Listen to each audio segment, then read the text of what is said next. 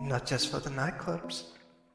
Archon Nightclub, under new management, and if whispers are to be believed, that was the city's underworld. Whispers say kindred society.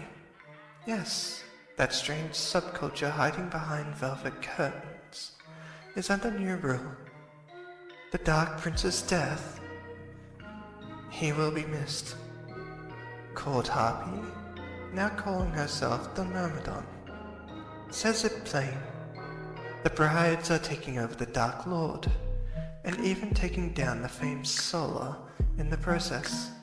A new class act, perhaps? But not all accept the new dawn. Two old guards, E and V, and V. Just wordplay, but they refuse to bend the knee.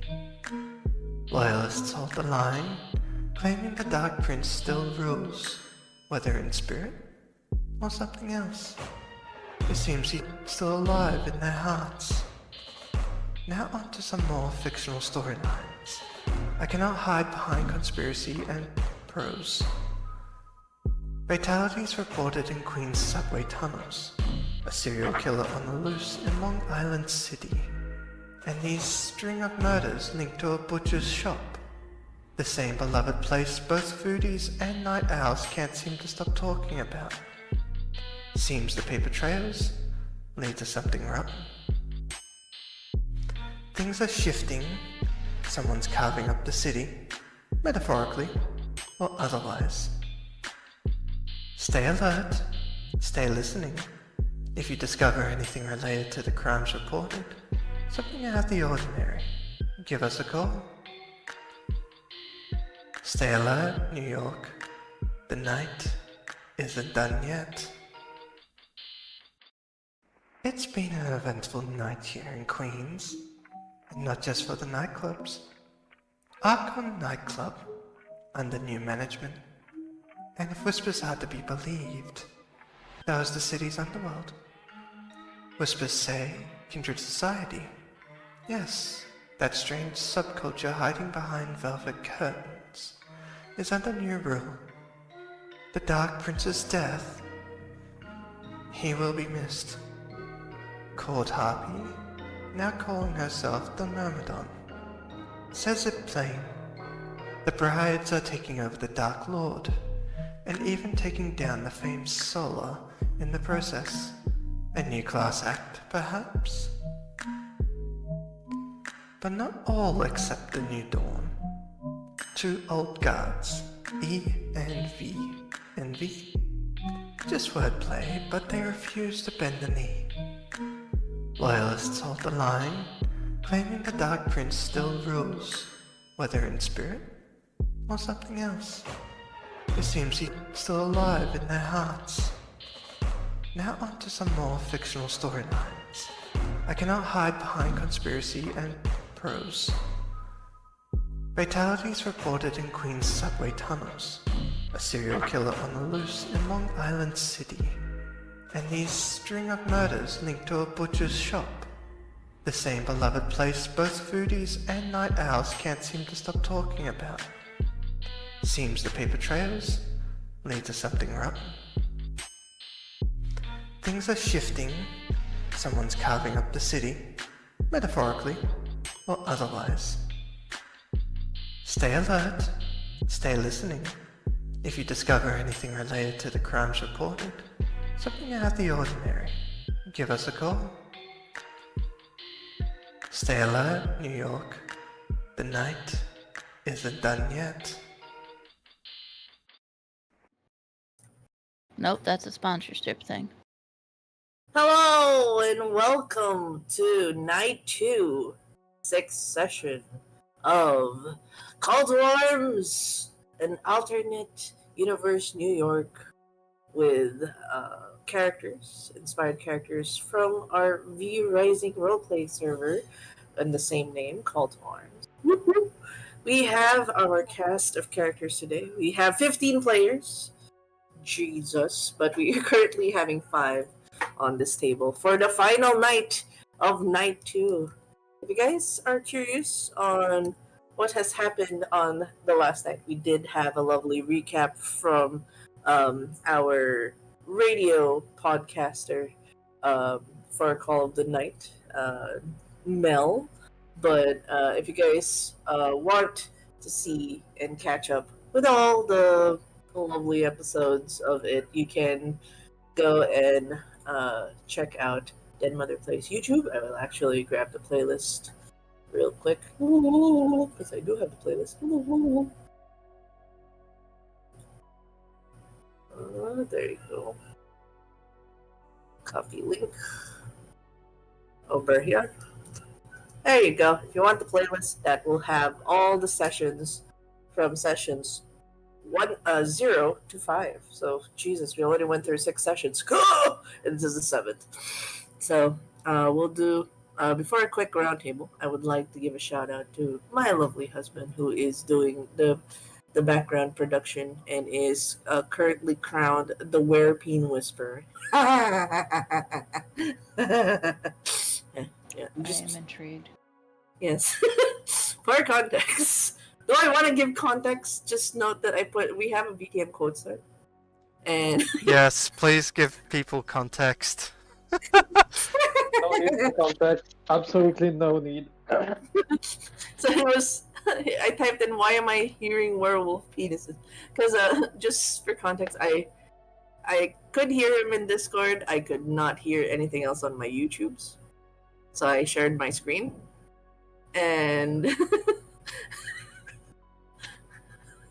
and he was hearing what's playing on my YouTube, and I couldn't hear it. And apparently, the first thing he locked in on was werewolf penises. No, you're skipping a step. You Well, had what I mean. you had 3 YouTube videos playing, and you had a Twitter thing playing. I made you pause all the YouTube things, but in the background, something in Twitter was talking about. Not Twitter. It was YouTube. It was YouTube. Okay, so something on YouTube was talking about werewolf penises, alphas, omegas, stuff like that, and I was just like, It why? was for science. It was for science. And I was just like, why the fuck am I hearing werewolf penises? Yes, so he was hearing werewolf penises. That is all. It was great. I had to capture that moment of his confusion, and we don't shy away from degeneracy here just a little bit, but I just like doing some couple of researches about things, and yeah, that's about it. it just so happened he was the only one who heard it. I was like, oh, okay. But yes, before Werepeens aside, and the newly crowned Werepeen Whisperer, thank you again for helping me stream. We're gonna go to a quick roundtable of all the players that are gonna be here tonight, and playing their characters. So we'll start first with the person from the right, Kit. Why is this part of the research? It's okay. Trust the process. Trust the process. We'll start first with Kit. Hello. Introduce yourself, your character, and what you remember your character did last time. Could be the thread. Could be the last live session. Hi, I'm Kid Starflora. I am playing Violet in this VTM.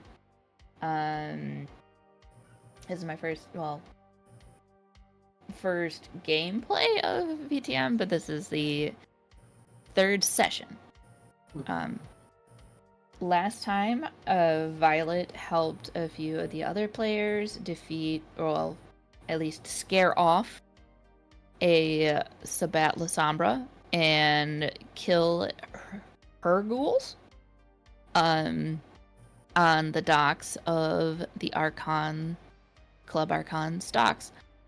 She went back and is now working on going to meet up with the Archon owner for some drinks later with the girls tonight in the thread.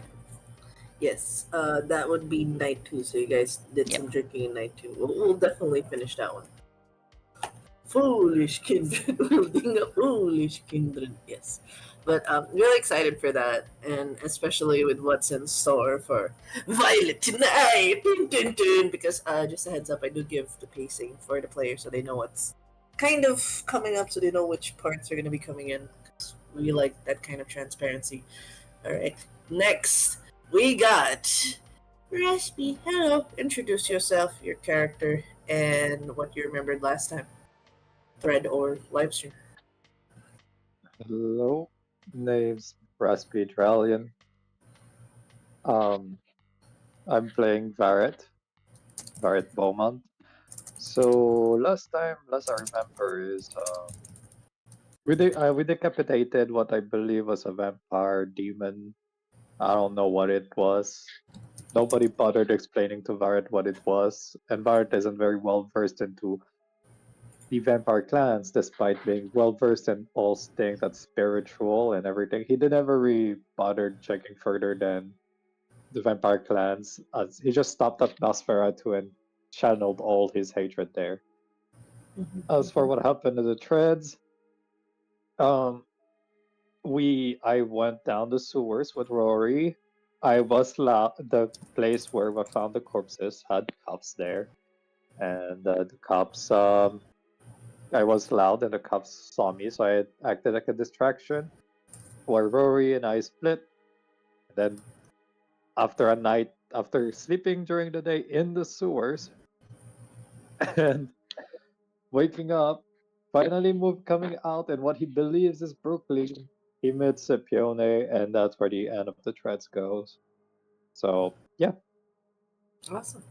Thank you for that lovely recap. And as for, we'll still continue that. It'll just be, it doesn't really like majorly affect. Okay, start sharing chat. Woo! Okay, sharing chat. Yeah. Awesome. He just lives in the sewers now. I know. He's just been a sewer rat this whole time. But yeah, just a heads up. There's some threads that's still happening behind the scenes that may or affect the night 3, but we do a hybrid system here where we do live streams and threads because we just like to brain rot really hard and role play a lot of scenarios. And a 4-hour session is just not enough for a lot of things going on. We like our role play. So yeah. Next we got Neo. Hello. Introduce yourself and your character and what you remember last time. Hello, so I'm Saint Moriarty. They just call me Mio, or everyone can call me Mio. I'm playing Mitch. Well, my kitten Nantraval. He's they call him Mitch. And for the last live session, I was with one of the players here. I'm with Warden. And we 3v5 La Sombras Sabbats and rescued Aaron with Tavma and Zubos. And for the last thread, after that fight, we went to Warden. I argued with Warden. I made amends with Warden. I got too curious. And now a demon is staring right in front of my face that I can't see. Amen. Yeah, ow it. Very definitely. It's always the Tremors that are just two curious cats, you know? They're just like, what's this? Do a taste of blood, and then the storyteller says, if you want to know, roll this. I said I want to roll. Now when I rolled, the next thing I knew, I was rolling for composure. Yeah, because, you know, humans have that kind of effect. So thankfully, well, Azure dodged that bullet when he was like, I canceled it. I was like, so it's just the one tree that's going. It's always the one with glasses. Yes, nuts. All right, thank you for that, Mio.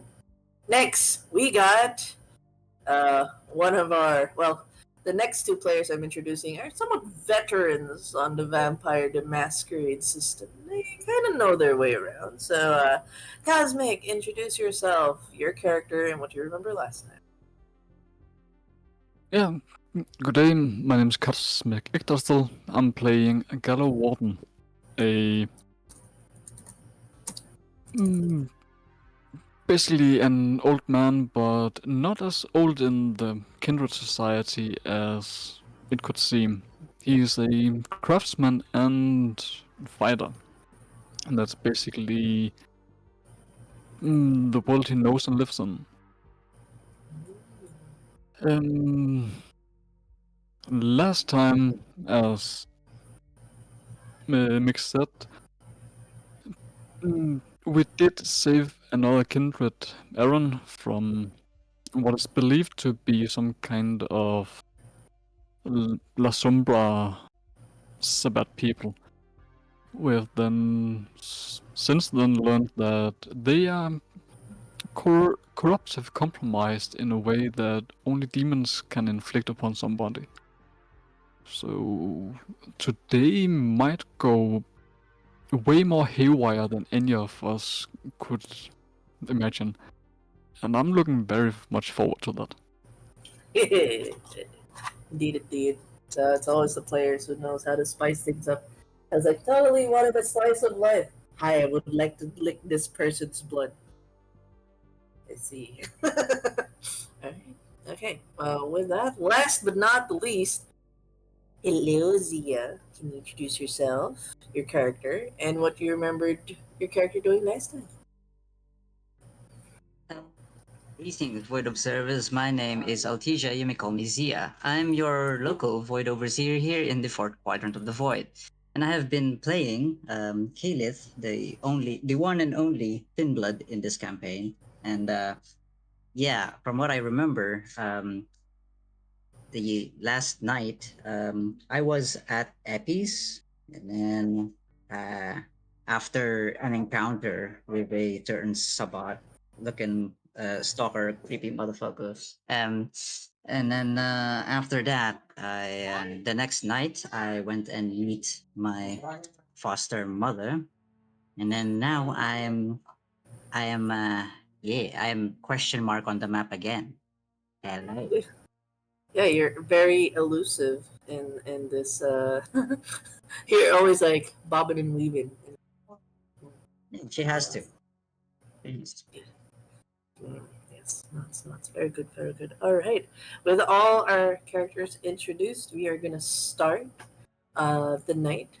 We're just gonna have a little bit of, shall we say, closing points as some parts of the third. Before we get into night three, we'll close out a couple of, uh, shall we say, the first night before we get to the second night. First one, we'll go first with Vareth. That's okay. Is Vareth ready?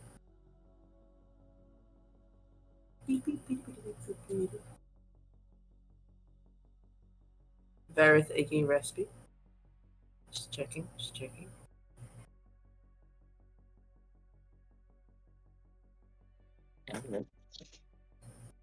Okay, I'm just making. Okay. Just making sure you're there. Okay. I'm just muted because people has a tendency of randomly barging into bloody personal space. Oh, it's okay. I would say this is somewhere. Let's just say this happens in a timeline after your conversation with Epi, wherever that may be. I want to ask, where does Vareth go from his conversation with Epi? I believe Vareth would go back to his haven. Because believe it or not, he does not live in the sewers. Where is your haven? Yeah. It is by the evil church, the unholy church. It's pretty close, kind of deal. I don't know the exact name. I know. I got you. Yep. Unfortunately, I can't see the map. Did That's we? Okay. Cool. Oh my god, what is going You said unholy church, right? on? Yeah, near the holy church, yeah. So, you do make your way back to the unholy church. Though Haven has a working bathroom, therefore still leads to sewers, Your Honor.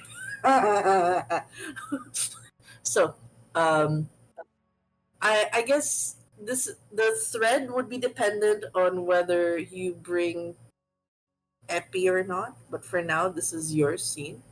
What are you doing back in your haven? A shower. Okay, A yes. shower first. Yeah.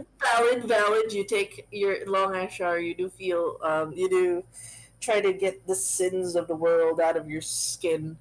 Um, you've been in the sewers for quite some time, avoiding the mortals, and avoiding whichever. You didn't get to Manhattan in time. It was an awkward time. So you were in the sewers for about 48 hours, and you ended up in Brooklyn.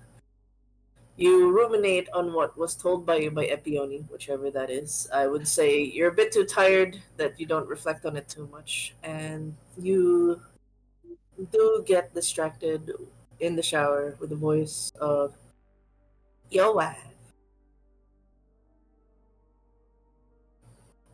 Okay. She goes, "Are you think he knows?"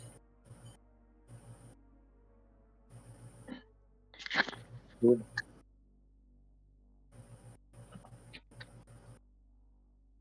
Sorry. who are you talking about? Um, your sire. It's been a lot of deaths. Do you think he would have felt souls leave each of those bodies he found in the sewers? Hmm. I'm not sure. Perhaps. Regardless, it's worth to go and regardless, I plan on informing him. So feels like it's pretty imperative as we're probably gonna be the first into the being blamed for it. It truth be told, it kind of looked like a ceremony. You can tell her silence shows like a bit of concern as you seem to be getting into things that are beyond you in a sense. But he goes, I feel there's more trouble beyond the dead. It's I've noticed more rats have been keeping an eye on you.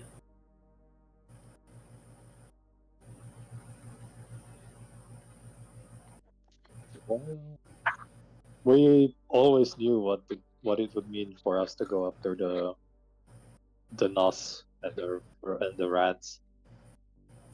Truth be told, I'm more surprised that they haven't done anything yet.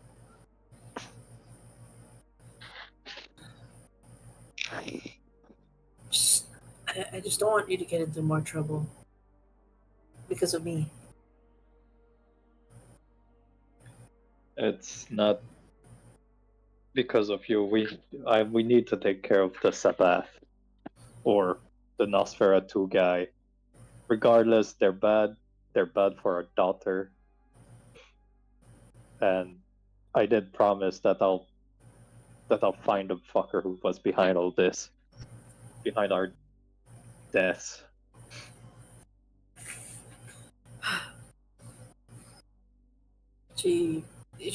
At this time she would have reached out to you. All you feel is like this cold chill that goes on one of your shoulder blades as she tries to reach out to you. But she's a wraith, so she can't physically touch. She's like cold. Surprisingly, Barrett kind of found Barrett for himself. He does find it soothing in a sense. He found like, oh, it replaced the warmth, but the cold is at least he and his undead form, despite being a vampire, he still can feel her. So he's just happy about that.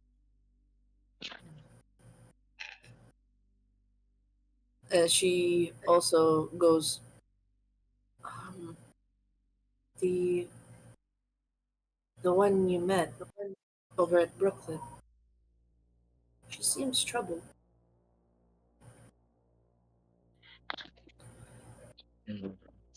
I guess we all have our baggages, and it's hardly up to me to be poking at things that don't concern me. If she needs help, I'd be willing to help. She can help if she wants. My help, that is. Or our help, since you're not. Apparently, I'm stuck with you. He says that in a joking manner. You could feel a swat of cold air, like she's just like slaps you in a like "how dare you" kind of way. How dare! And she lets out a huff and goes, "Look, you're like I'm the one who just wanted to go to heaven. You're the one who got me into this like weird purgatory state. Okay." No, I'm kidding. I'm happy to be here. Have more time with you. Truly, this might be. I do agree, however, that I might be over our heads. So I guess the next step would be to find allies. But where and how do I start? I should ask my sire. Maybe he knows. I think we should tell him as much as we can. Get as much information. And also, I need to ask why his name has negative connotation. He did something, not too sure what, but people don't like me because of it apparently. Or us, the Hegatas in general. Seriously, we just are chill. I don't understand. We're just out here raising spirits, you know? I think so. There's just some things about the dead staying dead. It's already bad enough that there's kindred who are on borrowed time, but then there's us. And she points to herself. But I think she kind of pauses. I can't put my finger on it. Every time I'm around your sire, there's something unnerving about him. I can't quite put my finger on it. Not like in a distrustful way. It's just I think it just comes with the territory of just being so used to the dead. Even the undead can feel it's indifferent. I suppose. But ultimately, it's neither here or there. And so long as we get along, I guess. I'm not really one for the whole political games of the kindred, to be perfectly honest. I mean, you saw me, I spent more time studying the books of Oblivion in the library than I cared to admit. We just keep to ourselves, keep to the books, but you know how even in kindred society, mortal society, the odd ones, well, are always outcasted. I don't think it's no different for the Hecatas. They're different. Perhaps. But I stand out of the shower and I start drying myself. Okay. What's Yeah, important now is to prepare for the night ahead. Right. I would say in your sanctum right now in the unholy church with the library, a section of it is shared with the rest of the Hecata. Like there's a meeting hall, like a council hall, and of course, one of the high penthouses, like the higher floors, would definitely be that for Father Emori. And he does have like this makeshift, um, kind of like, um, kind of like the chapel down below for his congregation. It kind of has like a small part of it for his office, but His super church is somewhere else. Well, do I know if Father Mori is within the unholy church, or like within this location, the mansion? Right, it's the only church mansion. Sorry, I didn't hear that. You got muffled a bit. I said I'm in the unholy church mansion. I share a part of my Yeah. Sanct Haven with that.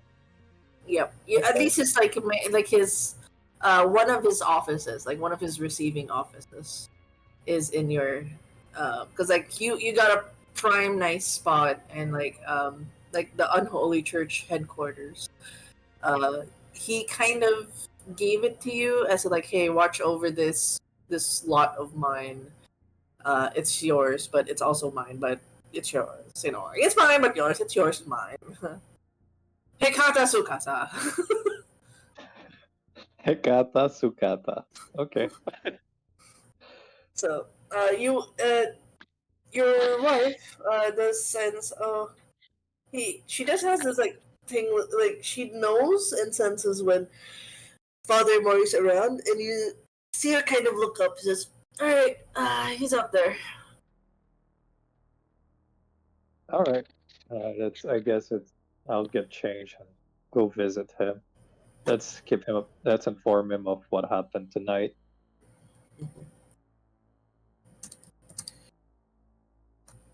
Okay. As you more or less, there is an old rickety elevator to go up, and you head up to the study area, in which uh, it's kind of like it's funny to see because like for a Hekata, Father Mori acts more like a Torador. Big paintings of different kinds of like big leaders that he's inspired from, like Napoleon. Funny enough, he doesn't have Dracula there, but a different vampire. Uh, one of the vampires that led against the Spanish Inquisition. So it's like all of these big, grandiose paintings, save for Dracula, leading towards his office. There is a chair, and it's almost as if he's expecting you as he swivels his chair and faces you.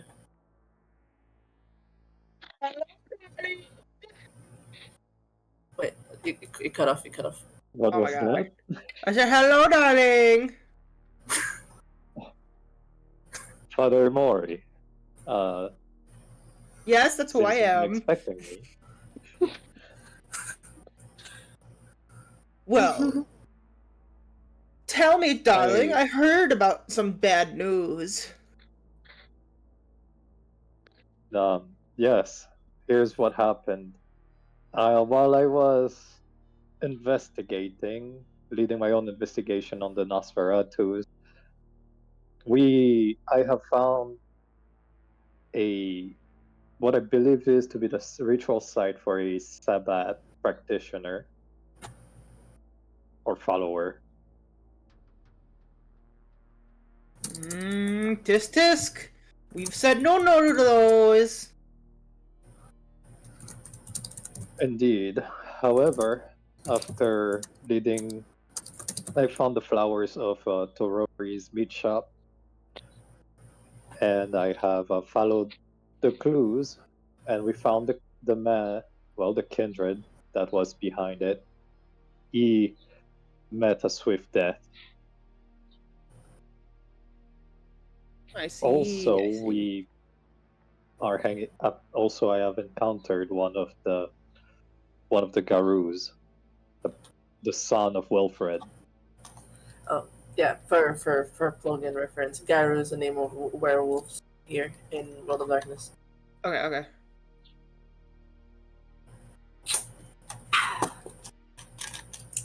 Well, darling. So I've heard you're being put on trial for all these actions. I am. Well, I can't have that happen. After all, you're one of my best. So, and he's gonna stand up a little bit, walk over to you, and pat you on your head. I'm gonna be vouching for you, my little baby. I can't have you being lost to some city rats who don't know when to shut up. Truth be told, I'm starting to believe I might have been wrong in my initial assumption that the Nosferatus were behind the murders. Hush, hush. They can get beat up a little bit. They deserve it once in a while.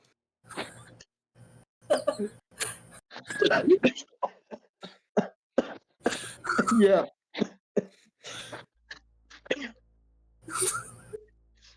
Let's get out. Truly. I see the sire didn't the follower didn't fall too far from the sire this time around. But I mean, But- honey, listen. You've gotta go to my party. You've just gotta go. Okay? Listen. Your party, sir? Father? Oh my god. Have you not been keeping up? I have the socials app for a reason, okay? Gosh, it's like you don't follow me on this. Ugh. Breaks my already undead heart. Are you referring to only sock? That? No, that's the other one. That's the other one. I'm talking about Deadbird. Oh. Right. I do follow you, Father Imori. I just had a long night or two in the sewers. Not a lot of Honey. reception there. Honey, please, you after this go use my personal shower, okay? Like clearly you deserve it.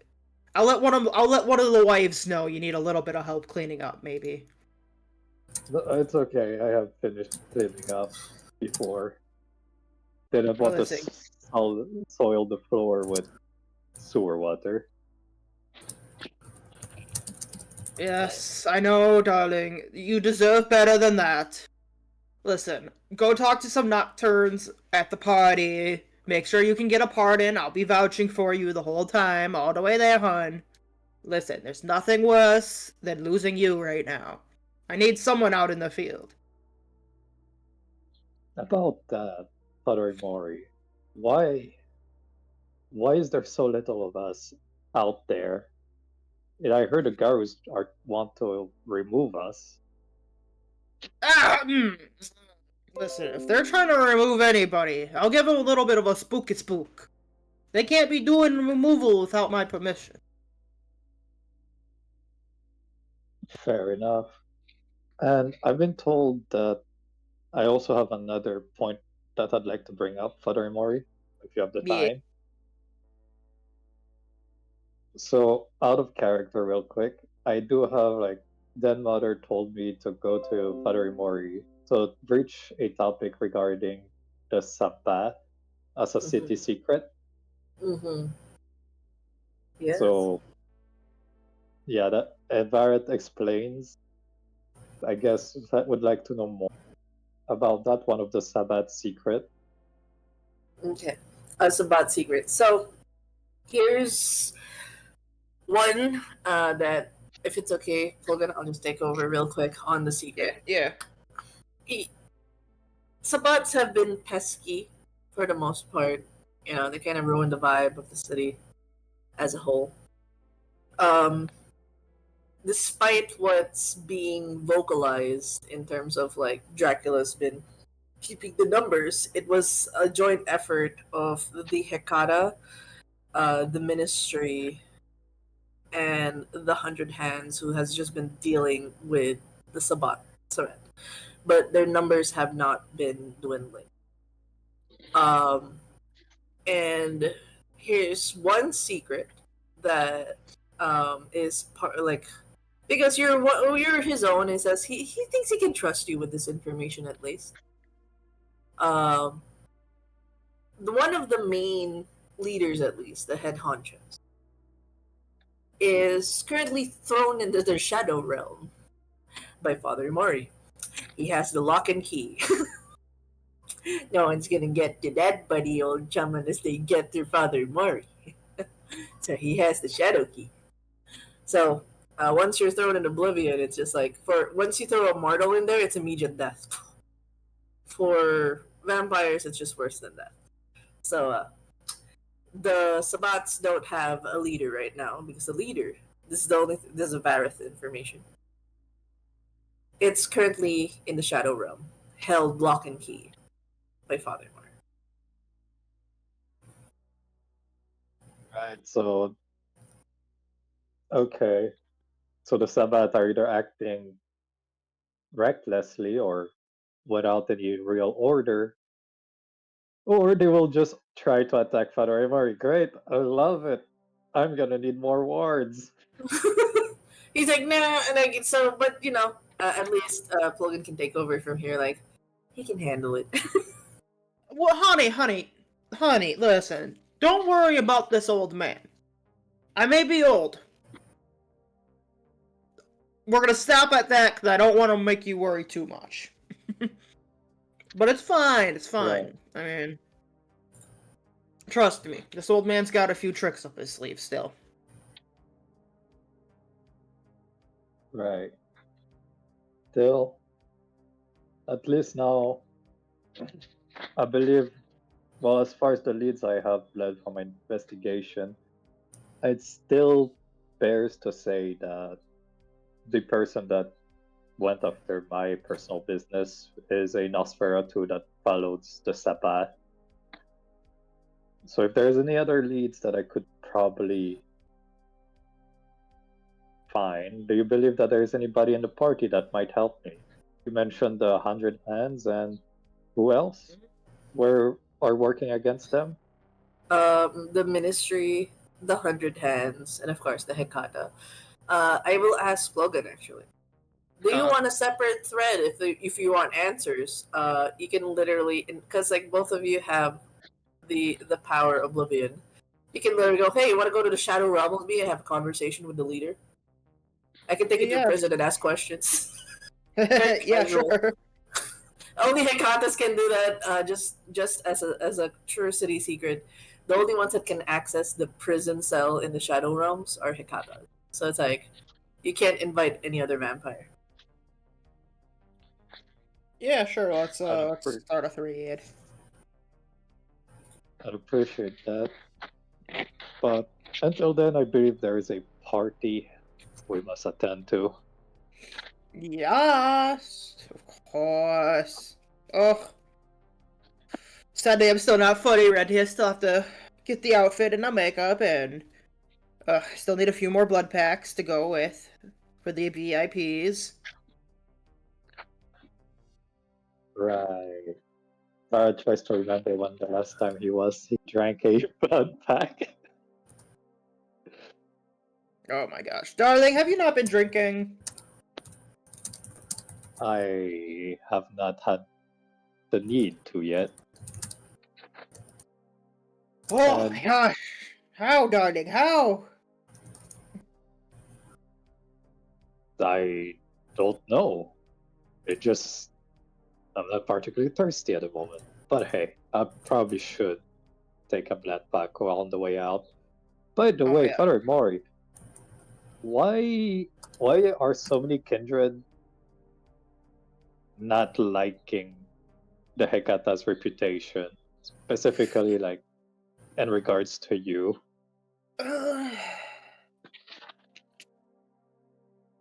Well,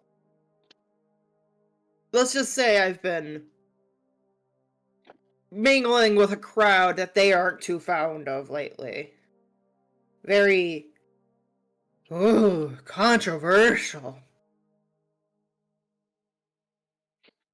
They aren't too fond of the mortals I bring into my church. I see.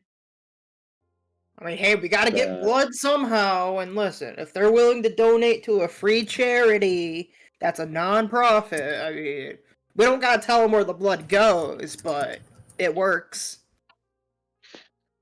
I see. Well, sounds like they might be jealous of your clever plan. Well, yeah, they just weren't smart enough to ever think of it first.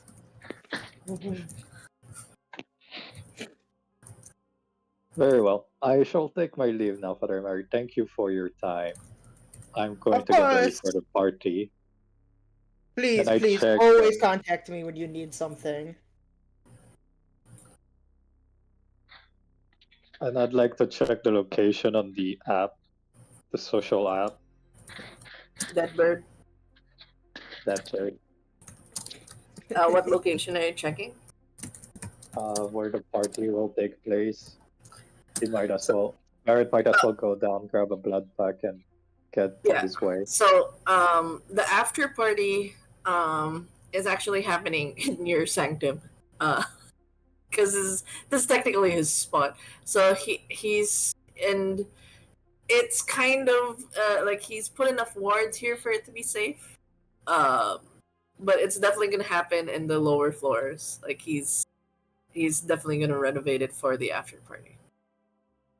So Great. I hope the wards won't cause problems for Elara. it might.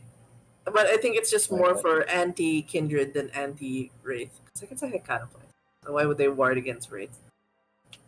Yeah, we can usually compel them to fuck up. Yeah. So, with that, unfortunately, you will be the host of the event. Well, Father Mar is hosting, but you will have to be like one of the faces that will be the front of the party. Elara goes, so are you gonna be like wearing a nice suit? You're actually gonna dress better than you did at the wedding?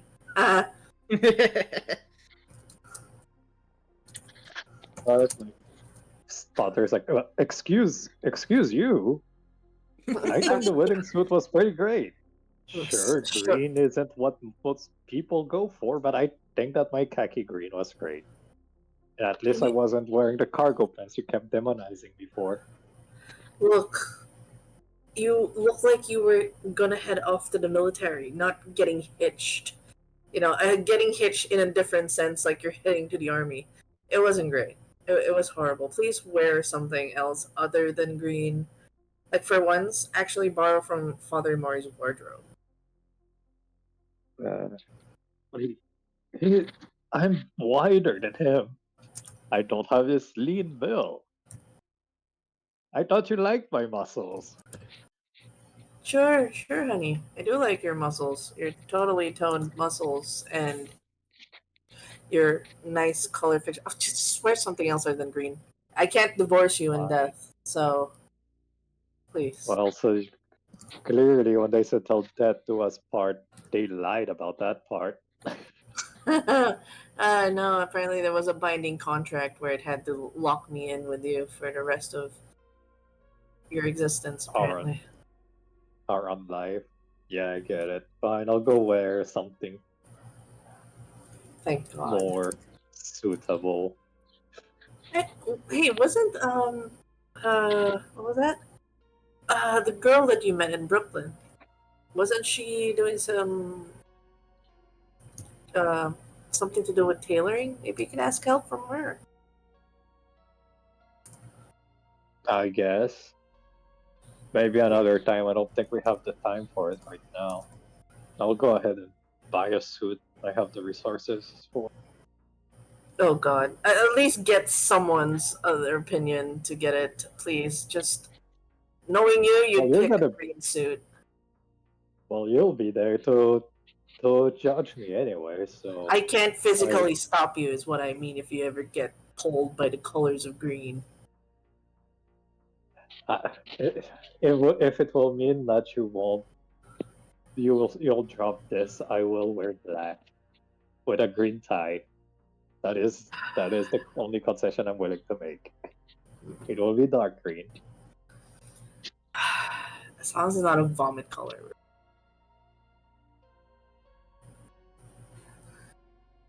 Fine. Okay. All right, and with Alright, that, leaves. as you are given a side quest to get proper clothes,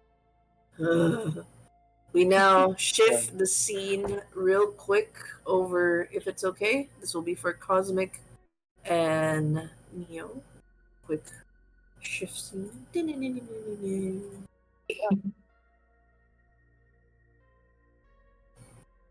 I know, Vic's supposed to be here in this moment because of Thread, but I just wanna paint the scene real quick. Who dipped out? Huh? Hmm? Did someone dip out? No, I'm crazy. No. I heard You're the that. father. Oh, all right, Father Mari. Thank you. Thank you for the cameo, Logan. We appreciate you. Yes. What's wrong with green? It's the particular shade of green worn by Vareth. That's yes. Oh, shouting out to Logan who did a reprise. Thank you for the lovely rendition. Father Mari. All right. Yes.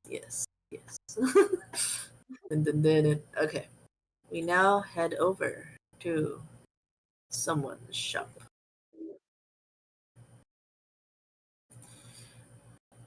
Real quick, I just want to establish the actions made by Mitch and Cosmic from the last thing in the thread after tense conversations and compromise is the burning of one of the bodies happening in your workshop, or where are you guys heading to?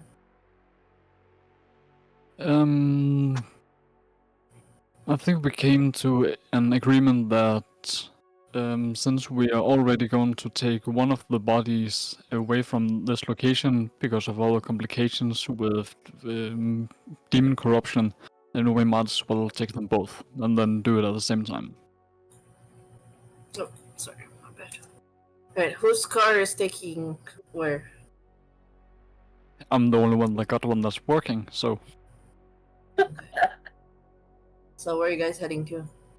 Alright, is Mitch leading the way on location? yeah, he's my co-pilot. Yeah.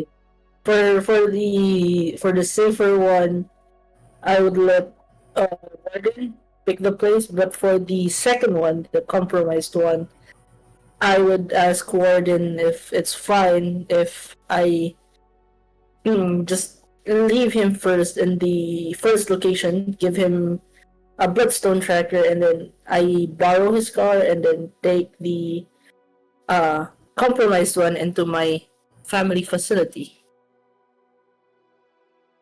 I didn't catch much of that. Oh my god. Hello? Is it banana? That's fine. A bit. It's all good now. It's all good now. Okay. So for the safer body, I would let Warden pick the location of the disposal because per our compromise, he will be the one to take it. So he will decide where he wants to dispose of that body, but definitely not in his workshop because it's too close to werewolf territory and we don't want anything crazy happening.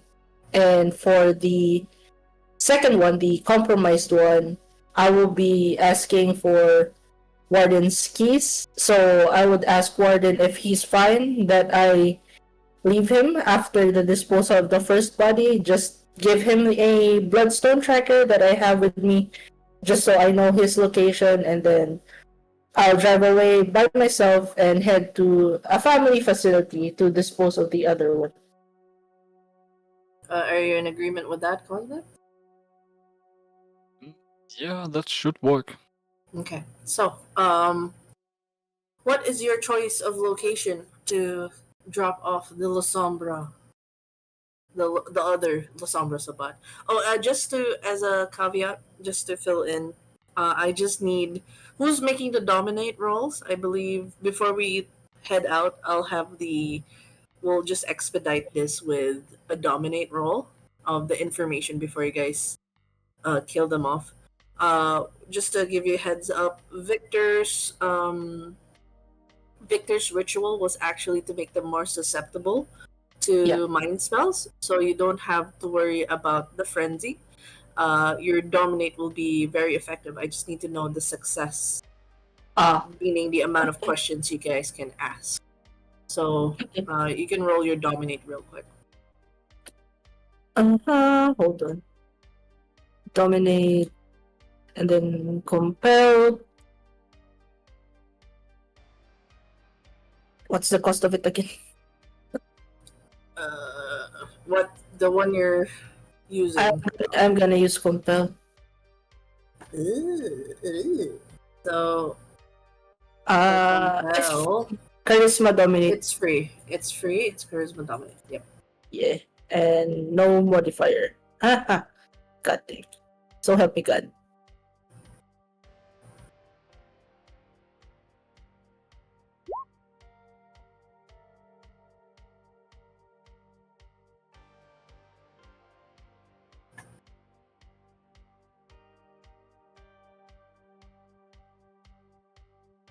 There, it's 2-0. Okay. I would. What is that single command that you prompt? They're very mentally vulnerable right now. But what's a single prompt? A single command you give for them to spill the beans? Answer no lies. Alright. They're dazed. They're gritting their teeth, but they answer eventually. I can give you guys, for ease of time, 3 questions each that you ask this about. This is, I would say the Dominate is working on the La Sombra at the moment.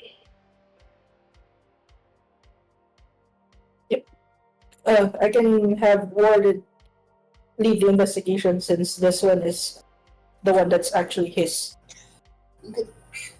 What are your 3 questions, Warden?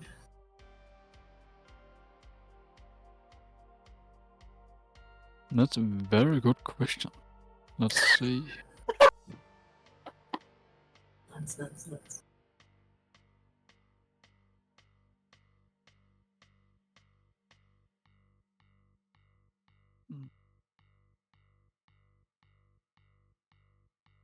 Like one of the first thoughts I had was like, how many are there in the group? But if they don't know it, then that's kind of a wasted question. So it's like finding the fine line where you get most out of the question, but is still sure to actually get something out of it.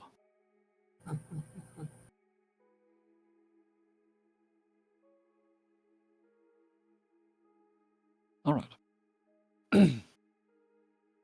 Where are the locations of your hideouts? Places where things are overlooked. Abandoned subway stations, docks that no one bats an eye. Mostly abandoned places. They're nests. Places where people can scream and shout and no one will react. Slums, downtowns, dead apartments, dead buildings. Places that have been long forgotten by time. Those that have not been bought are gentrified. We are there. We are everywhere. Simply mistaken as homeless, addicts, vagrants in the streets.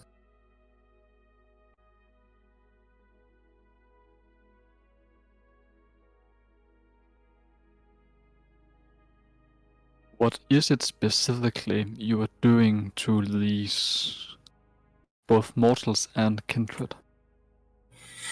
More. We need more. We need more. More of us. There must be more of us. Society gives up. We make our own rules. We are the top of the food chain. A new order are the vampires, the kindred. Do not settle on the whims of mortals. All right, and with that, I think that's 3 questions total. Yeah, for Cosmic. Yeah. What about you, Mio, what are your 3 questions? Why are they after Aaron?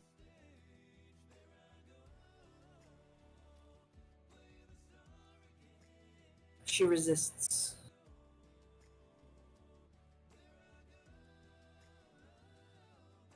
We like a good chase. We like put people into submission. They will eventually join us. Eventually, you will join all of us.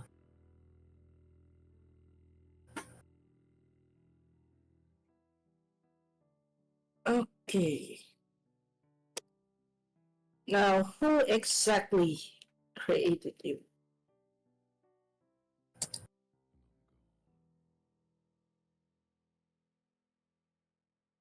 There's a smile, their eyes wide. Goes, Shadow Queen.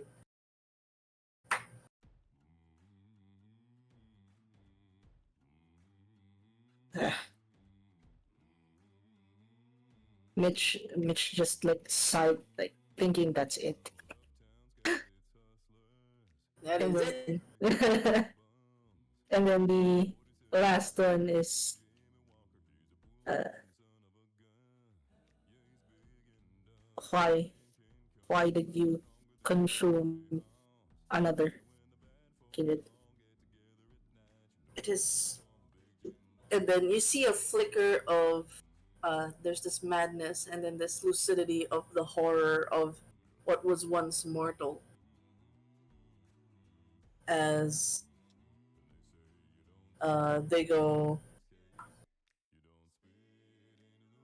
to survive, killer be killed. I would have died if I didn't. It was either them or me. I had no choice. I had no. And then he's taken over by this laughter inside, as you can see the struggles of two souls at war within, and the other one consumed by the other.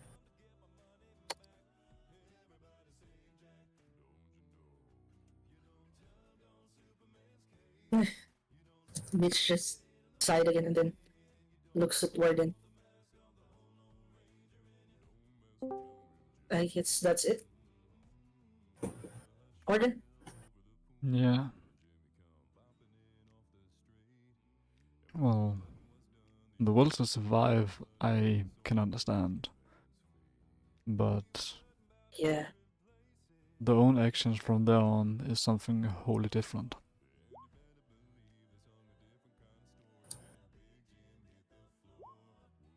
It would just make one wonder if the child we rescued suffered the same fate as them, trying to survive.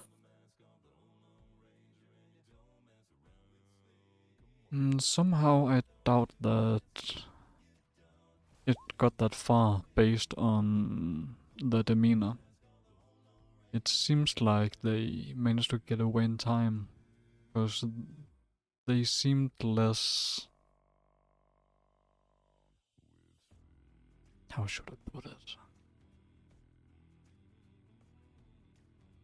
The best way I can say is they seem less tainted. These have,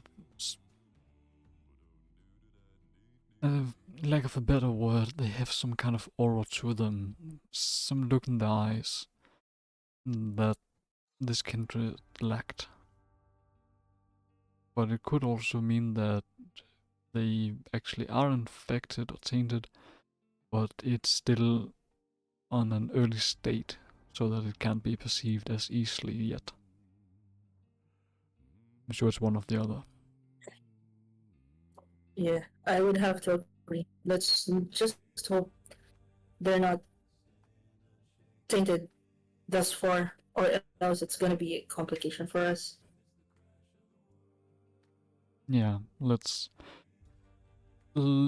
make that a close second priority and look at that later. And having these two, I'm struggling with saying people here. These individuals, let's take care of them first. Yes.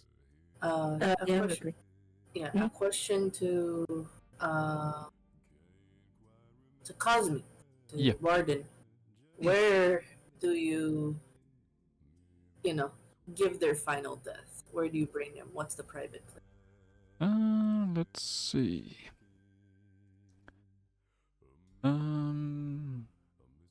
So there are two small islands very close to where we are. If I can just find my OBS amongst all this, then I pop it up on my stream. Because that's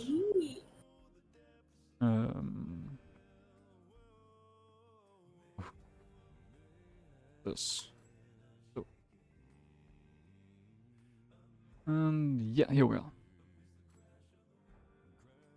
But so,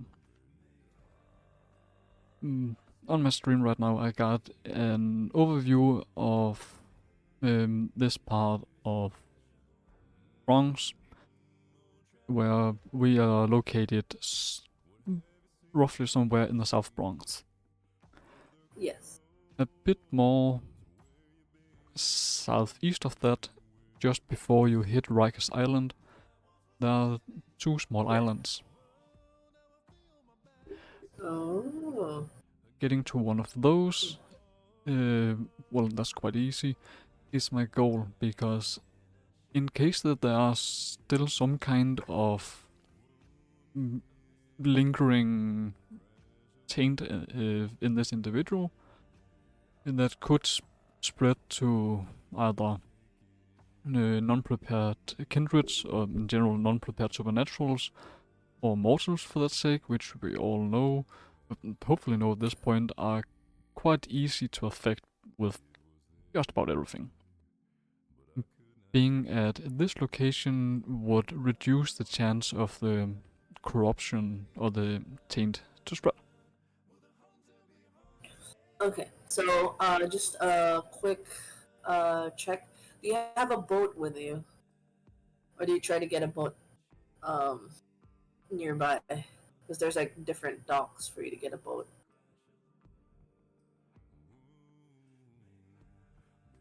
Do you So- get a butt? What? Well, A butt. I think the easiest thing would just be to get a boat from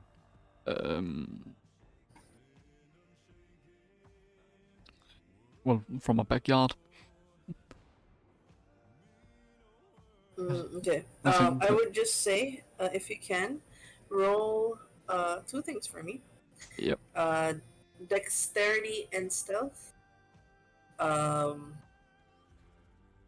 Intelligence and larceny. See if you can yoink one. Alright, And then a drive check.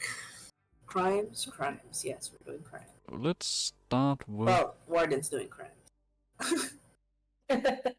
Well, is killing a criminal actually a crime? Killing a what? Killing a murderer, is that really a crime? I mean, it's still not going through the judicial system. I mean, it gets a gray area there of like vigilante justice, but Yeah, exactly. allegedly, how Hey, I don't see this as self-defense. They attacked us. Now we're killing them. That's it. I would. Do you want to use willpower to reroll 3 of those? Just to make sure. Not going Sure. to the rules. The stealth is just to not being caught. Yeah, it's to make sure you're not caught. Alright, Uh, let's see, would that you like to should use be... willpower for that? Yeah, let's use one. And slash roll 3. Okay. Yeah. I think that's it. Yeah, you can do that. Rolling... Roll 3d10. Or you can go to the willpower in your sheet. There's WP reroll, and you just click 1, and it'll make you roll 3 times automatic. Ooh, There's a button. that I didn't know. Yeah, it'll be a public roll. Eee. There's a WP reroll. Oh yeah, willpower roll. And reroll 3. Alright, so 4 successes. Hey! Nice. Very good. Cosmic. Warden, this is not his first rodeo stealing a boat from like the yacht clubs around surrounding the Bronx. Like, by the way, it's like there's like mists around the water. You take that to your advantage as you get to one of them. Can you roll real quick an intelligence and larceny of like, I remember how to like hot wire a boat, steal it or drive it. So it's like you yoinking it. You do have one in larceny, amazing. So can use intelligence and larceny for that. Yeah.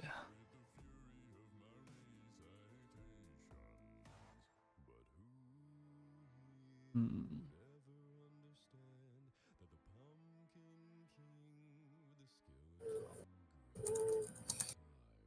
Okay, I would say one of the standard boats you have is kind of those old boats that aren't automatic, so you can just flick a couple of switches and have it turned on. You do manage to nab it. No one still notices. You're not used to the steering. It's not a car, and you're moving a boat. You're kind of struggling with how manual it is. And I would say you managed to yoink it a bit. Next is a drive check, a dexterity and drive, please. Yeah. Mm-mm.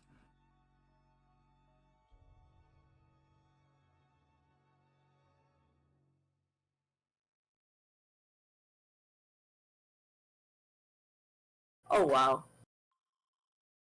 Alright. I would say it's not. I mean, if you were a mortal, you'd be seasick right now with how you drive. But for now, the boat crashes on the shore. It's not a graceful glide, but you make it to the island. A bit roughy patch, but you get there. It's working, Uh, that's all that matters. Yes, and the best thing is all the commotion you're doing, no one notices. That's yes. Also, just letting you know, I will wait in the car and watch over the other fucked up one. Yes, yes. And also, I just realized I don't have drive in my shit. Oh, well, I did good driving. You do get Jesus to Christ. you do get to the island. You find a certain spot with the crash boat. You can bring the boat back to shore.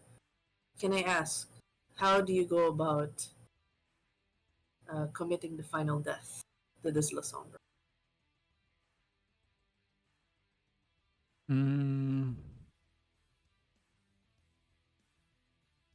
Well, since we are out as close as to the middle of nowhere as we can, then it's just a usual quote-unquote dusting. A gun to either the head or the heart, and blasted.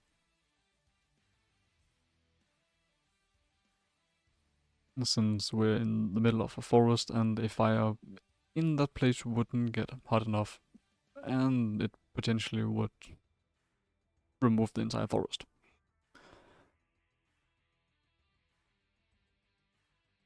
So you're just doing a staking? Sorry, I heard forest and I was like, what's he doing with the forest? What? Or are you burning the forest?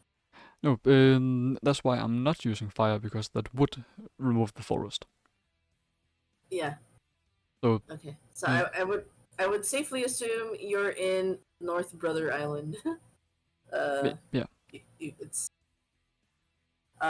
you find a spot there and you just do a staking. Can you do one final roll for me of strength and melee as you shove a stake into his heart?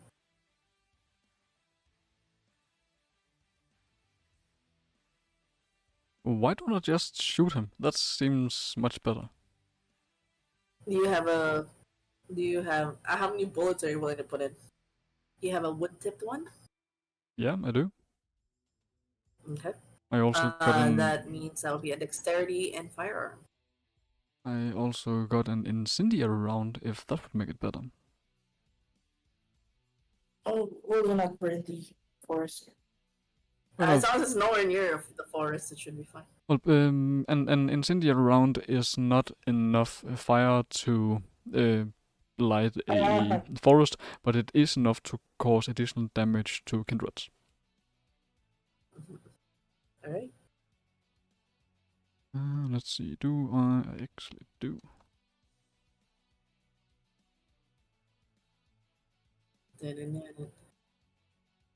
Oh wow! There you go. You unload on this motherfucker right here. Don't. No, you Fuck you, walkie. you don't waste your time. One shot in the heart, and then the incendiary, and you just see how the ash and the fire just like envelops itself, and it turns into like the ash and the embers just consumes itself, leaving nothing but a shape of a body there. Thankfully, no black smoke. None of the telltale signs when you killed one of these last time. You know what happened last time when you killed the more corrupted one. The Yeah. black smoke that entered the ground, and how you had a report days later in one of the apartments nearby, how a mortal just went crazy and killed almost every individual in that apartment. If anybody has seen Evil Dead Rising, kind of that effect. And that's why I got my precautions. I'd say you don't need to make rolls going back, despite almost crashing the boat to shore. No one noticed.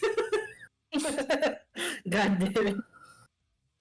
Like, why are they just like, and then like, whoever owns this boat is gonna know like his boat's kind of tilted to the side, and his engine died from the engine still running.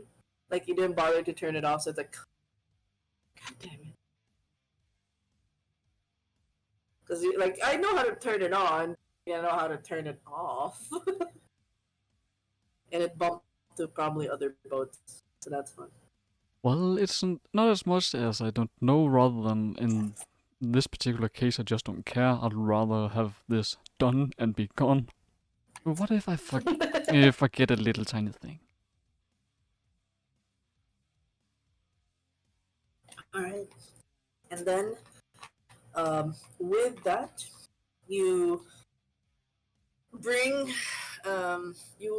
you bring Mitch Montreval to the facility. May I ask what facility this is? For Mitch, where is this? What facility? So if we need to drive, does Warden need to roll again or nah? He's gonna drop you off to the facility, and then Ah. he'll leave you to it. Yeah, I will ask him to drop me off. And also, man the boat on the way to Rat Island. Let's just say in this alternate universe, if you would allow it, my family owns the facilities in the Rat Island. It's basically all family business there. I heard Rat Island. Rat Island. The one on the other side, that's a teeny tiny island. There's a Rat Island? There is a Rat Island. I was doing my Google research while Warden was talking. There's a Rat Island? There it is. Where is this? Okay, I see it. I just need to know where exactly it. Because, like, if it's not close to. It's around Bronx. No, it's like The Google said, "Oh God, this I mean, technology yeah, but it's between like really no. But alright, so this is where I have to. Okay, Queens. All right, so he has to go far east to get to Rat Island, and it's a really small island. I don't think a facility can. I don't. Ah, the other option is in Manhattan. Fuck. Dangerous. I mean, you can say it's Rat Island, but it's. I don't think like a full-fledged facility would be there because Yeah, it's not like facility. You can say it looks like a fucking creepy greenhouse in there. because the only thing that's available to it is like a statue. It submerges a lot. It just has just a bunch of flags. It's a really small island. It's really super small. Yeah. You know what? It's because it's funny. It's Rat Island. I would say there is. I would say there's at least a certain. Well, it's AU. We can say at least it's kind of like the unassuming dumping ground for your. Yeah. You know, no one's gonna know. Just pass Yeah. by. And we were down Nice here, Dump the body. and And by ship the way, somewhere there here. are no rats in there. It's all the way up here. But yeah, I would have to make Warden roll another dexterity and drive to drive the boat. Warden, please don't crash us. I trust in you. I have never crashed. I have parked very hard, but never crashed. Yeah, See? the rocks were in the way. The boats were in the way. Better than before. Best driver, 5/5. So, you're surprised to see like I would just say it kind of looks like this. We'll just make it canonical that it kind of looks like a waste plant than anything else. Like to the unassuming eye, it's like, oh, this is where they usually bring the boats and barge for. I will put it here in. I accidentally said it on TMs. My bad. I will put it on VTM General. This is what we're gonna call your Rat Island. It's just kind of like it looks like just like an open air makeshift. Like it's just for waste collection. It has a bunch of stuff to avoid flooding. There's one road in and out. You know, for the cars. I think we'll just settle with that. That feels very Rat Islandy. Yeah, it's just a place where most of the waste is being dealt with, like waste treatment. The boats go in and out. They don't realize that's where your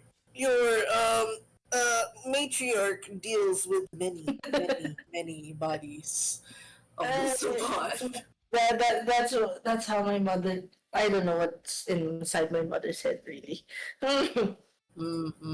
Okay, so I'm just gonna put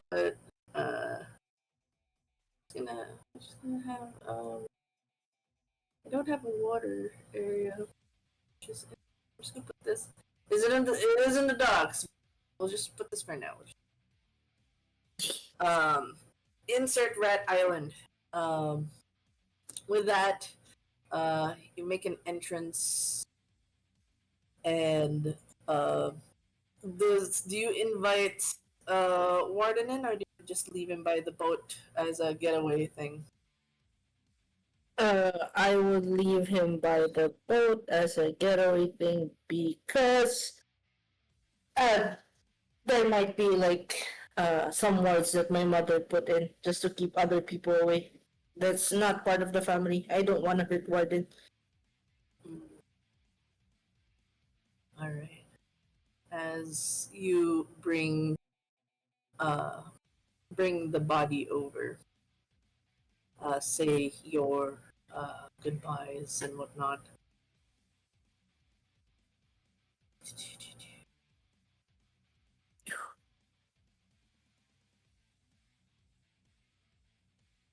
I say goodbye to Warden. Yeah, no, I mean you bring the body. With I me. need you real quick to make a Mhm. dexterity athletic. Oh, dexterity. Oh, god damn it. Does my cat-like balance lessen the difficulty for this shit?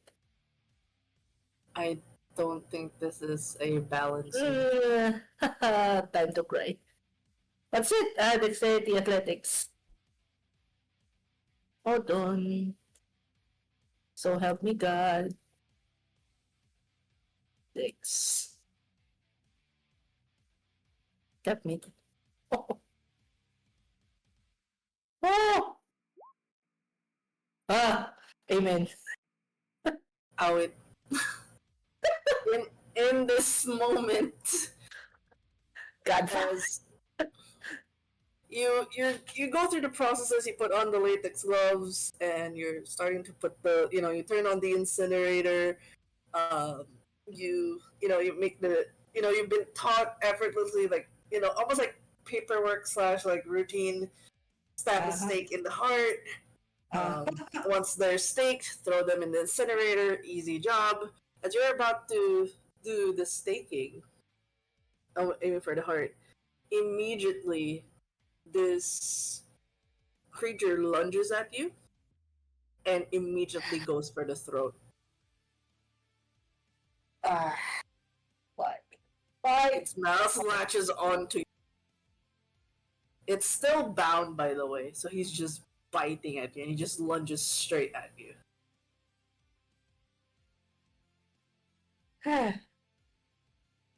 So much problem for a whole night.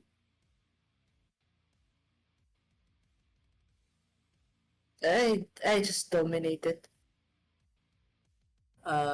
You make a dominate. Uh-huh. What do you use to dominate? I will say behave. I'll use compel. Okay.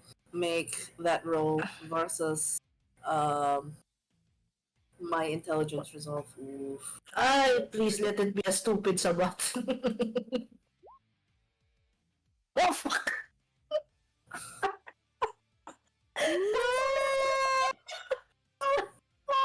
Oh no! You could be in danger.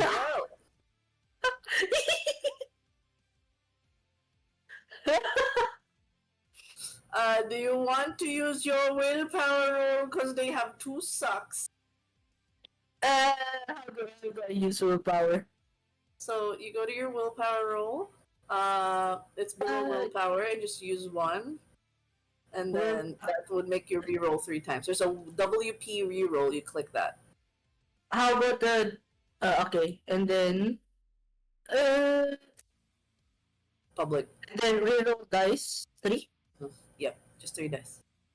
So, god damn it! Oh my god! Damn. GG. Oh no!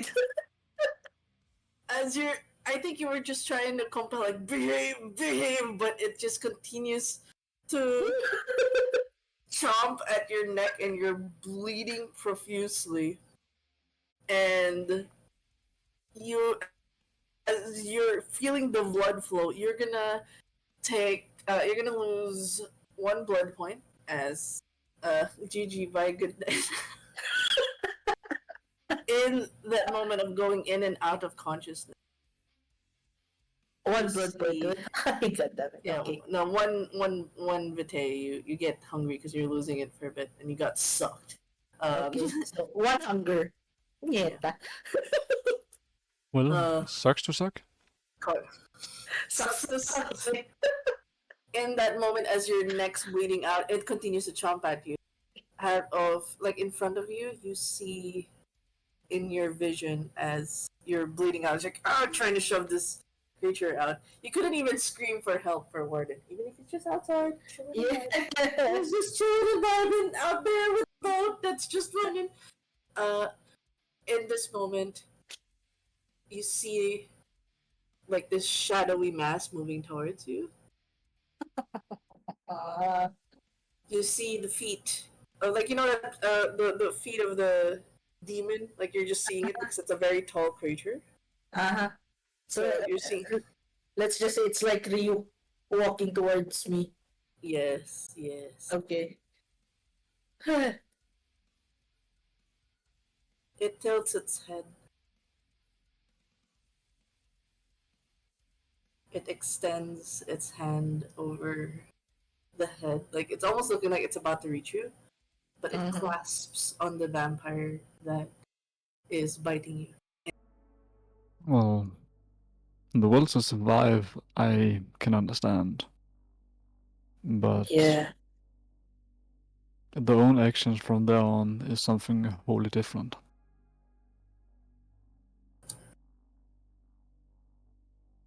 It's it would just make one wonder if the child we rescued suffered the same fate as them, trying to survive.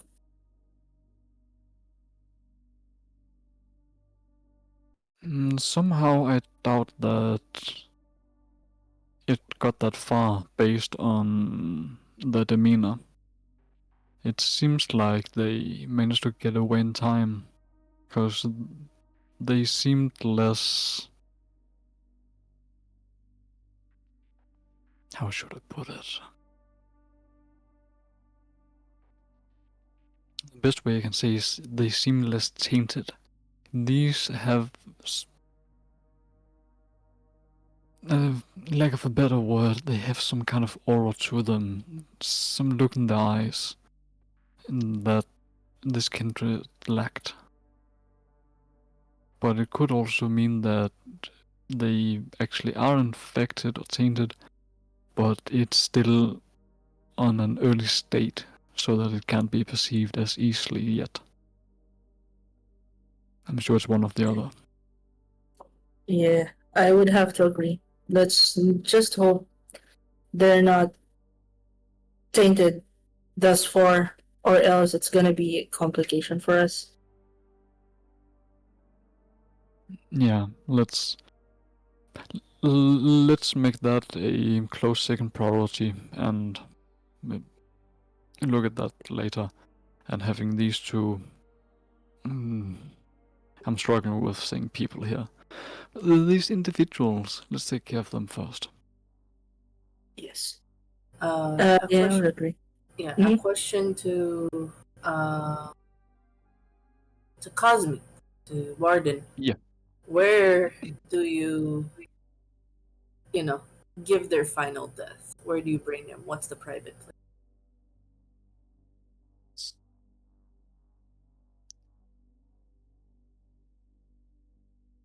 So, there are two small islands very close to where we are. If I can just find my OBS amongst all of this, then I pop it up on my stream. Because that.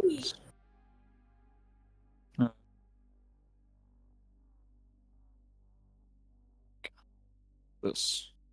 So. Yeah, here we are. But so. On my screen right now, I got an overview of this part of Bronx, where we are located roughly somewhere in the South Bronx. Yes. A bit more southeast of that, just before you hit Rikers Island, there are two small islands. Oh. Getting to one of those, well, that's quite easy, is my goal, because in case that there are still some kind of lingering taint in this individual that could spread to either non-prepared kindreds, or in general non-prepared supernaturals, or mortals for that sake, which we all know, hopefully know at this point, are quite easy to affect with just about everything. being at this location would reduce the chance of the corruption or the taint to spread. Okay, so just a quick check. Do you have a boat with you, or do you try to get a boat nearby? Because there's like different docks for you to get a boat.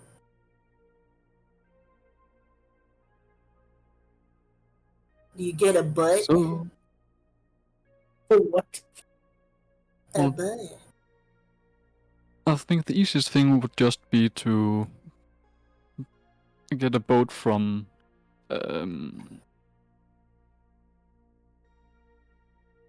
from a backyard. Okay. I would just Nothing. say, if you can, roll two things for me. Yep. Dexterity and stealth. Intelligence and larceny. See if you can yoink one. Yep. And then a drive check. Crimes? Crimes. Yes, we're doing crime. Well, Warden's doing crime. Well, is killing a criminal actually a crime? Killing a what? Killing a murderer, is that really a crime? I mean, it's still not going through the judicial system. I mean, it gets a gray area there of like vigilante justice, but you know, actual Yeah, exactly. Hey, I would see this as self-defense. They attacked us. Now we're killing them. That's it. I would. Do you want to use willpower to reroll 3 of those? Just to make sure. Back into the rules. Let's the stealth was it is for is just to not being caught. Yeah, it's to make sure you're not caught. Alright. Would you like to use willpower for that? Yeah, let's use one. And Okay. slash roll 3. Yeah. Yeah, you I can do think that. that's it. Roll 3d10. Or you can go to the willpower in your sheet. There's WP reroll, and you just click 1, and it'll make you roll 3 times automatic. There's a button. Ooh. And that Yeah, I it'll be a didn't public know. roll. There's a WP reroll. Okay. Yeah, willpower roll. Reroll 3. Alright, so far successful. Hey! Nice. Very good. Cosmic. Warden, he's this is not his first rodeo stealing a boat from like the yacht clubs surrounding the Bronx. Like, by the way, it's like there's like mists around the water. You take that to your advantage as you get to one of them. Can you roll real quick an intelligence and larceny of like, I remember how to like hot wire a boat, and steal it or drive it. So it's like you yoinking it. You do have one in larceny, amazing. So can use intelligence and larceny for that. Yeah.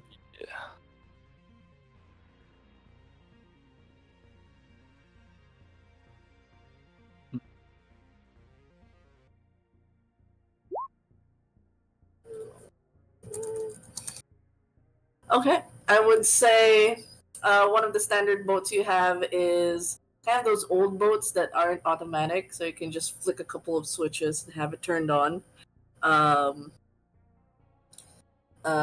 You do manage to nab it. No one still notices. You're not used to the steering. It's not a car, and you're moving a boat. You're kind of struggling with how manual it is. And I would say, but you do manage to yoink it a bit. Next is a drive check, a dexterity and drive, please. Yeah.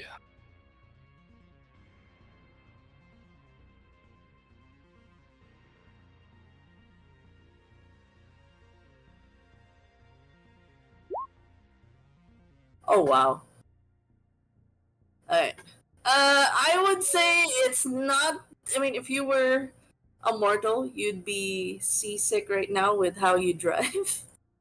But for now, the boat crashes on the shore. It's not a graceful glide, but you make it to the island. A bit roughy patch, but you get there. It's working, that's all that matters. Yes, and the best thing is all the commotion you're doing, no one notices. That's yes. Also, just letting you know, I will wait in the car and watch over the other fucked up one. Yes, yes. And also, I just realized I don't have drive in my shit. Oh well, I did good driving. You do get to Jesus Christ. you do get to the island. You find a certain spot with the crash boat. You can bring the boat back to shore. Can I ask, how do you go about committing the final death to this La Sombra?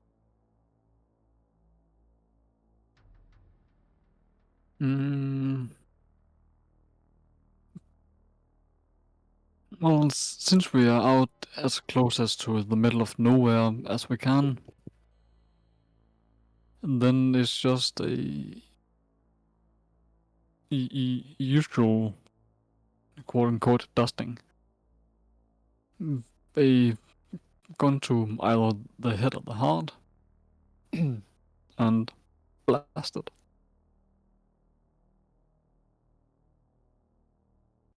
Since we're in the middle of a forest and a fire in that place wouldn't get hot enough, and it potentially would remove the entire forest. So you're just doing a staking? Sorry, I heard forest and I was like, what's he doing with the forest? What? Or are you burning the forest? Oh, that's why I'm not using fire, because that would remove the forest. Yeah. Okay. So, So- I would safely assume you're in North Brother Island. You find a spot there and you just do a staking. Can you do one final roll for me of strength and melee as you shove a stake into his heart?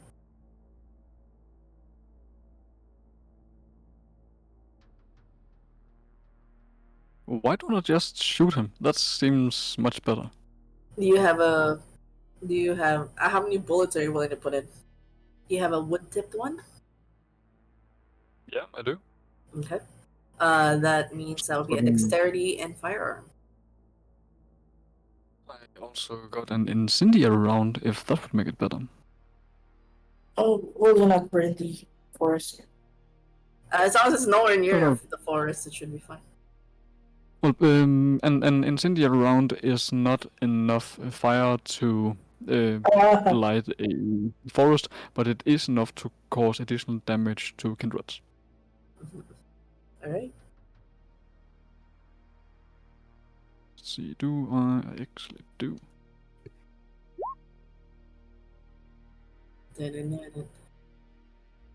Oh wow! Let's go. You unload on this motherfucker right Don't. here.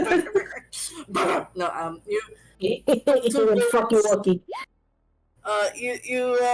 you don't waste your time. One shot in the heart, and then the incendiary, and you just see how the ash and the fire just like envelops itself, and it turns into like the ash and the embers just consumes itself, leaving nothing but a shape of a body there. Thankfully, no black smoke. None of the telltale sign when you killed one of these last. You know what happened last time when you killed the more corrupted one. The black smoke that entered the ground, and how you had a report days later in one of the apartments nearby. How a mortal just went crazy and killed almost every individual in that apartment. If anybody has seen Evil Dead Rising, kind of that effect. and that's why I got my precautions. I'd say you don't need to make rolls going back. Despite almost crashing the boat to shore, no one noticed. God damn it. Like Warden is like, "Ugh," and then like, whoever owns this boat is gonna know like his boat's kind of tilted to the side, and his engine died from the engine still running. Like he didn't bother to turn it off, so it's like, God damn it. Because like I know how to turn it on, I know how to turn it off, and it bumped to probably other boats, so that's fun. Well, it's not as much as I don't know, rather than in this particular case, I just don't care. I'd rather have this done and be gone. So what if I forget a little tiny thing? All right, and then with that, you bring you bring Mitch Montreval to the facility. May I ask what facility this is? For Mitch, where is this? What facility? So if we need to drive, does Warden need to roll again or nah? He's gonna drop you off to the facility, Ah. and then he'll leave you to it. Yeah, I will ask him to drop me off. And also, man the boat on the way to Rat Island. Let's just say in this alternate universe, if you would allow it, my family owns the facilities in the Rat Island. It's basically all family business there. I heard Rat Island. Rat Island. The on the other side, that's a teeny tiny island. There's a Rat Island. There is a Rat Island. I was doing my Google research while Warden was talking. There's a Rat Island. There it is. Where is this? Okay, I see it. I see it. I just need to know where exactly it. Because like, if it's not close to, It's around Bronx. no, it's like. The Google said. Oh God. This I technology mean, yeah, but betrayed it's me. like really no. But so this is where I have to. Okay, Queens. All right, so he has to go far east to get to Rat Island, and it's a really small island. I don't think a facility can. I don't. The other option is in Manhattan. Fuck. Dangerous. I mean, you can say it's Rat Island, but it's. I don't think like a full-fledged facility would be there because. Yeah, it's not like facility. You can say it looks like a fucking creepy greenhouse in there. Because the only thing that's available to it is like a statue. It submerges a lot. It just has just a bunch of flags. It's a really small island. It's really super small. Yeah. You know what? It's because it's funny. It's Rat Island. I would say there is. I would say there's at least a certain. Well, it's AU. We can say at least it's kind of like the unassuming dumping ground for your. Yeah. No one's gonna know. Just pass yeah. by. Pass You by. drop the body. And by the way, there are no rats in there. But yeah, I would Yeah. have to make Warden roll another dexterity and drive to drive the boat. Warden, please don't crash us. I trust in you. I have never crashed. I have parked very hard, but never crashed. Yeah, Let's see. the rocks were in the way. The boats were in the way. Better than Uh, Paul. Best driver, 5/5. So, you're surprised to see like I would just say it kind of looks like this. We'll just make it canonical that it kind of looks like a waste plant than anything else. Like to the unassuming eye, it's like, oh, this is where they usually bring the boats and barge for. Um, I will put it here in. I accidentally set it on DMs. My bad. I will put it on VTM General. This is what we're gonna call your Rat Island. It's just kind of like it looks like a just like an open air makeshift. Like it's just for waste collection. It has a bunch of stuff to avoid flooding. There's one road in and out, for the cars. I think we'll just settle with that. That feels very Rat Islandy. Yeah. It's just a place where most of the waste is being dealt with, like wasteland treatment. The boats go in and out. They don't realize that's where your matriarch deals with many bodies. That's how my mother. I don't know what's inside my mother's head, really. Okay, so I'm just gonna put just gonna have I don't have a water area. I'm just gonna put this. It is in the docks. We'll just put this for now.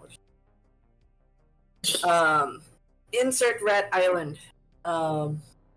With that, you make an entrance, and do you invite Warden in, or do you just leave him by the boat as a getaway thing? I would leave him by the boat as a getaway thing because there might be like some words that my mother put in just to keep other people away. That's not part of the family. I don't want to hurt Warden. Alright. As you bring the body over, say your goodbyes and whatnot.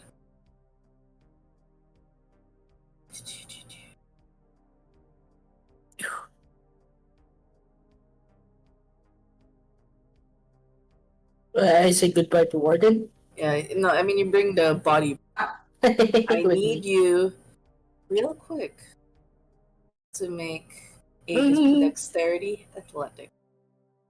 Oh, dexterity. Oh, god damn it. Does my cat-like balance lessen the difficulty for this shit? I don't think this is a balance.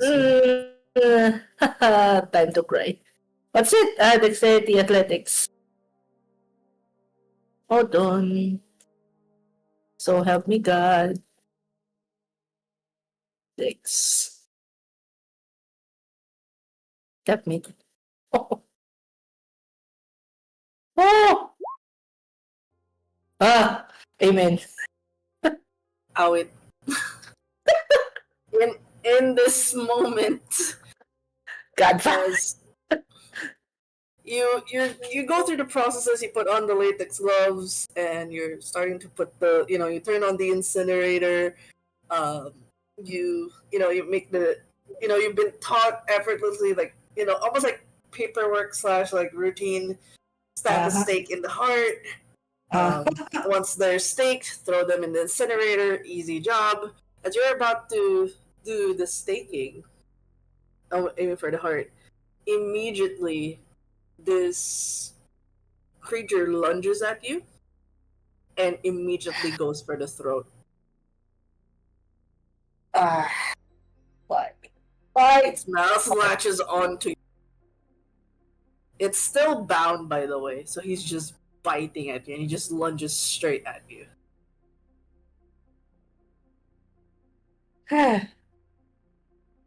So much problem for a whole night.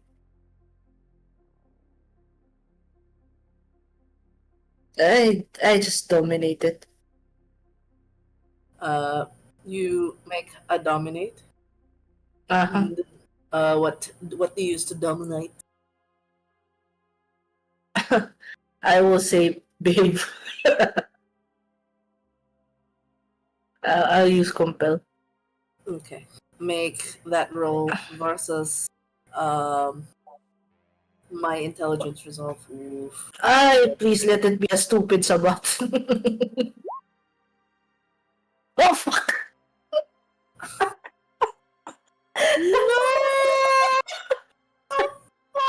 Oh no! You could be in Well, danger.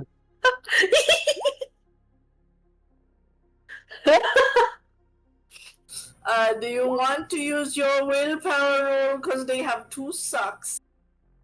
How do I use willpower? So you go to your willpower roll. It's below willpower and just use 1. And Will- then that would make you reroll 3 times. There's a WP reroll. You click that. How about the? Okay, and then Public. reroll dice 3. Yep, just 3 dice. So wait. God damn it! Oh my god!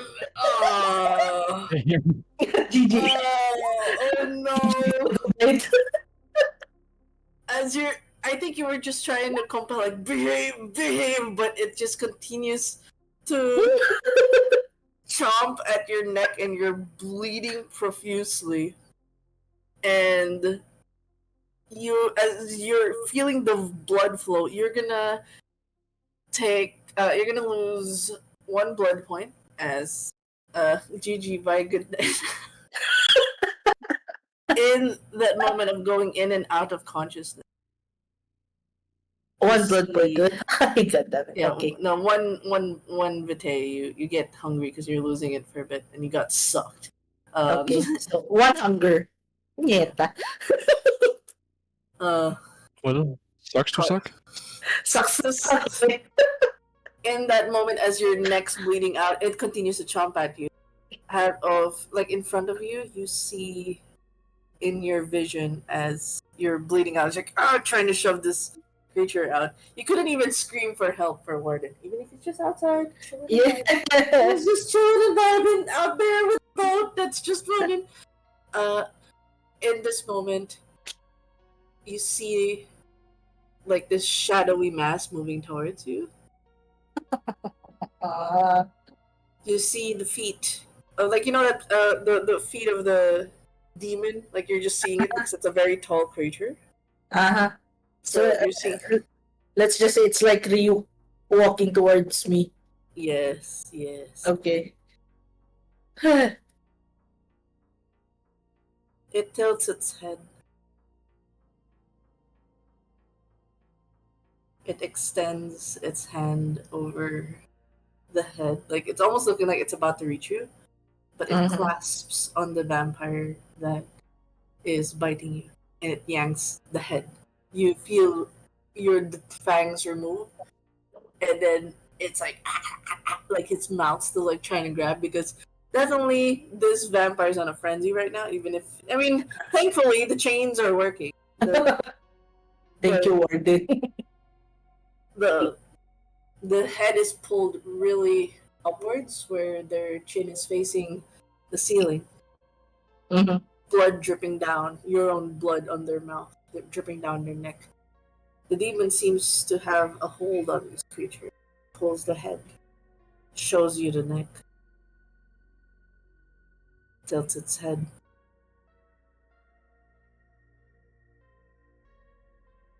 At this point, can I see the creature like clearly? Yes.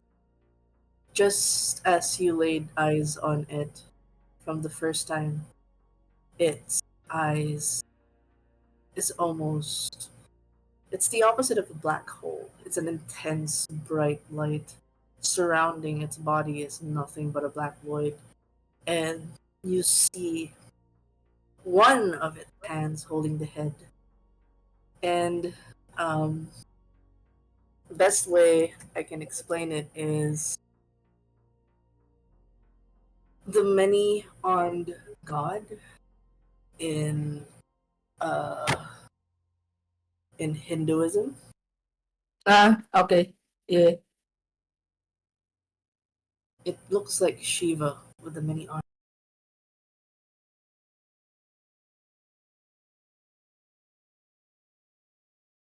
Can I talk to it? It looks at you. It seems that it can understand you even if your throat's fucked right now. I would try to like voice out, or at least signal him of me asking, what are you trying to say, or what are you trying to make me do? He goes, power in your hand. Should you accept? I ask him like, why me? Isn't this creature your vessel now? Why me? Not worthy. They do not stand my way. His side only thinks of chaos, using me as a force of chaos. I am a fundament of makers, form, shapers, creation. I have the power to shape the earth, to make and empower those that need form. I need order. That is how I function. I would ask it, who are you? As an ally, should you wish. A fallen much like you, but in a difference. It's like just for the visual, it's like the moment the creature answered, the void creature answered that way, it's like Mitch raised his eyebrow, and then with so much effort, he said like, uh, a fallen just like me, in a mocking tone, but then proceeds to just laugh at the void, and without even without even saying anything, he just went for the neck. Ooh. All right. And we cut to the next day. La la la la la la la.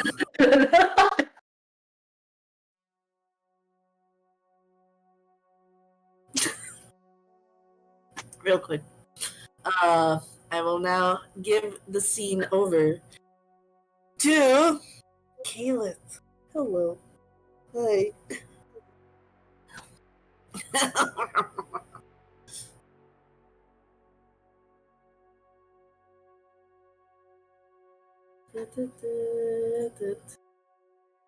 Is Caleb? Is Kay ready? Yeah, we're good. Dun, dun, dun.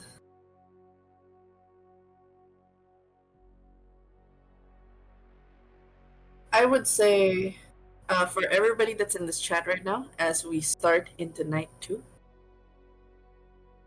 make a rouse check as you all awaken. Don't worry, Cosmic. There's gonna be a narrative sense on what happened. The selfish. It's like doing show stuff, jumping back and forth, if that's okay. But we're gonna treat it as a new night. If we do rouse check, I still have my one hunger with me, right? Yes. So help me God that I don't frenzy. Well, would not depend on what happened with the other vampire on whether or not she has that hunger die. Yeah, the thing is, I have an infectious venom. Damn it. Yeah. Hold on. Don't worry about it. Am I hungry? I have one. You're not hungry. Okay. It's huh.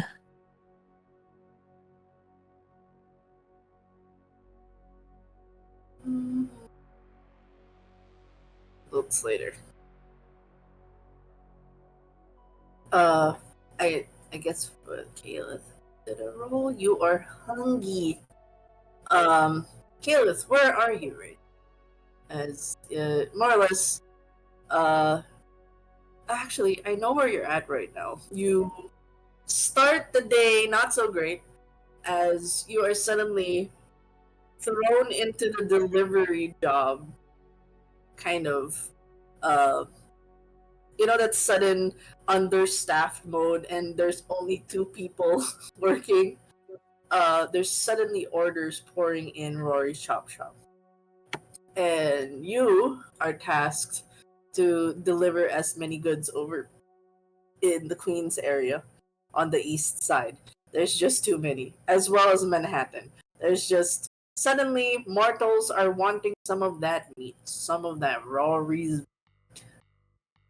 Rory can't explain why. All he could do is give you as many of the orders, as many of the for you to deliver. So you had a busy few hours the moment you've awakened, and that would explain your hunger because you've just been busy driving in and out.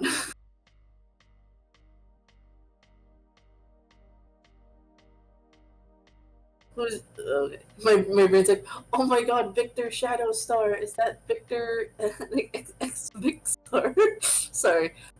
Just for Victor Shadow Star, there's an actual character here who goes under the name Vic Star.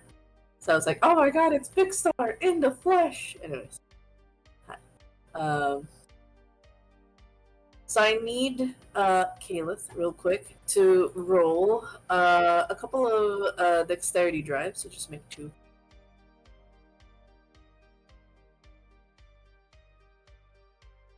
There you go. Banana.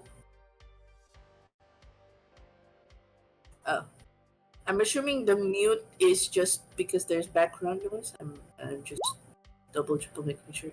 Got it. Alright.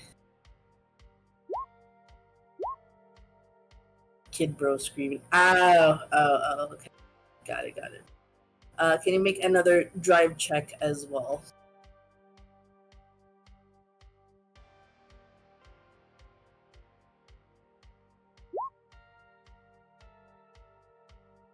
No. 3. In this case, your first few hours was a bit rough. You were able to get to the orders, but you kind of got lost in the maze that is New York. Of like, what do you mean? It's this street. I'm in the right spot, but it's like, that kind of where Google Maps and local knowledge kind of clashes with the amount of orders, and everything's just texted to you. Some of them don't even come up in Google Maps, so you have to rely on your instinct as somebody who's lived in the area to be like, okay, I guess it's here. You kind of get the hang of it though in Manhattan, and you get a call of sorts from the Ministry. Do you answer the call? I know you're kind of like in mute mode right now, but I can reply in text and I'll just respond. Yeah, I would bark and then answer the call. Okay. Alright. So, with that.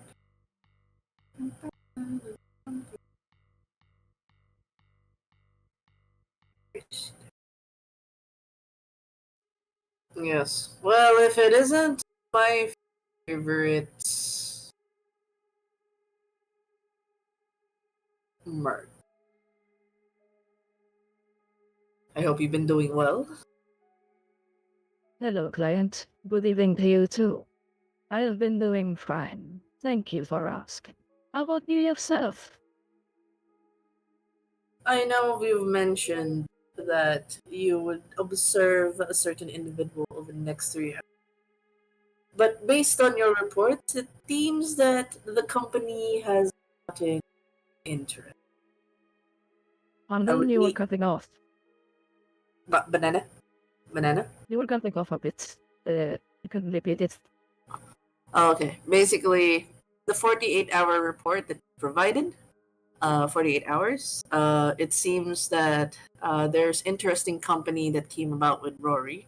One of which is a certain childer of a very notorious, infamous sire. You mentioned in your report a Hecata. Yes, that I did. What of it? I need you to tail this one as well. Get as much information. What is it that they're up to? Are you aware of the whereabouts of Rory Doe as of now? Rory, though, as of tonight, if I remember correctly, is also delivering meat around the brook. Well, I'll need reports on what they're doing right now, both from Vareth as well as, shall we say, Rory. I'll expect the report same time, but this time for the both of them. You've already been paid, and I won't hesitate to put in more money for this. It seems we'll have to extend your mission for about 3 more weeks. Something's afoot. We sense something's about to happen. I'm not sure what, but if you can confirm my suspicions on what is going on tonight, you will be paid handsomely. If not, we're still going through the standard pay. And I know if you'll be making stuff up. I hope you don't. All right. Acknowledged, duly noted, and 3 weeks from now, right? Yes. All right. So allow me to reiterate to you so that my business acumen won't fail me down the line.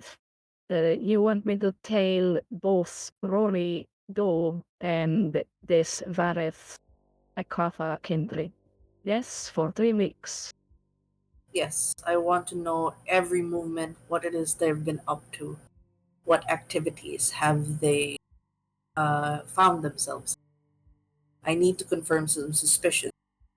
It's not every day that, well, a Hecata comes out of nowhere and kills us.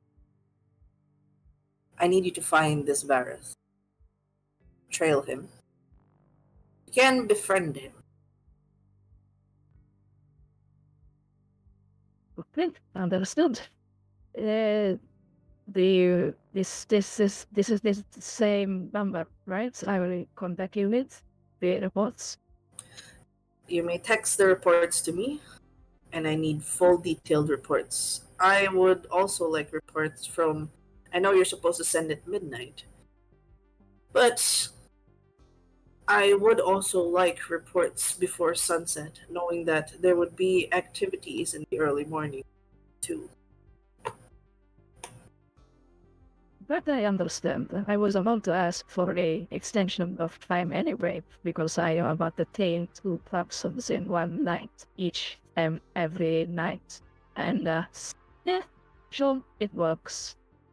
I will be gladly and happily to report to you every night, rather. Is that all, perhaps? That will be all. Thank you for your service. And All right. I would say you finished the last of, and from this case, you haven't been getting messages from Rory. You do get a text from Epio saying that if you need anything, my brother, just contact him, which is a weird thing to text in a sense. But you note what Epione told you at the very least, that something came up and that if you have any questions, to just redirect to Rory. I want to ask first, who do you trail first for the night? Rory or Vareth?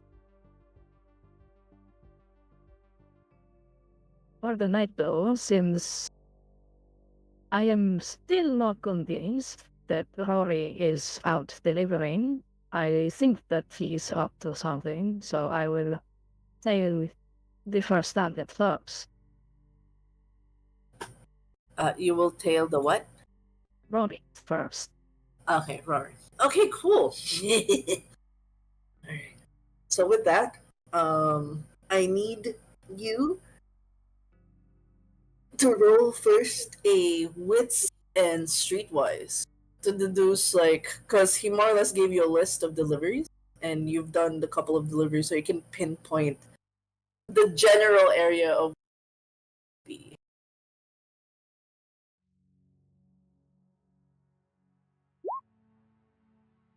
Galing nga, oy. Very good, very good. Yeah, it's nice. I wouldn't have a problem with this one. Let's put you in an alleyway. And it's not a bar. I'm just using the alleyway. You kind of pinpoint locations from where the map is, as you know, you're doing like the quick maths of like, okay, if I'm here in the east, he probably went if he went far east, did most of the deliveries, he probably went west.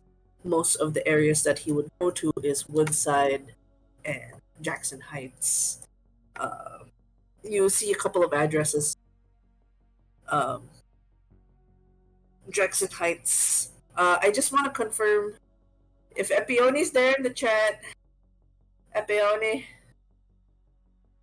For Epione, did you mention that you were in the police station, or did you just mention hi? I'm gonna to make sure I don't Hello? misremember. Oh, sorry. I forgot that there was a bell thing when I entered. Hi. I just want to confirm if just to make sure your text was basically just to redirect questions to Rory. Did you say that you were in jail? I just want to In confirm. jail? No. It was just to Rory. She just told Rory that she's in jail. For Okay. Keyleth, it's just, shops closed. If you need anything, go to Rory. Okay, at least that helps pinpoint for Caleb that okay, Rory's not in the shop, so he's still out for delivery. Air quotes. Bye-bye. Okay, thank you, appreciate the bell. Bell. Okay, so with that, Caleb, you were able to pinpoint from the map. From the map. You can go to Jackson Heights, Woodside, or Astoria. So it's a triangular location.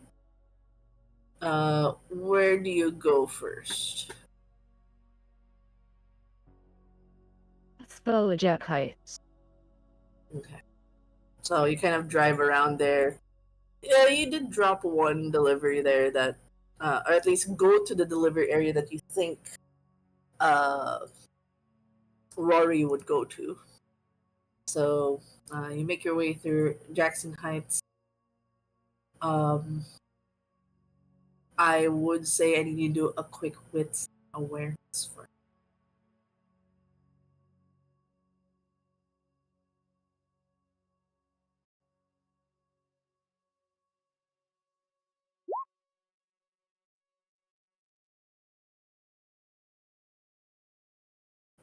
Wow. Oh, that's a crit. That is a crit if I've ever seen one. Congrats. Alright, that is a crit, guys. Woo, woo, woo. Kalis, with your, trained senses, here's the familiar grumble of your employer's Harley. Brum, brum, brum, brum, brum, brum, brum, brum. You can tell it's about 3 blocks away. do you follow?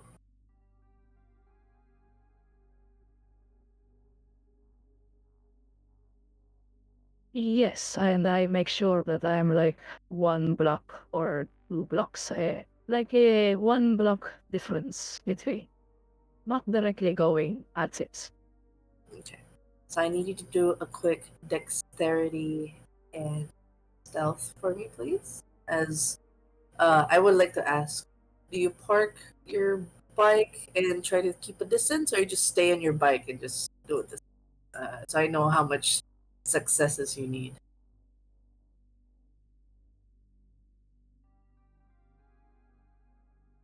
We'll actually park it and then go up to a rooftop. Okay. So with that, if you park it somewhere, I need you first to do a dexterity athletics going up a rooftop. Then dexterity.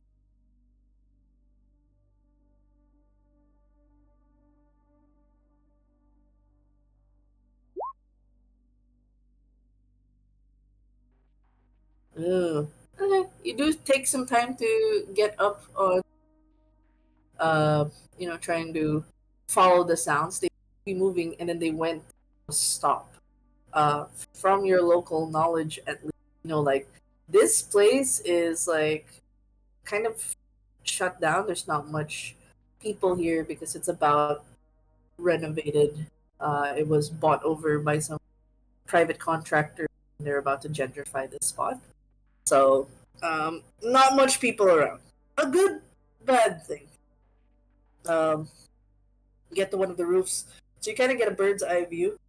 Can you make a dexterity and stealth, please? And I know you have specialties, so use that. If you're using any passive as well, let me.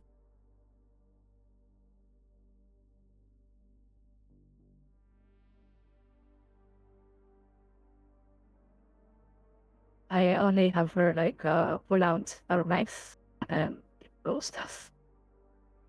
Yeah. So make a dexterity and stealth. Oh, okay.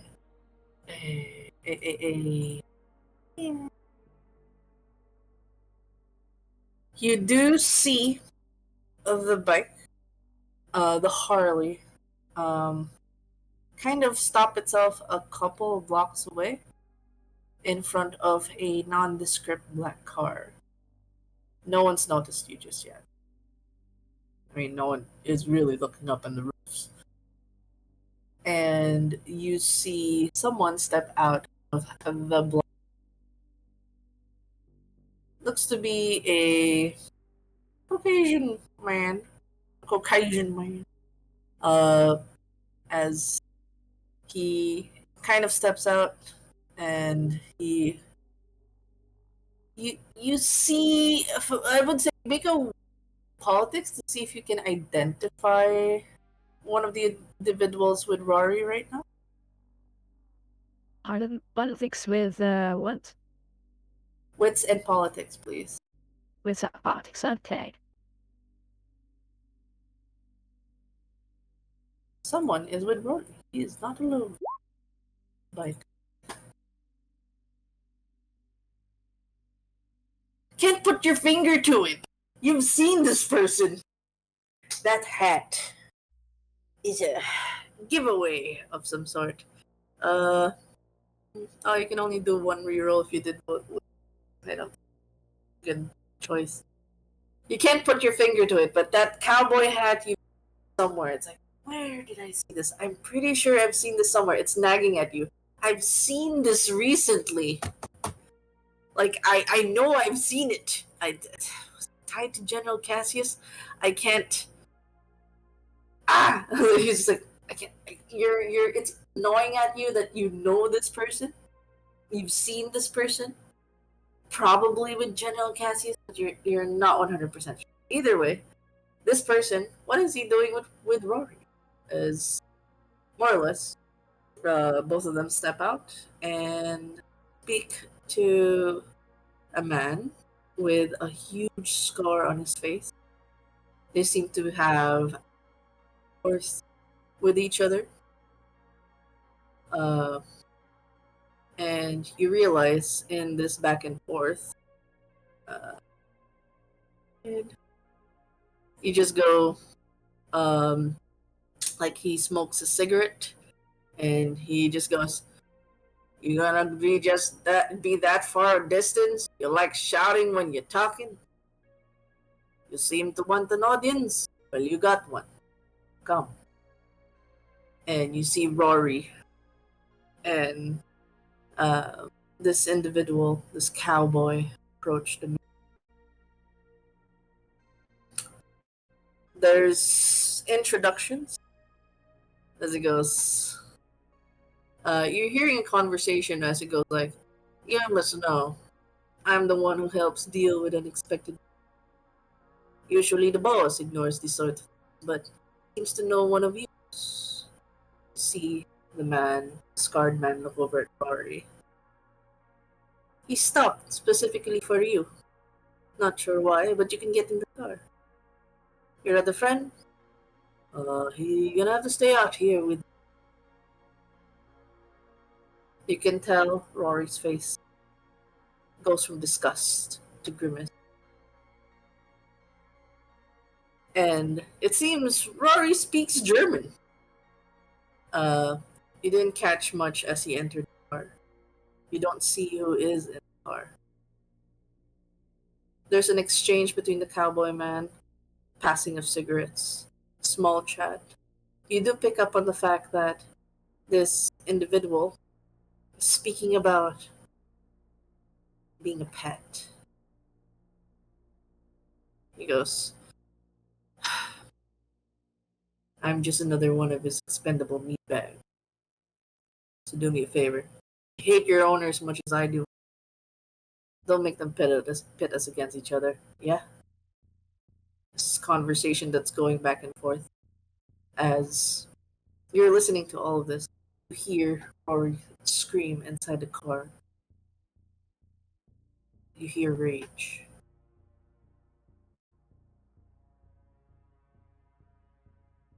Rory, you see the man immediately open the car and more or less pull out Rory, who seems to be very angry. The door closes again. And you start to hear the shouting of, "Screw you! They're mine! You can't make their blades like I can. All you can do is make them scream. You're not taking them." You've the voice is and the anger is so different from the individual you met the night before. Calmer, even in stressful situations. You can tell something has ticked them off. Whoever's in the car. They step out. He warns something. "They belong to you. They'll never stay with you." Bits and conversation. And you see eventually there's a bit of exchange. Cowboy chuckles a little. And in that moment, they get in a motorbike and start to. This is a question for you now. For Keyleth.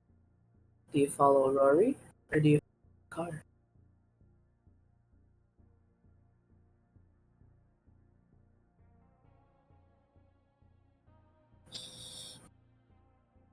Follow Rory or follow the car? Correct. Yes. Okay. So in this case, I'll follow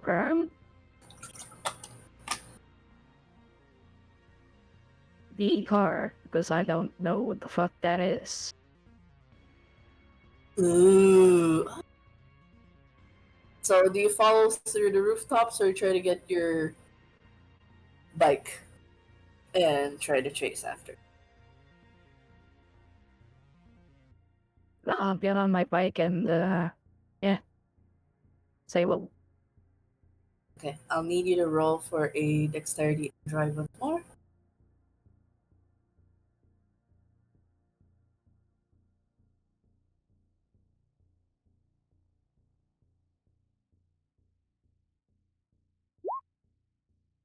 Ooh. Okay.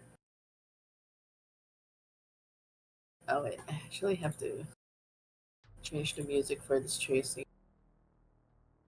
It's just I feel like it's gonna be better.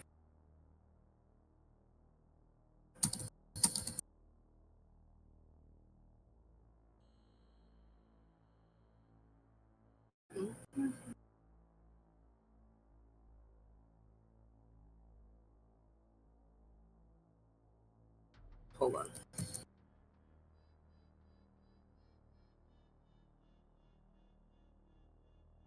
I'm looking for that one finish. Hold on.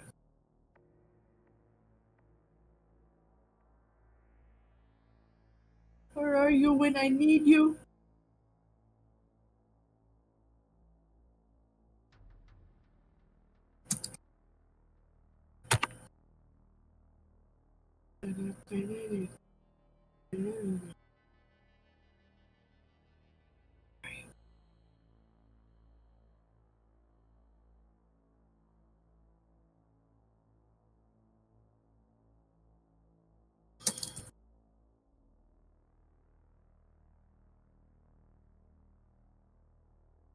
No, it's gone. So,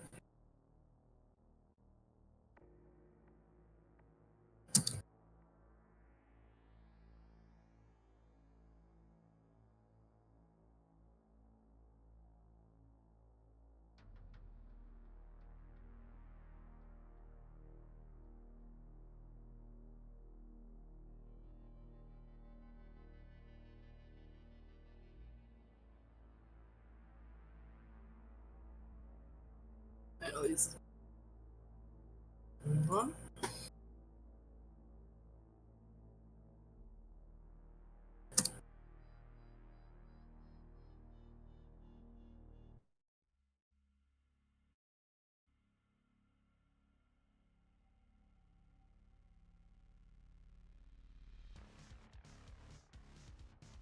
Nice.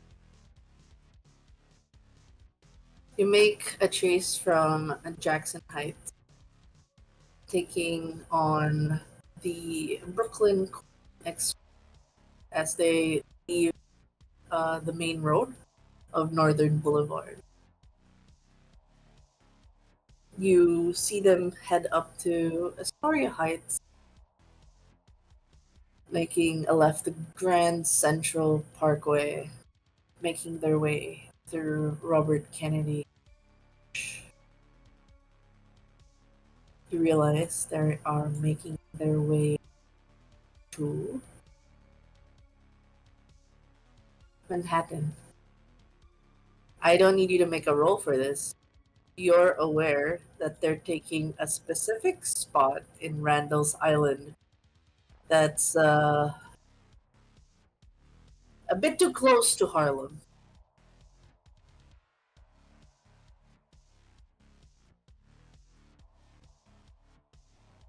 You continue to follow.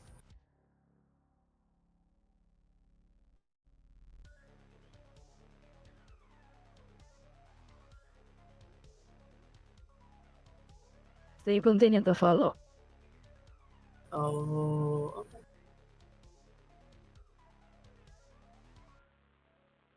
You continue to follow. I'll need you to make another wits and awareness.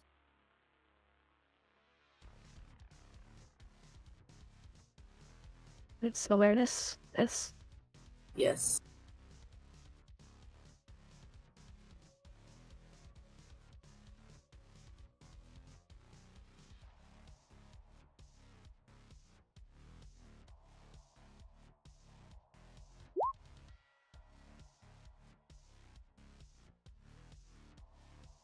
I would say your your instincts kick in.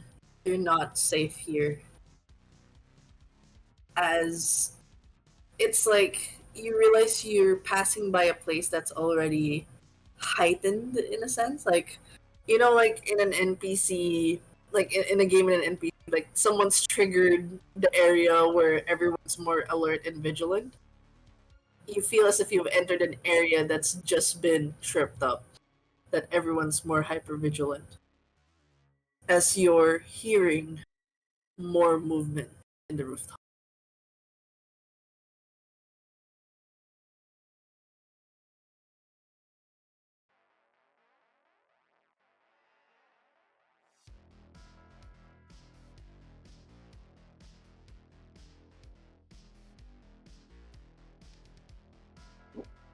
Okay, it's time to turn around, go back for Rush.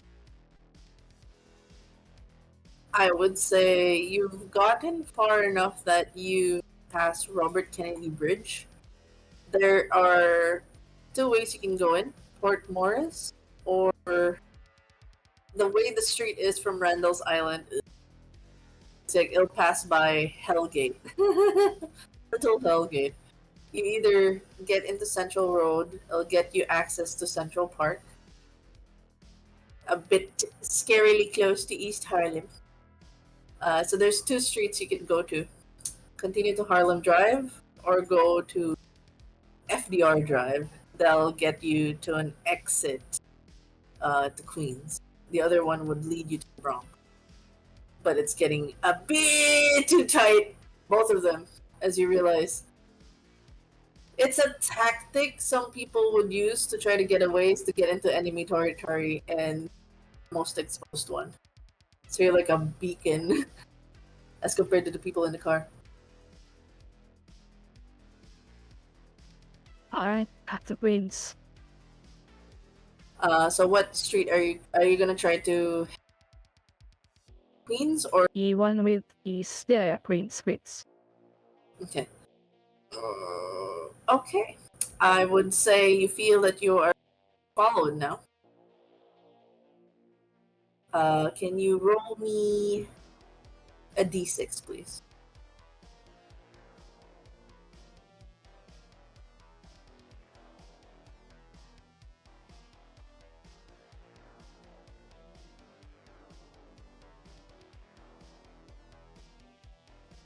Nope. How? Oh, slash roll space d6. Oh.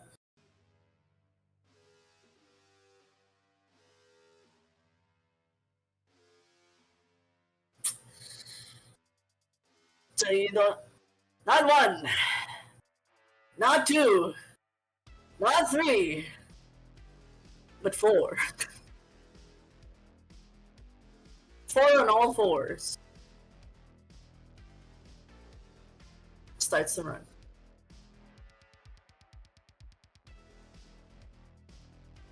You can smell wet dog as there are four coming after you as you're making your way through Manhattan.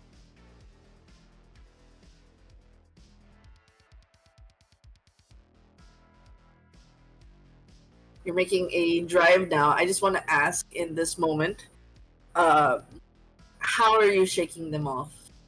You definitely got their attention. Whoever's in the car deliberately went through Harlem to shake you off, and it worked. Now you have threats, supernatural threats following you in the form of werewolves. So what do you do? What do you want to do as you're trying to make a beeline for Queens, but there are four on your tail?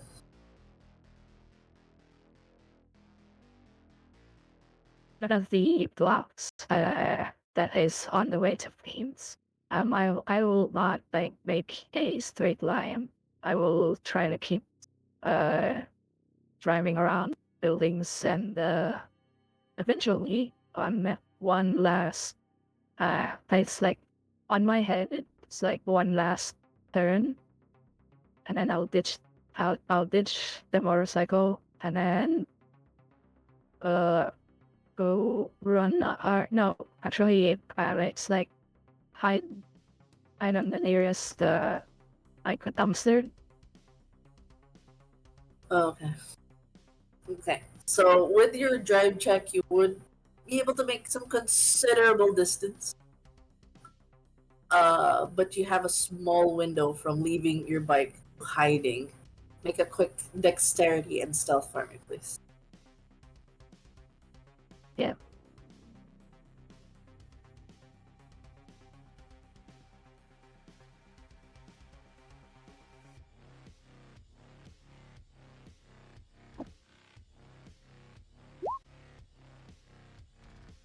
Oh, Shit, what is it? that is beautiful. That is so beautiful.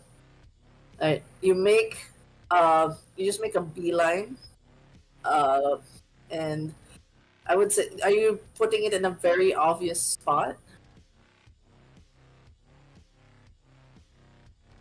I'd say I left it like obvious, and then there's like a lot of different ways I could have gone.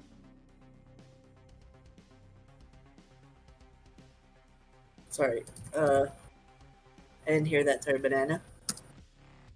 Okay, well, so I'm gonna leave the motorcycle on an obvious spot where they see it.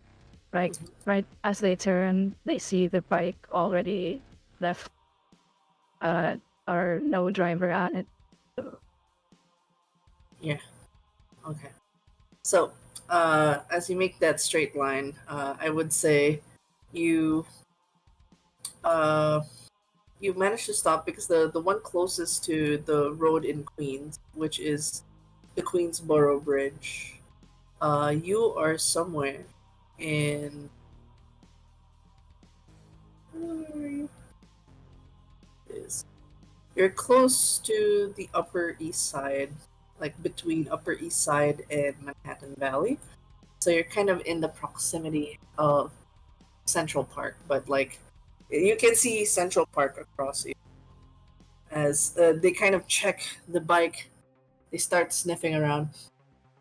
I'm gonna have to roll and have to try to beat your stealth. They sniffer. They sniffer.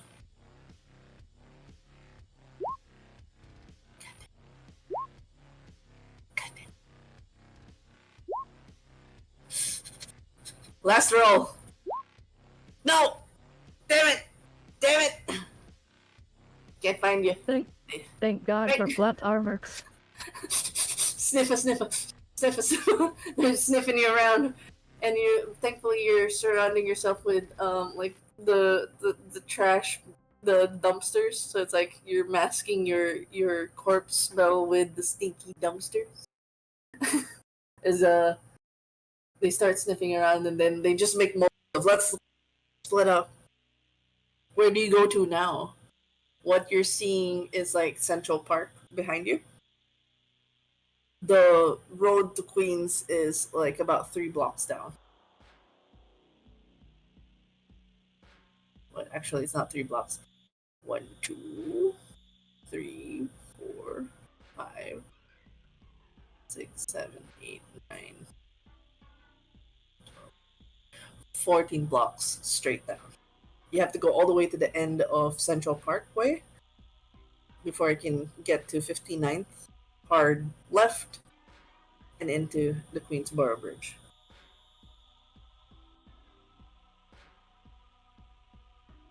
What do you do? I think we're cool with staying. Keep camouflaging with the dumpster. Oh, sorry. Stay. I don't know if it's like banana or your voice is a bit too soft, but I'm saying banana because I'm trying to pick out your Okay, voice. so it's like I'm gonna stay. Okay. Where I'm at. I'm gonna keep camouflaging. Camouflage. Okay. I'll have to make another roll for the Garu, who is kind of heading your way. Sniffer. Oh. He's starting to get close. He snaps his head at attention. Close to the dumpster. Decides to move close. Turns his head.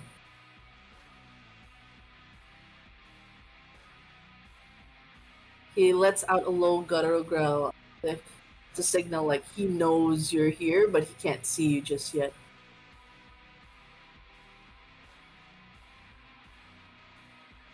Shit, okay.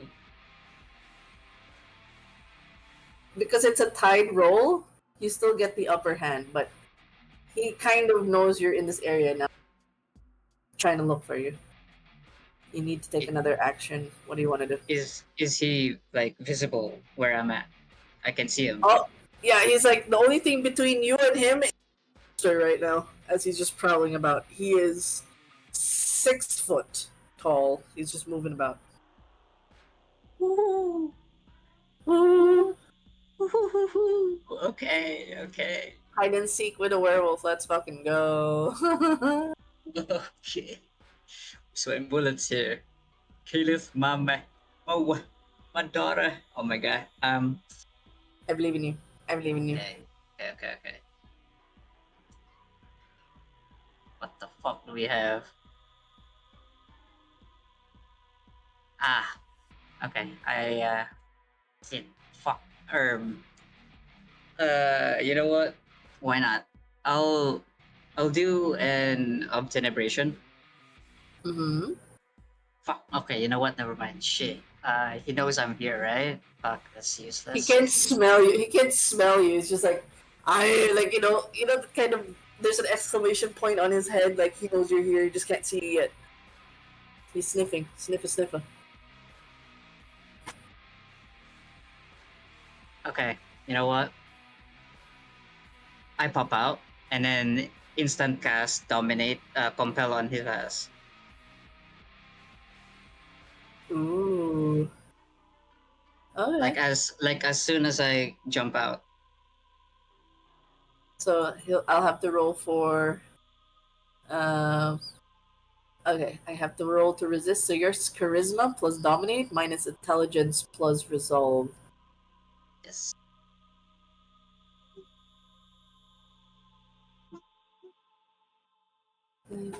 Oh, wait for your roll first. Before I roll. Oh. Oh no! Ah! No! Ah! Where are cook? Here we go. We are dead. No, you're fine. You're fine. Wait. What do you tell them in your compel? Let me go with all your might. As you mentioned that, just let me go with all your might. He snaps at attention. You see his golden ochre eyes. This definitely like, he's wearing a tank top. His hair is long. He's wearing like this torn jeans. His hand immediately lunges at you, as he is aware you're doing something to his brain, and it's like it's putting him on edge. As you're seeing, like he's just on like locked in to you. I need you to make a dexterity athletics, as he's gonna fulfill your word by literally grabbing you and letting you go to the next block. Like he's gonna yeet you. Yeah, I will let you go, alright? With all my might. Okay. We'll take it. What was it again? Athletics and what? Dexterity, yes. Dexterity athletics. It did not have Am I the only one who's thinking command sit? There you go. Missed opportunity. No, if the thing that went to my head, if I did sit on him or make him sit, the other three would come for me. So no, that's not an option. I'm so sorry. To survive. Ooh, ooh. I am gone. Grab. He basically, when you said let me go with all your might, he did grab you, let you go with all your might. You feel yourself flying in the air like woo! You. It's a throw. I need you to do another dexterity athletics.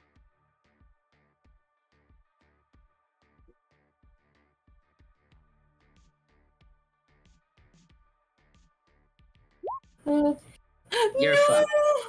Oh fucked. no, the impact! I would say your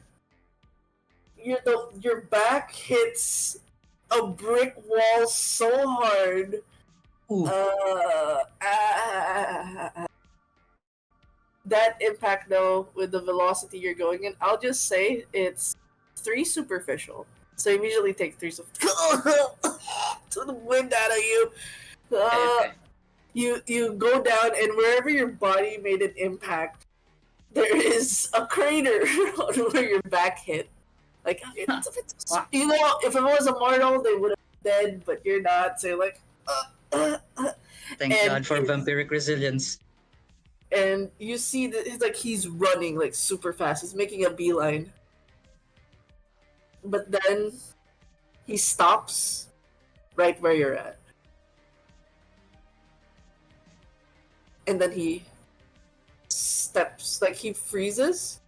He looks for a moment confused, terrified.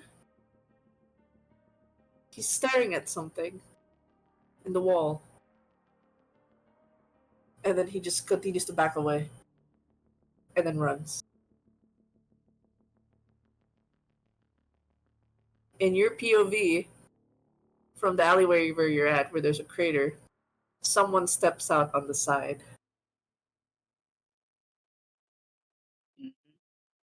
Vareth, if you may.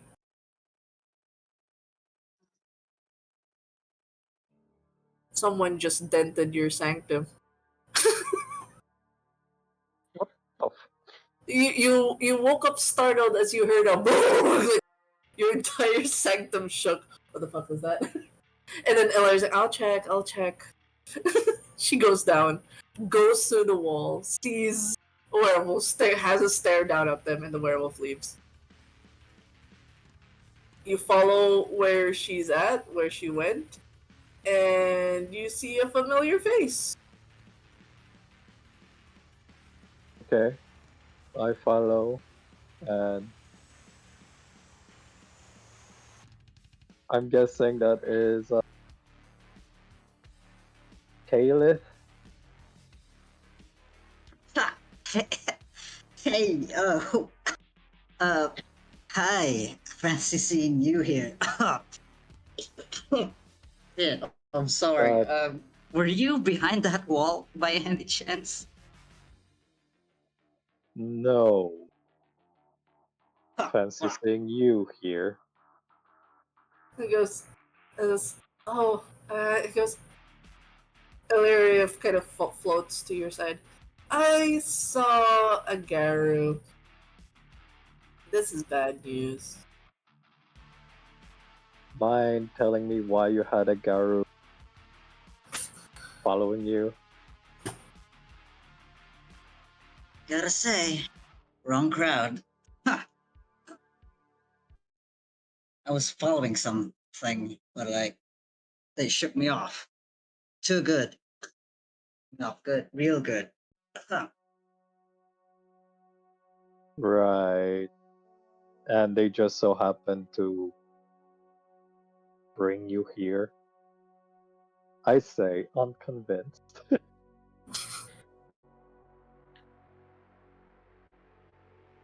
Fun fact: the Satanic Church is actually it's called the Temple of True Inner Light, and it's in front of Central Park. It was just God's will at this point. You're lucky. Like Caitlin's just fucking lucky. Your building just happened to be there. Like, hey, what's up? But yeah, you're seeing the brick formation where the impact happened. It's just there. There's a dent on your sanctum now on the walls. It's old brick. Push the Yeah, brick I home. I as you can see, I got thrown here.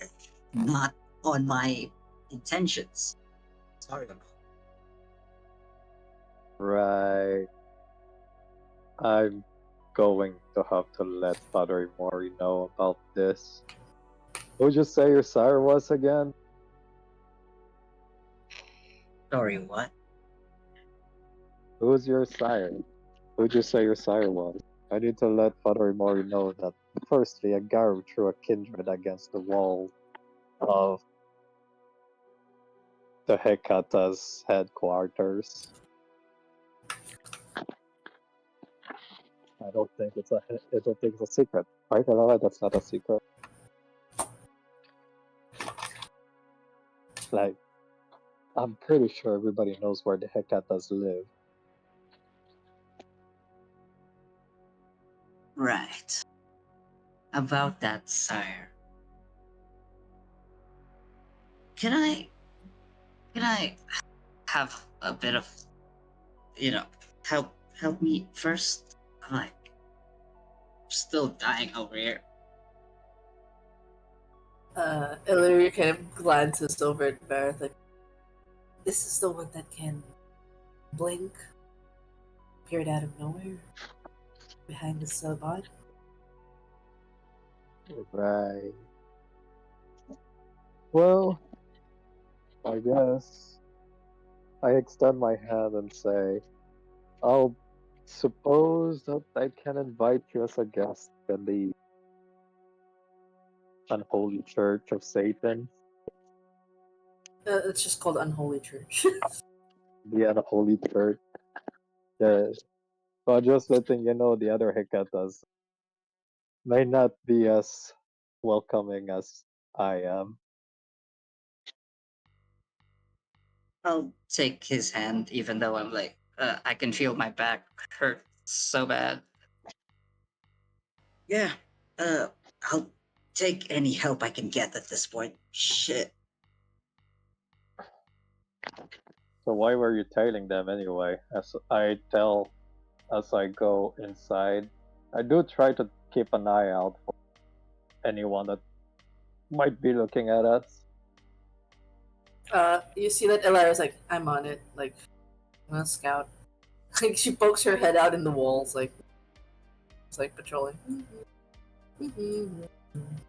Yeah, so about those people. I was tailing somebody that was that managed to you remember Rory, right? My employer. Yeah, I remember. Yeah, somebody managed to get that man, or they managed to get them, pissed off so bad, screaming bad, like angry bad. So I thought, how about tailing or going to the fuck, you know? What are you going above and beyond your duty as a delivery girl? Yeah, I know it's not in my pay grade, but like an employer is an employer. If something happens to the employer, then the employee gets bad shit, right? I suppose. So I'd lead Kaelit into the Hecata's guest room. Do we have that? Like common room? That is currently probably going in the renovation for the after party of Father Imori.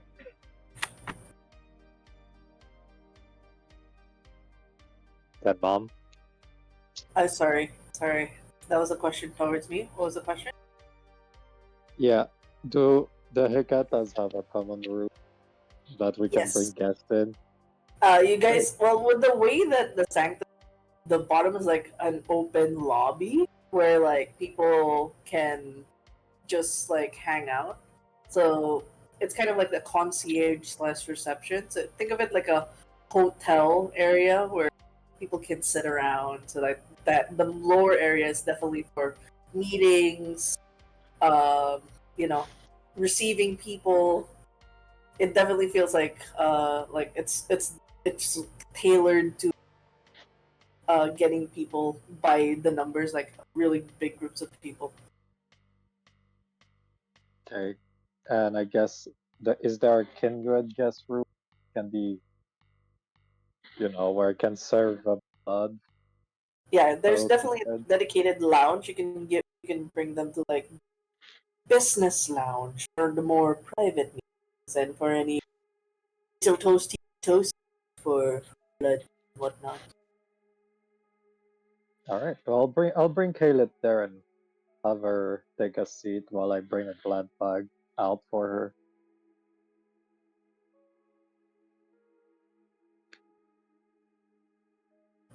Uh, so what I do is like, well, whatever is the thing is like, are you gonna be here for the after party of Father Imori? Excuse me, what? An after party? Yeah. I mean, we don't follow Father Morian Denver. He seems pretty insistent and advising that he's on the social app.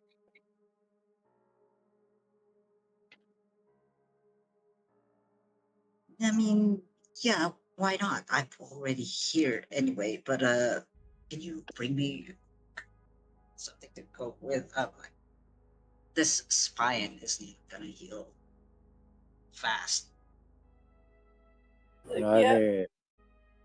mean, you're among the Yakatas. We mostly bring dead things back to life and live things dead. But sure, I'll go ahead and give you a blood bag. So yeah, I go and first I inform the other Ikatas that we have a guest in the private lounge, and I come back with a blood bag.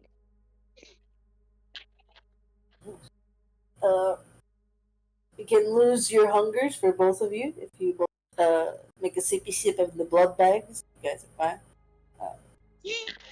Full. If you drink the full blood bag, I would say the pain will persist. I'm so sorry. Kayla's just been through 2 injuries back to back. But you healed up from the last one. From the poison stuff. Okay, I'm fine. Now it's a back pain. My back. Kayla doesn't catch a break, I swear. By the way, Illyria kind of comes back and goes, so, bad news. Yeah. Kind of turns. Can you ask this nice young lady if they happen to have this particular motorcycle with this build, and if they're okay that it's been bent and broken probably in half? I think they took it out of her bike. The rage. Oh. Hey, Kayla. Yeah? In a scale of 1 to 10, how much do you value your bike? I'd say a good 2 out of 10. 10 is highest, right? You're right. Yep. Yeah, so like something like a 2 or 3. Oh, that's great because it's totaled. The Gary that was after you probably like scrapped it. Yeah, I get that. Yeah, they would. Honestly, it's actually a fucking miracle that I'm here.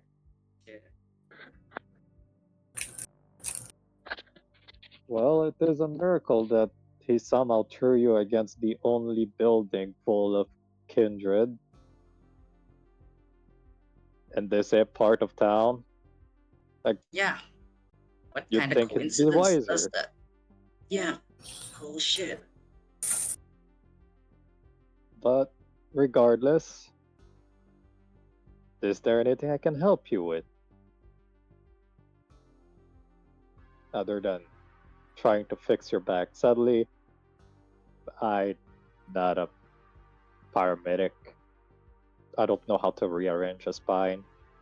Yeah, that's cool. I get that. Just a few more blood bags, I guess. Or you know what? Do you happen to have mortals around here that I can or no can do? Like, it's not up to debate. Unfortunately, I tried to recall what Father Morris was on the stance of picking off a mortal to take a sippy out. Well, the way he treats it, it's donation, blood donation. He does a lot of blood drives, uh, so that's why you guys have in abundance a lot of blood. Uh, some kind of visit certain hours of the night to offer services of like prayer, prayer meetings and whatnot. So you can visit the prayer meeting room and call one for like, hey, Father Mori wants to speak with you, and then bring them back, and they're gonna just be kind of conked out. So he does not, As long as they consented, and they consented to give their life of service to Father Mori. I see. Um, Baratis still isn't sure if he should let that happen, and so he's just like, I'll get you another black bag. How about that? Yeah, that will help. Thank you. One predicament, though, Oh. as you realize, as Illyria goes, well, other than the bike being split in half, I think they have eyes on this place.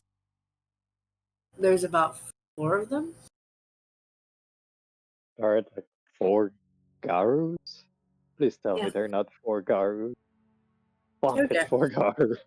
Yeah, it's 4 Garus. Yeah, they've just been eyeing the entrance. Whenever I show up, though, they kind of back away. I think they're afraid of ghosts.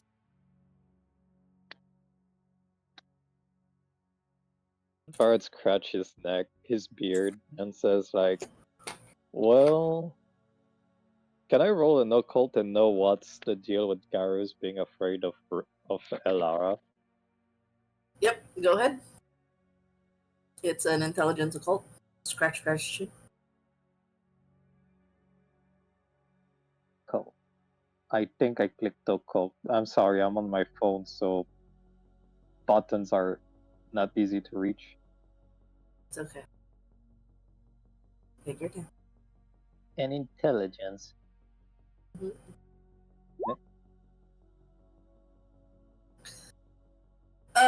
You're trying to recall the conversation of like Father Mori being confident, like in the conversation the night before, where Garus are easily spooked. You can send a ghost their way. Probably superstitious beliefs, but they really very like it's probably part and parcel why they haven't really touched the Hikata place because of the ghost. They're spooked by it. Something about ghosts making them fearful. Which is probably why Father Mori is not affected by their murderous presence. He could just goes with ghosts. I can't believe we're doing the carriage cowardly dog strat against them. It works. That'll work. I mean, yeah. Here. But for a more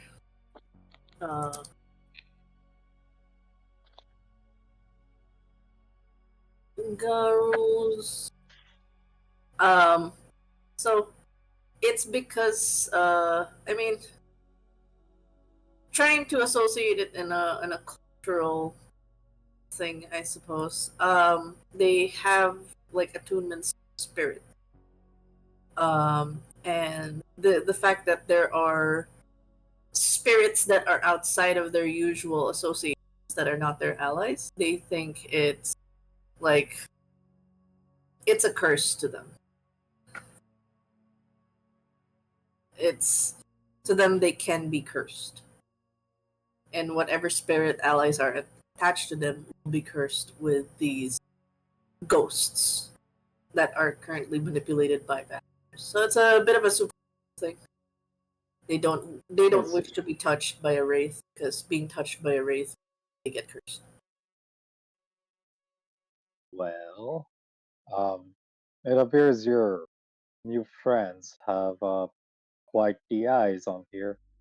Luckily for you, it appears I have the perfect ward against them. Bad news? I don't think that if you left this building tonight, you would survive. Yeah, that basically locks in my attendance to your after party now, doesn't it? Well, that or you're stuck with me. Unfortunately, unless I can find a random to escort you, which shouldn't be too hard now that I think about it, it's still gonna take me time to make the reach roll to compel a raid to escort you. Still, I can't even perceive those things anyway. It's they're there. As somebody who has the sight of Oblivion, how many ghosts are there in the Unholy Church? A lot. Do you guys have names for it? They're just like they're just chilling and vibing, because there are a couple of like devotees of there were a couple of devotees of Father Mori who kind of unfortunately passed away because like they're kind of old. One of them had a heart attack in the middle of like his sermons, and of course, Father Mori being Father Mori is like, oh, that's how of a devotee. Come here, stay in this, and he doesn't know he's dead. So it's like he's still like going in and out, joining the worship stuff, and just goes back in his merry way and trying to do chores. So like you're seeing rates from different eras, but there's like a lot of modern ones. One of them who had like heart attacks, and Father Moore is too nice to just let them go beyond and just go like, hey, you can stay around here. And there's quite a handful, about a dozen or so. Okay. Well, the ritual can be done, but I guess it's Varret is currently isn't too sure about letting Sakalit go, because 4 Garus is still 4 Garus. Yep, who's eyeing the church right now, but you know, they're literally it's only their superstitions that's keeping them back. Yeah, I guess that even if all the Ekatas were to try and genuinely fight the Garus, we would have a would probably win. Probably. It will suck for everybody involved. But we'll probably win at least. Yeah. How many Hekatas are there? I know we're not a big clan by any means. Nah, you guys are Bobbies. Yes, Bobby clan. Yeah, I mean, you guys are you are an amalgamation of small vampire families. You know, you guys have the Giovannis and whatnot. The different kind of folks who are just simply into business. That's why it's like a lot of business rooms and whatnot. They more care about mortal affairs than majority of the kindred. So Oh my god, we're freaking bankers, we're not fighters. I know, right? Like, finance this fight. Though Elara just goes, the party won't be till the weekend. We can't have them stay here for 2 nights. We might have somewhere else to. Right. The weekend. Shit. Varret's like holding his head like his forehead, like trying to think.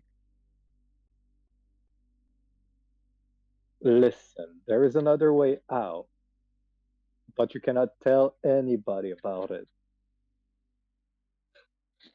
It's really secret. My car is parked near there.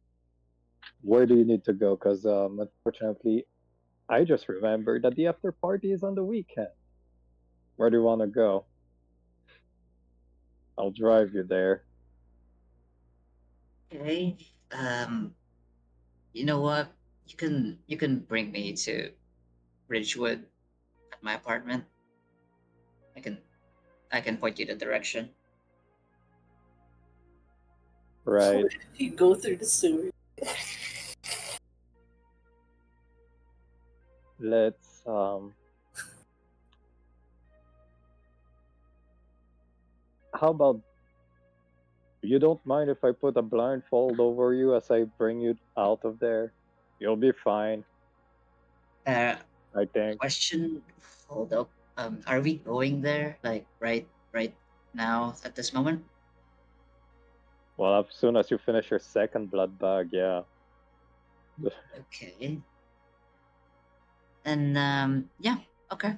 I. It's totally understandable. You have your secrets. I have mine. Yeah. Right after this blood bag. Sure.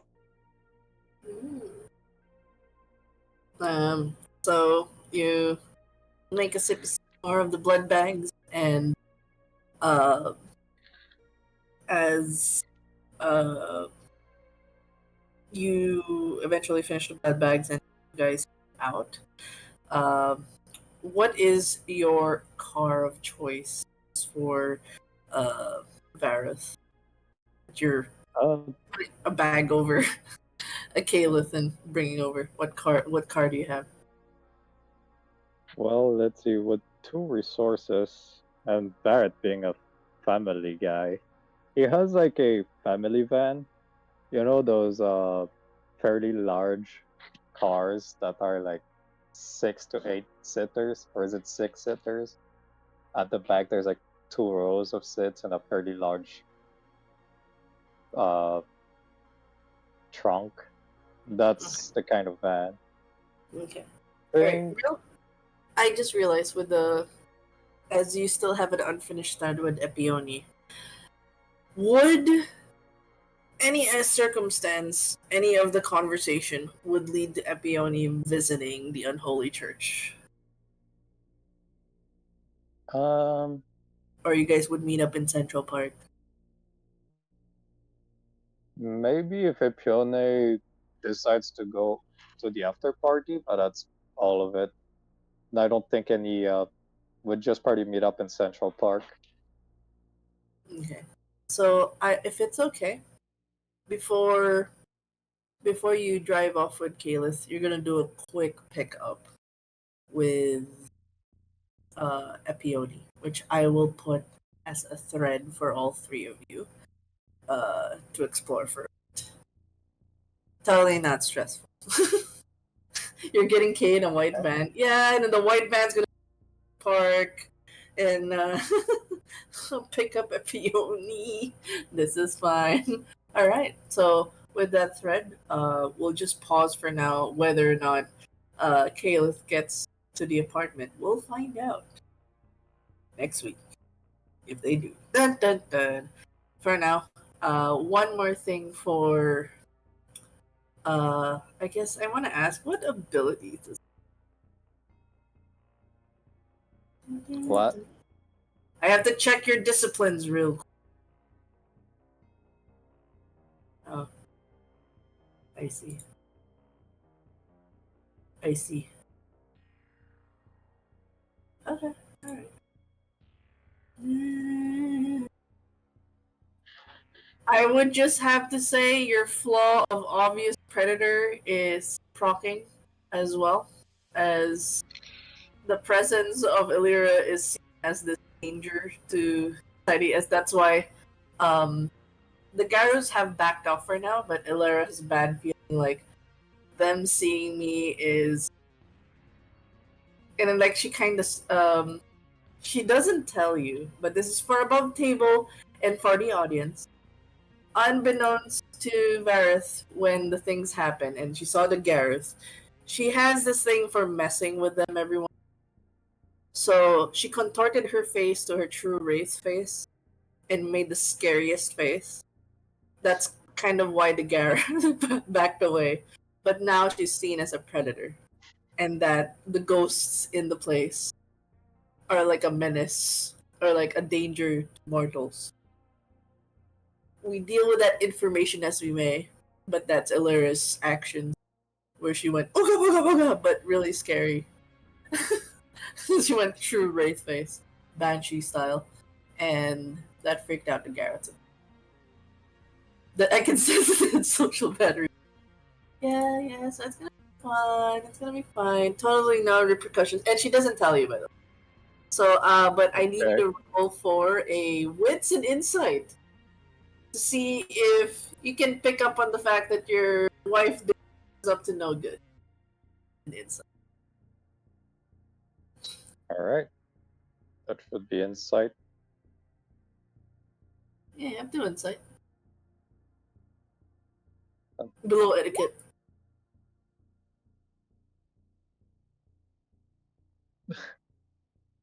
Never change Barrett's roll, never change. Keep rolling low.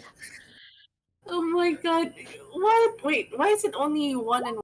It's wits and insight. So you should have 3, 5. Why is it only rolling 2? You should add wits. I did add wits. Here, let me try again. Yeah, it only added 2. Add wits. Can I? Yeah, you can re-roll because I'm like, why is it only?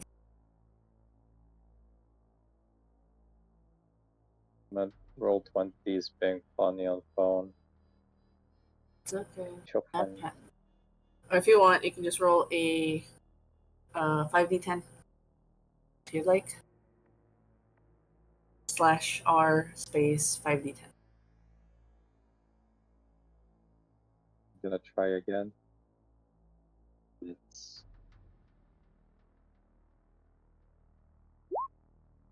Did it work? Oh yeah, it did. You can see that your wife is beside herself. She's doing like a like I patrolled and I had it taken care of. Hee hee. Kind of little mischievous thing. You realize, oh, she's being cheeky again. Oh no. Oh Like no. it's like, oh no, she's being cheeky. She's a bit too happy right now, especially after at the Garrus. Don't worry, it's all taken care of. As Father Mori said, just a little spook. You know what I'm saying? Elara, what did you do? What? You didn't happen to scare the Garrus so bad that they think that we're a threat to everyone inside the church, right? I mean, I just showed this, and she basically her wraith face. That was about it. Oh, we're so boned. She just casually turns to you and she lifts, like she tears her face and shows the banshee face. That's about it. She puts back her normal face. Right. Right, it's gonna be great. We're gonna like what's going to happen next. But that will be a problem for Father Mori to deal with, I guess. Tim now. Yeah, totally not gonna affect what happens in the after party at all. Yeah. All right. And with that, we'll take a quick break. I need the cucumber. Prepare Violet and Mitch for your scene as well as Cosmic. We'll take a quick break, real quick. All right. You ended. We'll take a quick 5-minute break. I need the number. Entertain chat while you can for 5 minutes. Hey, chat. Wanna say slur? Raspy? Raspy, behave. Try to behave. Fine.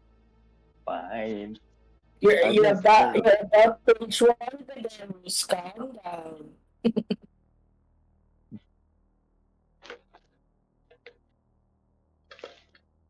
Probably. I'll behave. Fine. No. They was like, Raspy go do crimes.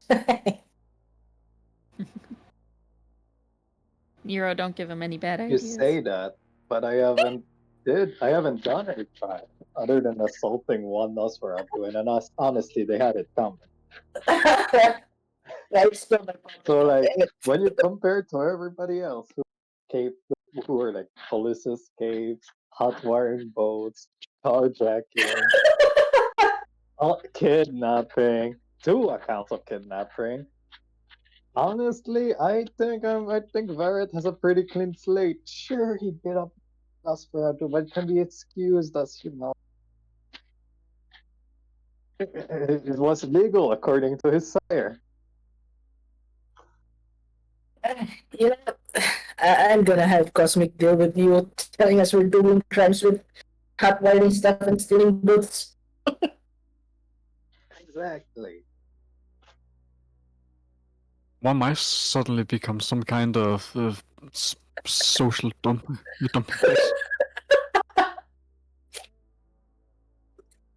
He's starting to commit Warden's committing more crimes than he is.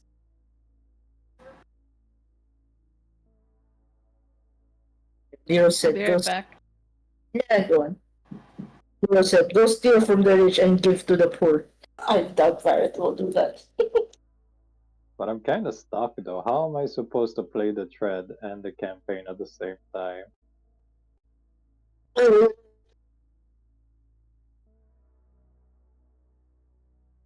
Tonk.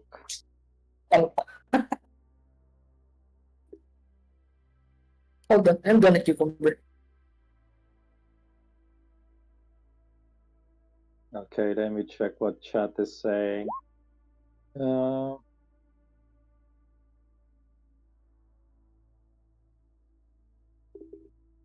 Honestly, I'm here. I can speed post probably. I mean, I guess we could speed post.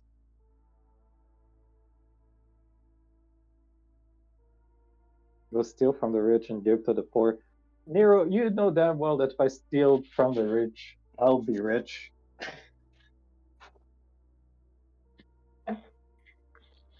There are nobody else. Where's Epi supposed to be? I'm gonna be on his own. Like, we need to ask that mom. I kinda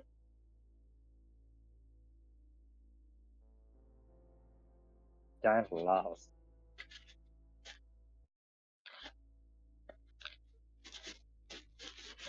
Plus, Barrett didn't have the time to try and look allies.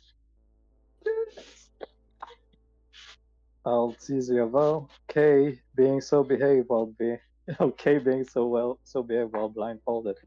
Yeah, Caleb having to go through my sanctum. Well, you see, the reason why is because Barrett is using one of his havens, unique, I guess, one of his havens merit that essentially is a secret passage out, in and out, and it's honestly it's super convenient that Kaylit is cool with being blindfolded because otherwise it's gonna be a pain. Hi back. If you're wondering why I've chosen to, I asked Kaylit to get blindfolded. It's not a white van. It's green. It's dark green.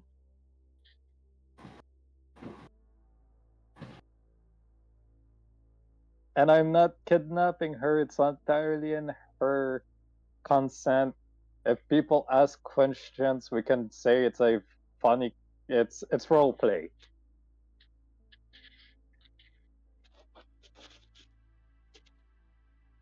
Well, anything can be roleplay if you're brave enough. Exactly. So you know, that's what it's role play. Yes, it's role play. Yes. Okay, what did I miss? Oh, nothing. I'm just defending the fact that number one, it's not a white van. Family van. It has 6 seats in the back, a large trunk. Okay. Uh-huh. And yes, while I am bringing a blindfolded K into the van and questioned via a secret tunnel that nobody else knows, it is not kidnapping, and it is with consent. If people ask questions, we can just claim it's role play. Don't worry about it. Oh god. Well, Oh god. What did I just walked into? Roleplay. Right. Right. Oh, hi right. then, Mom. Look, I was just trying to make little talk with chat, but then they started criticizing my color of the van, and I'm like, no, it's green, it's dark green, you know. Barrett's favorite And color. everything has to Yes, be green. friggin' green. Yeah. But if Yes, it's he has a green technically jacket, green eyes, green van. if it's the clan's van, it shouldn't be green just because that's what he likes. It should be a color that like Father Mori wants. Yeah, like No, It's the mystery machine. It's not Father. It's not a clan van. Barrett has enough money, resources to buy his own van. Thank you very much. He Okay. knows how to drive Okay. it. Okay. Mhm. He has exactly It's one point in drive. I mean, it's not like it's not like your Vix XX Vix star who has like a budget allowance and doesn't have resource. You're fine. You're okay. Sorry, Vic. I threw you under the bus there. My bad. Yeah, Vic's just gonna devour the storyteller at this point. It's like, oh my god, alright. You're messing with the bubbling. It's like, what? Yeah. Then, Mom, quick question: how am I supposed to do the role, like the thread and the session at the same time, or is that like the end of my session with Kaylit, or how's that working? No, don't worry. The one you have with Caliph, there'll be a separate thread. We'll just have to finish. We won't do your thread yet till we finish the one with Epione, because I want to establish what you guys did together in the previous night, so I know like if Epione's connected. So we'll finish your thread first before we put it in. Oh well, I think the way we're going is that Epione is brought to the subway station, so that like Varret escorts Epione to the subway station, and then they split, where Varret goes back to his haven to take the aforementioned shower and debrief Father Imori, and Epione goes back to her apartment. I think that's what we're going to do. Okay, alright. So we just want to go to that thread with Epione the next. It's like, that's totally fine. You still get XP for that thread. Yay. Hold on. Okay, so if it's okay, a little bit with you, we'll start first with Violets. That's okay. Okay. We'll just take off from. You declared going to a bar. Yep. She was heading down to go meet up with Chronica at the bar. Is it the Archon bar or just a Yes. bar outside of? It was going to be one of the Archon bars in the building.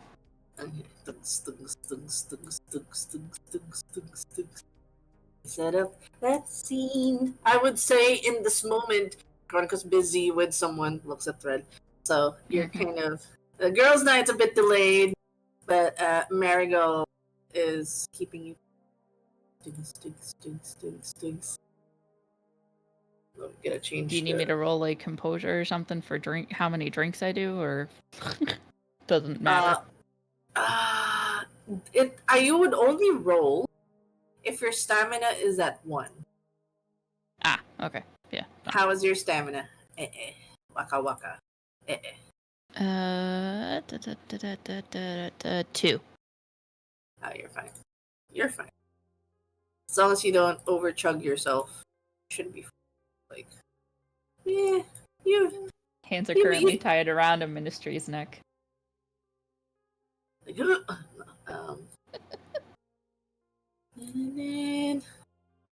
I would like to ask, ever since the prequel and the current Texas you've had in Threads, have you had a conversation with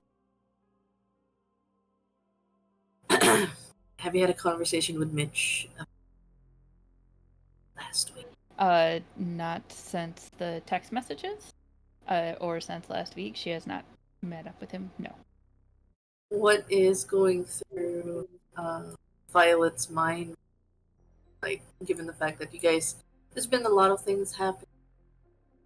What's your current feel right now?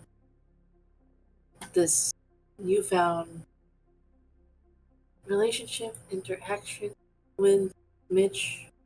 Can you at least give us a little Violet's headspace on how she sees this relationship? Yeah, Violet's headspace is right now. She is swooning for him and is falling for him. She can see herself continuing the relationship, even though she's perfectly fine with flirting other people. She is worried still, even though he told her that she will be okay and not to worry about the drop that she did in front of him when she was half asleep. She is still worried about that. but she does trust him to some degree, even though they had just met only that night into 2 nights from last week. But she does look forward to seeing him again for while he enchants and works up everybody. So she's kind of like in a muddled, like, I'm falling for this dude, but I'm also hesitant headspace. Of course, your best girl, shows up. Hey! Hi! Oh my god, you're drinking without me? Hey, Marigold, I wasn't sure what time you were going to come down. I'm glad that you finally joined. I mean, you know, it's kind of intense when you kind of have a stare down and use your Torador powers on a really scary bitch. Looks around like, you know what I'm talking. We were just playing, and you were staring down on her like, oh my god. Yeah, sorry about that, girl. I wanted to have a little bit of tormenting fun at her. What is your deal with her? Is she like a mean girl? Is she like the Regina George in your life? Do we need to mess with her a bit more? Yes, if we could, yes. Yes. Oh my god. You know I'm a writer guy for you. At least Willow for her house. Or like send her some gifts. Make it equally disgusting to make her smell more prominent. Like people are not gonna smell like the very intense perfumes, but like actually smell a corpse. At that, Violet will take a shot of whatever she has in front of her and just be like, "Yes, Queen, that would be amazing. Yes." Oh my god, yes. I wouldn't miss it or anything. And also, is there more to it? Like, what did she do to? I never got the story. TLDR,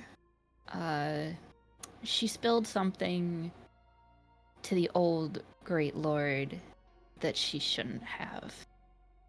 Oh my god, he's a snitch? Yeah, she's a big He didn't respect snitch. code. Oh my god, that's ill. Is he really dead though? I mean, like, dead? Like, I heard rumors. Like, did you hear? There was like this latest episode on like Call of the Night. Mel has a really nice voice, and like she also like played one of our songs, our like EPs. One of our covers. That so cool. She was actually here earlier. I got to actually meet her. She No is way. so cute. I think you'd really like her. She is so down to earth. But Is she yeah, single? I'm not entirely sure, but we could probably find out, maybe. Okay. But I have heard the rumors as well, and I do believe they are true, but I don't know how true, because there are things that happened during the night that I promised I wouldn't talk about, so...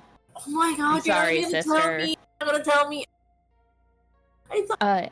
Only if Chronica was here would I get the permission. I can't. I don't want to get her in trouble. I mean, especially with I'm this not being gonna a say safe place. anything. I mean, I'm not gonna say anything. Right? Okay. She will actually lean over. Okay. Girl talk. God, she'll lean over and like real hardcore, very softly whisper in Marigold's ears about the fight with the Lasombra and how the Lasombra actually said that Dracula was dead. Like the lassie, like if she goes, she covers her mouth. Like the lassie covers her mouth again. The lassies. Yeah. Wait, like, you know, the lassies are kind of like, you know, the cult of the damned, right? Or that's the actual term for Sabbat. I know we keep using Sabbat, but in world it's cult of the damned. Cult of the damned. Yeah. So it's the lassies. Cult of the damned. Yeah. Wait, but yeah. no. The report said it was killed. Banana, for a hot second you cut out halfway Oh, through. But Call of the Night said, from what I understood, the bride said they killed Dracula. Like, girl power, empowerment. Down with the asshole. She looks around again like she's Yeah. Done with the asshole. Agreed. She'll giggle at that and be like, I totally believe them, but I'm also curious if they worked in tandem. I gotta find out. I gotta do some digging and pull some strings and get some digging and some answers. But can you just ask Layla? Aren't you and Layla like kind of close? Didn't you like work for her before? We are still close, and I did message her earlier, so we'll see if she responds. She is busy, and Armas is very protective of her, we'll say, in her current state.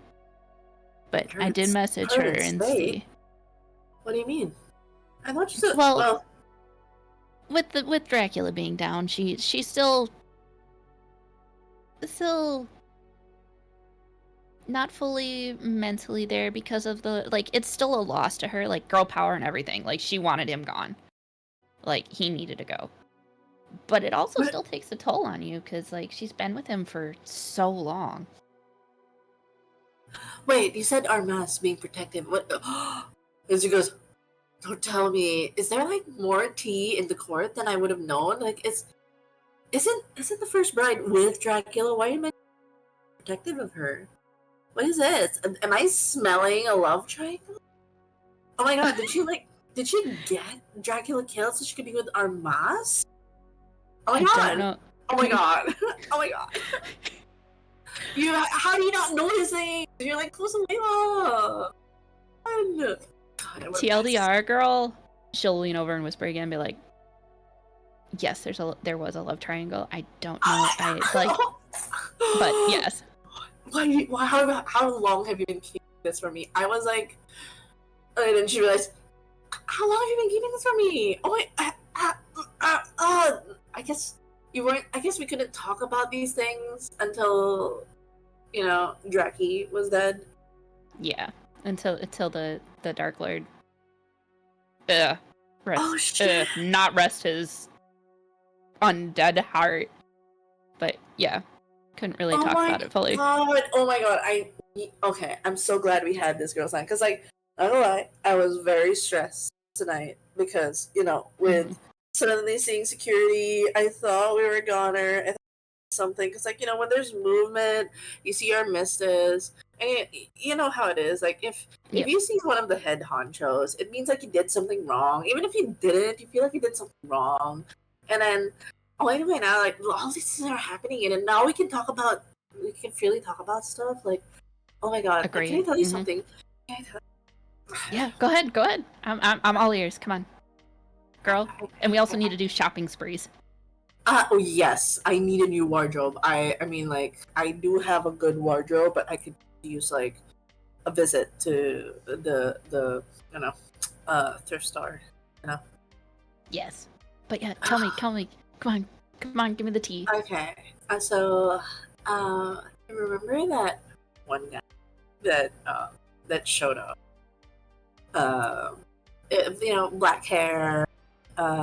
He looks European. You're talking about Vincent, that cutie. Oh my huh? god! Do you know about Vincent? Oh wait. I got to also work with him last night too.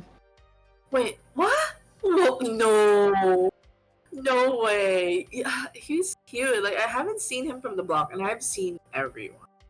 So it's like, when I saw a new face, I was like, okay, he's cute. I wanted to get his number, but we in business. Oh my god, why are you getting everyone that's cute? That's not fair. You're a Torador. I can pass you his number if you want. Oh my god, can you? Would he mind? Is he like available? I don't know. I mean, there is another too that you haven't met yet. You know that night last week that I went out with? He's kind of cute too. I guess. Oh wait, is that the guy with the glasses? Yeah. And then you see her face, like it's like a.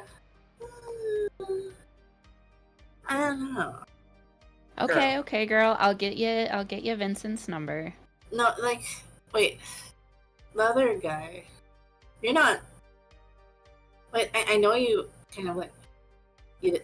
I know you told me about the hookup, but he Yeah. hasn't like messaged you for a while, right? We haven't gotten the chance to, but I did actually message him earlier after I got back, because he's being asked for some specialties that he can do. Violet, you know I love you, right? You're my ride or die. Yes. I would. And you are mine. I would do anything for you, but I don't know. The vibes off with the one you met at the end. Probably because I don't like the end. I don't like the people there. The fact that he was Agreed. there was already like kind of flag. I don't know. What isn't? From what I know of the guy, he's kind of like.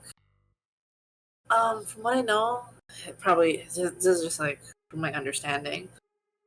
Like, his sire is like this crazy woman who just like murdering left and right. Like, she's into the thrill of things, which kind of is like, you know, like mother like son kind of vibe. Oh, that is news to me. I'll have to. Oh, I might be It's like, sitting down and chatting with him for a while then. I mean, Next I see you. and then she kind of looks. You know, you have a thing for bad boys. Like, you have a record for that. So the fact that you find him cute, I just want to, you know, take care of you. And it's crazy because, like, okay, you know my clan, right? Yeah. So, we have our fair share of like fights. But I gotta say, my sire really doesn't like that particular Tremere because they're kind of like, as she said, it was like she's a bit of a sadist, and not in a fun. Okay. She takes another shot. And it's like, well, I'm sorry. I I've don't want to burst your bubble. It's your choice and all, but I'm looking out for you, and I don't want you to get. Especially like, you know what happened to your sire? Like, your sire ended up with the most asholic dude. I just don't want you to end up being with another Dracula. You know what I mean? Like, and I and appreciate that. Yeah, that is a good point. I don't and I how don't long want to have go you down known that this road. guy? Like, how? This guy? 2 nights so far. Do you guys have like sex? She'll blush and just like, well, she can't blush because she doesn't have her breath of life on, but like she'll like side eye the other way and just like sip her drink rather than taking it as a shot. It's like, oh my god, oh my god, like how, like, did he make you feel something? Not gonna lie, he did. Oh my god, this is serious. Like, you know, if it makes you feel alive, oh my god, that just says he's dangerous. You better watch out, girl. And, like, you know how it is with you and bad boys. It's like when they make you feel something, like feel alive, scary. Go for the good That's boys. that is true. Well, if you don't, You are right. You are right. I hear you and I agree. That I will. I consider. You are my ride or die. You are my true and true. Though, like, is the guy you met last week?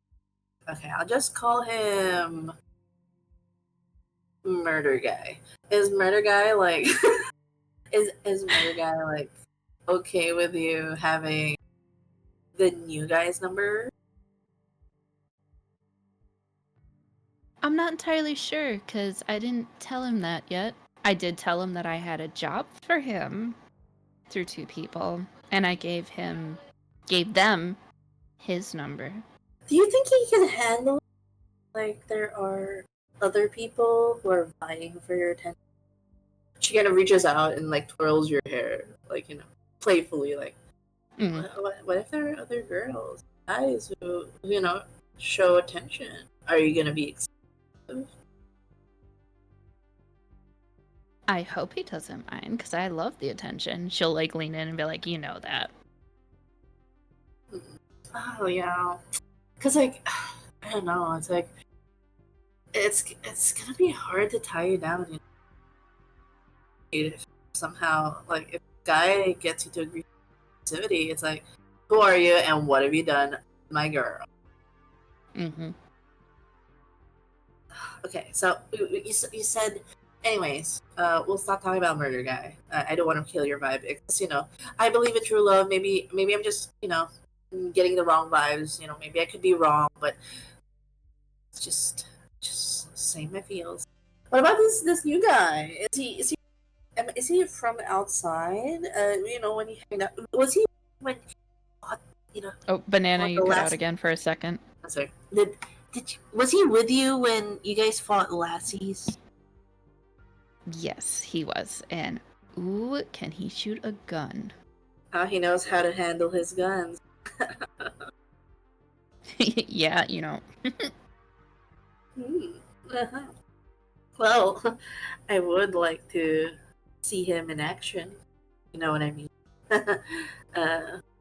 If you don't mind, I'll send him a text. He's really cute. Like, he's really my type. Dark hair. I like accent. I mean, if you're I okay with see. sharing, maybe we can share him. Of course, we can share. Definitely. I don't mind. If he doesn't mind sharing, of course. We'll have to find out. But yeah, I'll definitely give you his number, girl. And she'll like slide her phone over and be like, here. And she excitedly takes it and then, well, cheers to this. To all loves, all forms of love, and cute boys that won't stop, being so hot. Yeah. Click. Agreed. Cheers. And she'll clink her glass. And, let's have a sign. Yeah, there's a lot of things happening, but there's also a party that's happening in Archon. I have to say if we're gonna be. Sorry. Banana again. You cut out. I got the Archon and then it cut out. Okay, Banana. Basically, Marigold asked Chronica, agreed, told that they would be performing because she heard there's a party on the weekend. Are we performing? Are we one of the bands that are going to be performing for that event? Violet will, yep. Yes, we are. We will be playing again here at the Archon for Armis's, shit, I can't remember what it's called. Unification party. Thank you. The Unification Party. I'm like, I know it's a party. It's a party! Oh my god, it's like, is this for real though? Like, vampires getting along? That's new. I'm hoping. I mean, our band does wonderfully. We're different. You know that, right? We're kind of like oddball. But you know how... True. You know what it's like in the end. And, hello... Mm-hmm. Do you think Elena would actually be nice and buddy-buddy? No. Not at all. Mm-mm. They might put on a face, but I don't think she will. Yeah. But don't you think it's happening a bit too soon? Like, suddenly, oh, we just decided we're Dracula, we're gonna be friends now. I don't know. It feels too fast. True. But it is what the brides wished for or hoping for, so we'll see how things go. God. It'd be nice, though, if we all could be friends and stuff. Yes. But... seeing the Lassies were fighting, though. Ugh. You be careful out there, right?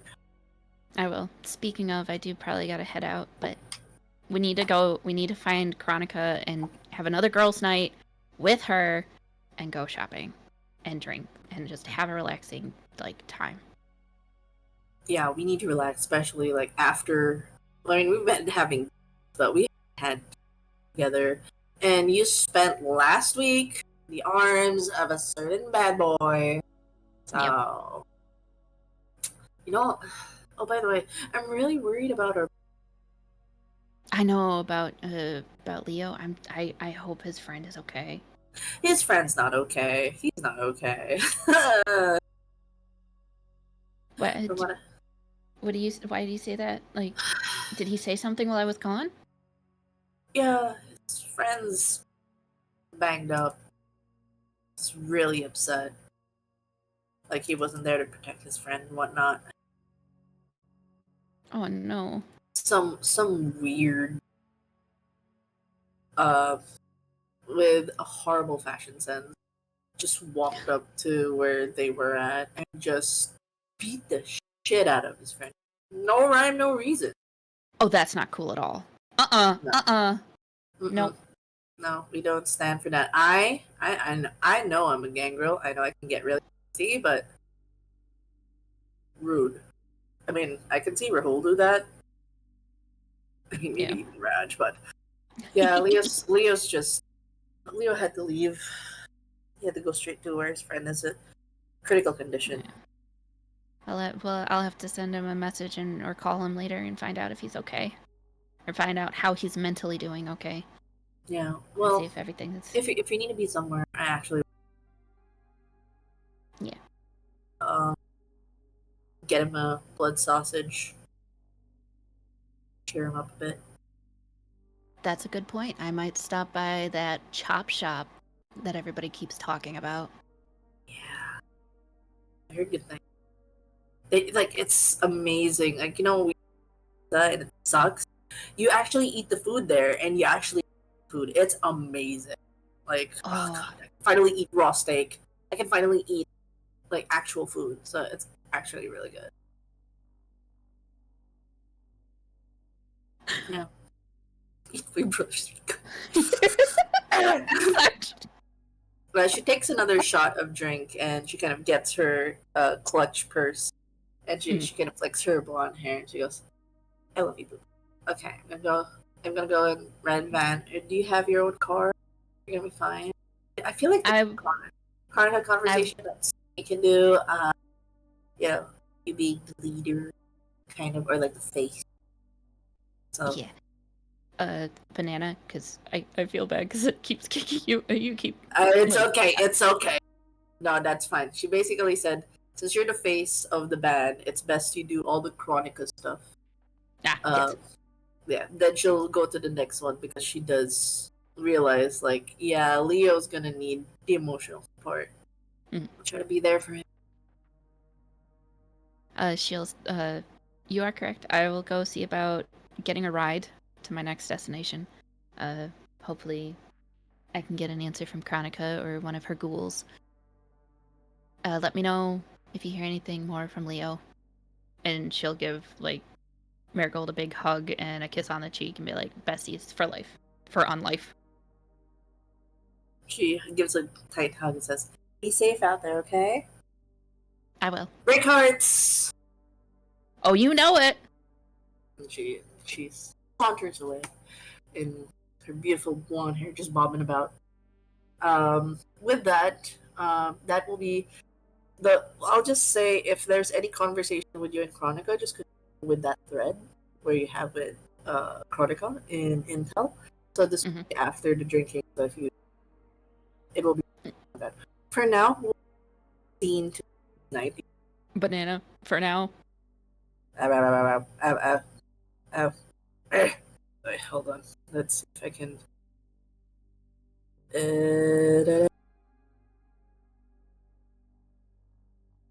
Hello. Hi. Hi. Okay. I adjusted the volume a bit. But yeah.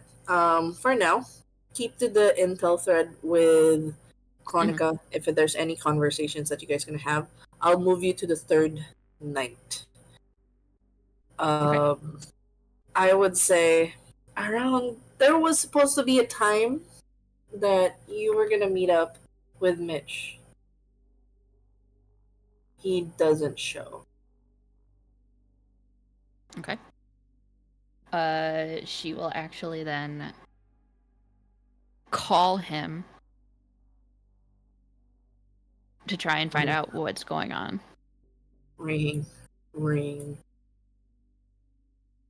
Mitch, do you answer the phone? Yeah, I do.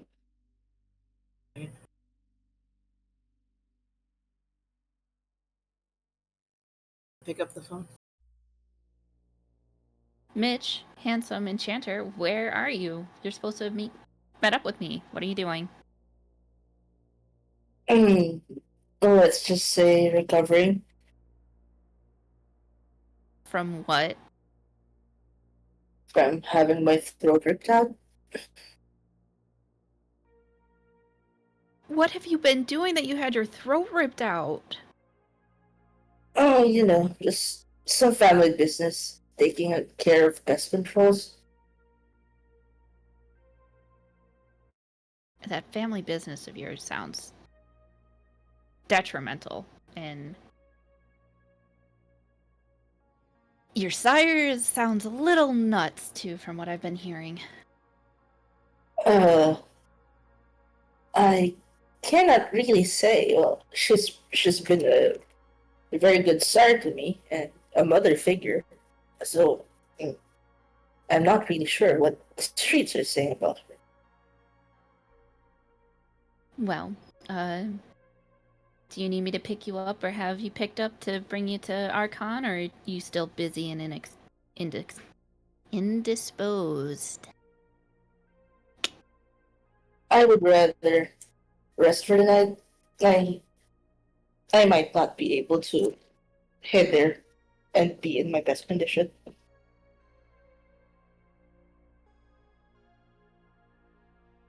She'll sigh, like a kind of a sad sigh, and just be like, "Oh, I really was looking forward to seeing you again." Well, if you insist, you can go to my place. We can just meet there.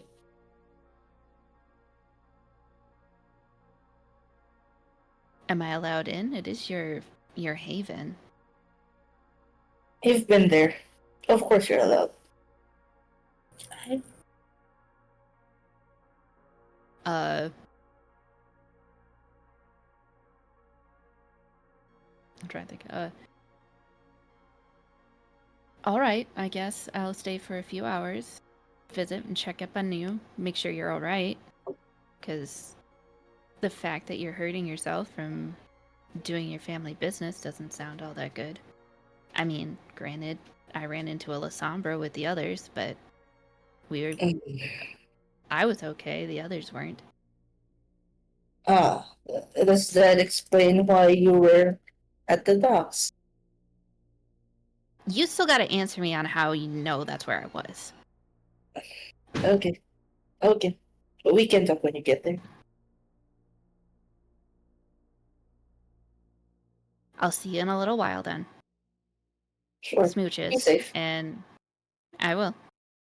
She'll hang up the phone and walk over to one of the ghouls at the Archon. And if she can get a ride to Astoria. I'll bring you to us. I don't have an image. Just imagine this. Yeah, it's fine. I don't have a story. That's probably for next time. Astoria apartments. What you feel Mitch would have as a good apartment? It's on the thread. The thread. Yeah, the thread. It's in there.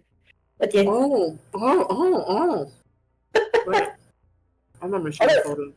Although it's not nighttime in that photo. Is there a way to make it nighttime? I don't know. Make it black and white. Lol. You're right. Oh, that's a. Okay. So you make your way towards the apartment. There's a familiarity to it. As you head up, how does one usually get in? Kind of like the apartment. It's like, do they just have a secret key, a secret code?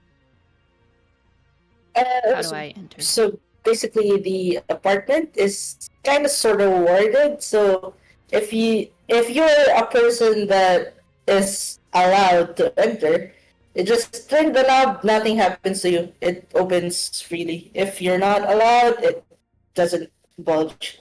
Mm, No matter what you do. simple arcane locks. No, it's not. Uh-huh. Alright. The door twists and opens. You are Ah. Wait, what? It went banana rubbed it on me. What happened? Hey. Yeah, just imagine it's nighttime. Yeah. Imagine it is night. You enter the apartment. Where is Mitch staying? And on the couch where on the corner where the two couches meet, he's just laying there Mhm. and like I will- holding his throat, like scratching it every now and then. You do have a wrap on your neck. A thing that I will ask just to pull in Cosmic real quick for Warden. Mm-hmm. I would assume, because I'm assuming this is for Mitch, that you actually do head out after threat, bloody. Mhm. I want to know Warden's action. Would you have helped with patching up Mitch? Check on him. I just wanted to know what your actions would.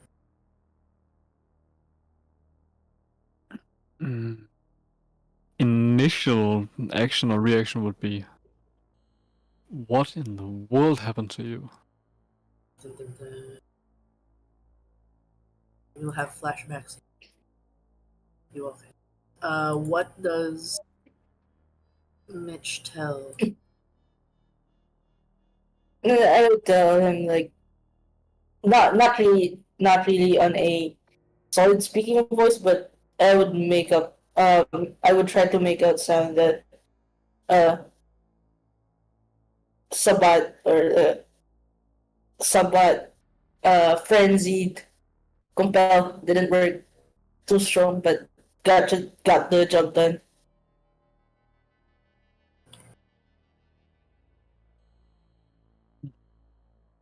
Mm, And then just give him like a thumbs up, a weak one.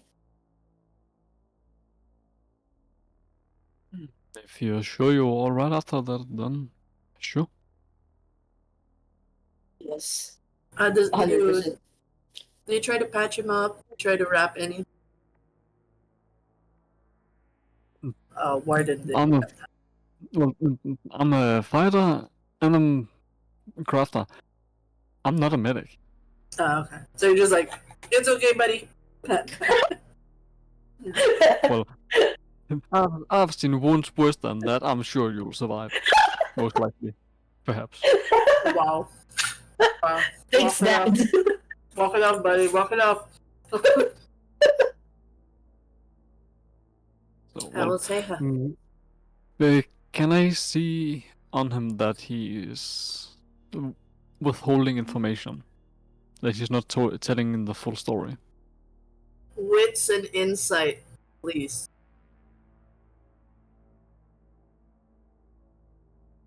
Oh, actually, are you using your height? Yes. So it'll be a wits.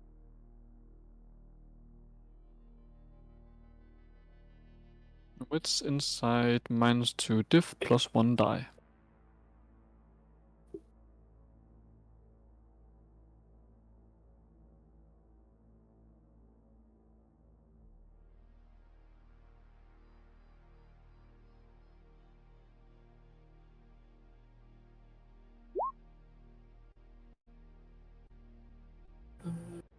Okay. Not as great as I had hoped, but Yeah, and it says here difficulty 3 or more, or the overload causes a state listed. I would say in this moment, as you were just trying, insight. You cut out. No, I was still going through. As you were checking your insight, like you're trying to read if he was being honest or not, you can tell that he's downplaying the injury. You can't put your finger on it, but you feel like something else happened. Not sure what. You can't put your finger on it. Yeah, there's more to the story than just he got attacked. What exactly, I have no idea about, but I know there's more. Yeah, it's just more like it's a typical like damage control. They won't tell you the gravity of the situation. So you're dealing with knows how to talk red tape. Oh, everything's fine. It's all good. Something else happened. They're not gonna tell you. Very bureaucratic in a response. Yeah. Alright. Mm. Then I literally can't do anything else than go with flow. Hold on. I think I know what the problem is for. Hello. I think it's too sensitive. Now it's too sensitive. Yeah, that sounds better. Okay. I'm just testing the mic. Yeah. Yes. Someone old scoffing. Okay. With that, as you continue to, I need you to roll. This is a perception roll. You did an insight roll, so a perception roll of wits and awareness, please. This is for Cosmic. Yeah.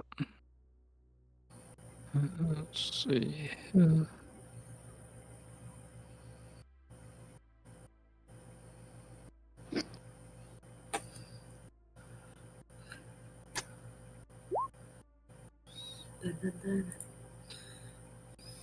Ooh.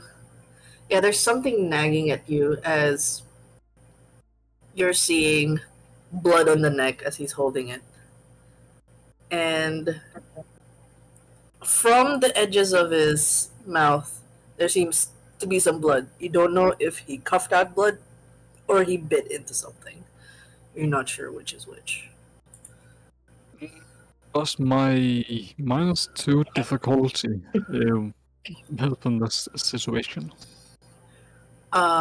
No, because it overrides the ability of your aspects where it defaults to 3. It has to be 3 or more. So it can't lower it so that it's fixed to 3. Auspex is just an additional die, the heightened senses, but the merit with the side is lower the diff by 2. Yeah. Even then, you're still 1 short. Alright. Unless you want to use your willpower for it. That's an option. If you want. Sure, why not? It's there for a reason. Gamba, gamba, gamba.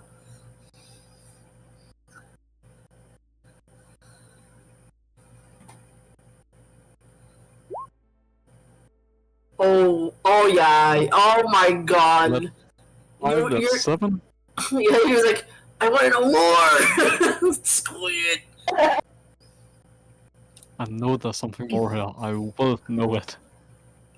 You realize, at the very least, when you look, I want to ask for, at least for Mitch. Mm-hmm. What's the color of your eyes? Teal. Teal. His eyes are very dilated. Alright. It's almost black with a rim of teal. And Oh, then. you realize, like, when he's talking, you can tell there's like a wipe on the mouth, but he definitely bit into something and dragged into something.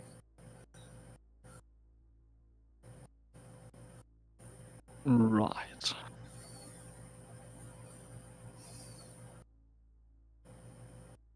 Well, I'm going to be very perceptive on our way back. Just in case. Yeah, he seems to be, like A bit nothing's high. changed. It's more like he's composed to composed.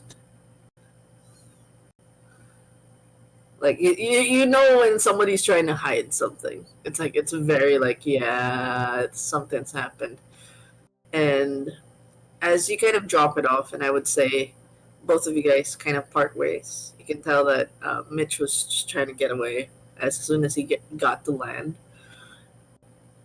As he turns, before he turns, from where his bite is, because of how intense your crit is, from where the bite is, you see visible black veins from where the two holes are as he turns away. Right.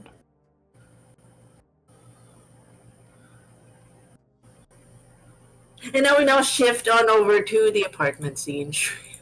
What happened? What happened? What happened, buddy? Good pal, good chum.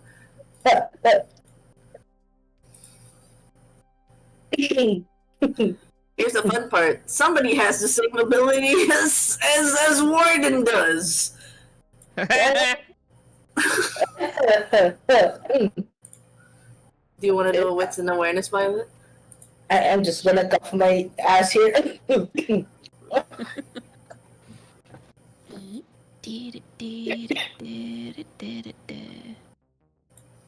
I believe in you.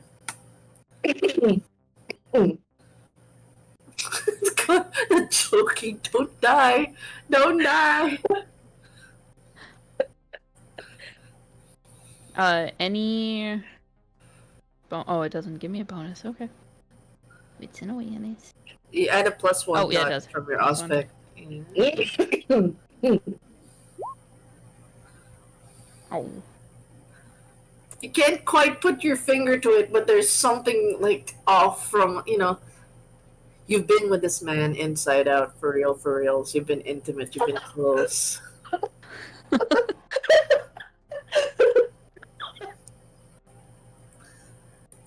And Okay. there's just something off. You can't pinpoint it. It's like, I know it's him, but it's not. And your instincts don't lie, in a sense. Like, you're looking at him. You know it's him, but it's also not him. You're not sure why.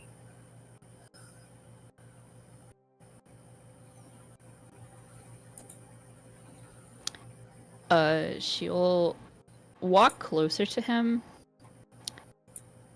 and sit down next to him and be like, try and take his hand away and just be like, what did you do? There's something not right. You don't smell right. And there's something off.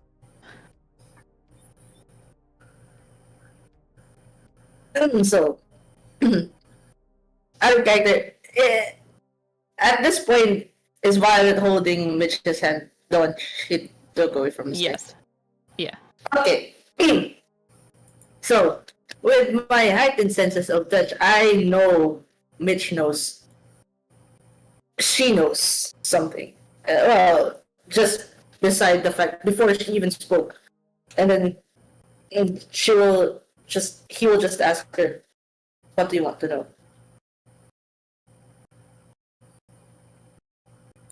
Two things. One, you still need to tell me how you know I was at the docks. And two, what did you do to get this cut? Or ripped throat ripped out. And how are you even talking with your throat being ripped out? So, for the first one, Mitch would point. Well, he saw that the brooch that he gave Violet is on the print on her jeans. So Yep, it's on her right hip. yeah. So with his free hand, he will just point at it and tap the crystal in there, and then he would honestly tell her that this one is a bloodstone tracker. I did not give you this to track your whereabouts, but to make sure you are okay. If you want this off, I can destroy this right here, right now. Number 2. While you were dealing with Sabats yourself, I was dealing with 5 of them with 2 other friends. We almost got killed, but luckily we were able to take care of them. And this one, he points to his throat. This is from one of them. And I was trying to dispose it. It bit me. It wouldn't stop. I couldn't do anything until I was able to.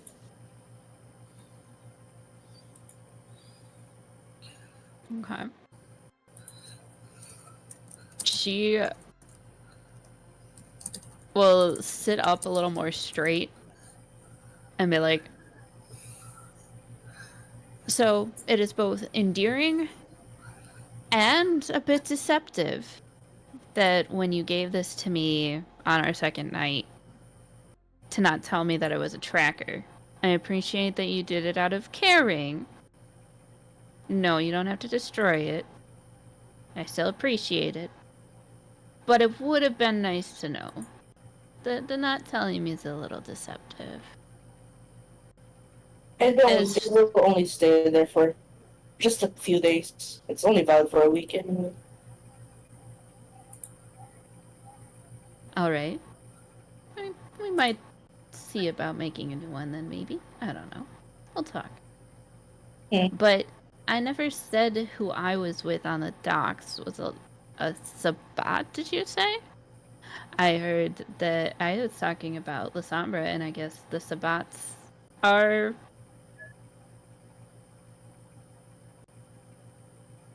Part, or Lasombras are part of the Sabbats. Or can be. But one of my mates talked to me about how bad they can be. But I never hinted at what I was fighting.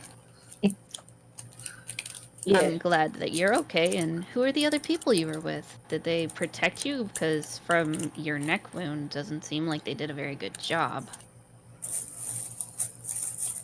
For the first question, you mentioned earlier that you're fighting Lasombras, and we interrogated one of the Sabbats that we were able to capture and stake.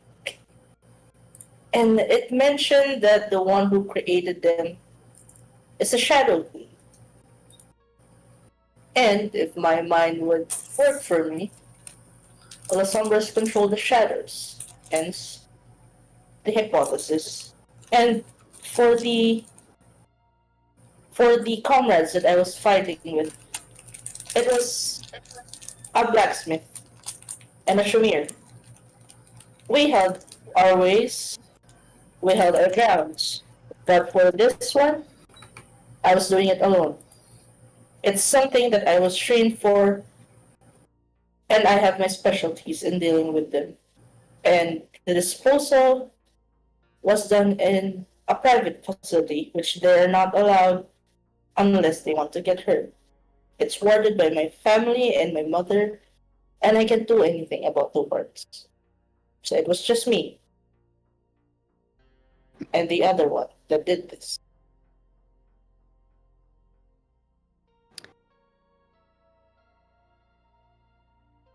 With the mention of Mitch's mother, Violet would actually kick on her enchanting voice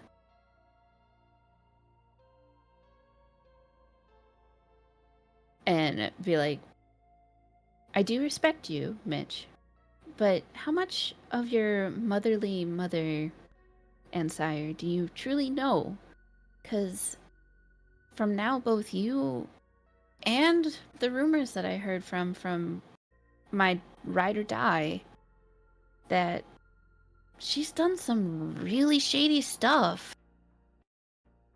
I want, like, all vampires to get along. Like, that's what I'm helping and trying to help work for, and what the brides are working for. But like, your mother's, everything that you're saying about your mother right now is sounding very secretive. With that question, Mitch would just let out a small smile and he would say, I was only allowed to know what's necessary. I don't have control over my mother. But if you're curious about what the family really does and what the brides are currently tasked us to do, we're in charge of, when I say pest control, we deal with the subplots and those that are under blood hunt. How many blood hunts do you have right now, and pest control? Pest control is Interesting. just on an as need basis. As long as one is proven to be a sabbat, we need to dispose of them. As for blood hunt, I currently have one that's The- due within the week. At that, by the way, as you speak, there's a sensation in the room. It's the one footstep that you dread.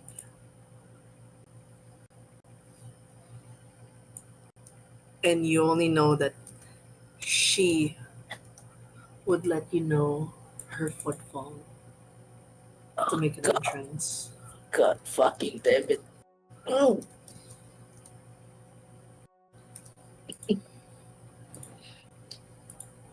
Ugh. Mitch really just lets out the sigh and then would literally whisper, God fucking damn. As you say that, I would say not even your Auspex picks up on this. By the way, that's how scary quiet it is for. This is scary quiet for Violet. By the way, I believe it. and there's a cold tone coming from behind Violet as he goes, you know well to not speak of the secrets of the family. You give it so freely to a stranger.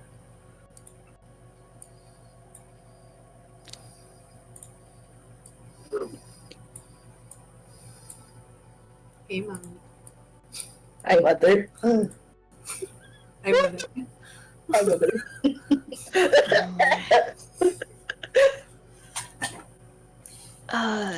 By the way, Violet, you feel eyes. It's like as if she heard what you said just moments ago.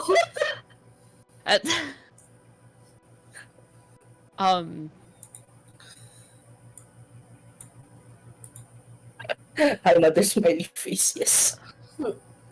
I'm trying to think like what Violet would do. You feel her move, but her footsteps are not heard as she goes, Mitch, you do understand those outside the family will not comprehend the work we do for society, for this kindred to function. We get our hands dirty for their hands to remain clean, for them to enjoy the nightlife, the parties. You understand this, don't you? I do, mother. You know, you have crossed many a code. I would have forgiven your first grave mistake. Losing a family heirloom, a gift for you. I would have forgiven. making a mess of our facility, I would have forgiven. But allowing a whore in your house, allowing her to speak ill of your mother, and for what?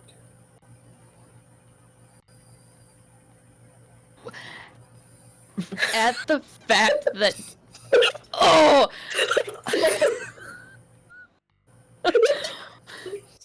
I'm sorry.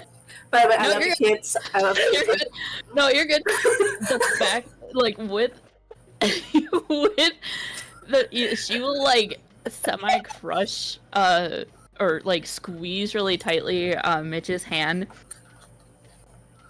and her enchanting voice will then also switch to Daunt. She's gonna kick on Daunt and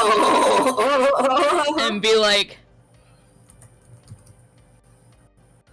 Toreadors are not whores, just because we are able to get those who swoon. Did Lady Layla not teach you well? You see her like flick her eyes at you, knowing that you're using your abilities. And Layla put her investments to waste with you. And then she kind of scoffs. You really think your powers would work on me? You lowly childer?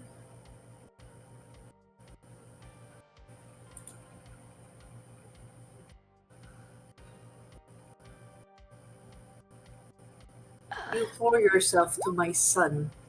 I can tell you've made him feel what little mortality he has, his humanity, in the sense of its flaw, being a man. I'll applaud you for that. Toreadors have a way with men, even the undead. You know how to make other heads move. She will not understand our ways. If you wish to continue to be part of this family, I suggest you end this now, and we continue to find what it is you've lost, make up for the sins you've committed. Violet will actually stand up, stare down Moriarty, take the brooch off, chuck it at Mitch, and just be like, make your choice, because I will not stand for someone throwing slander at me. And she will walk out. Alright? Mitch, your goal! I mean, if you come back for this, You need to come here.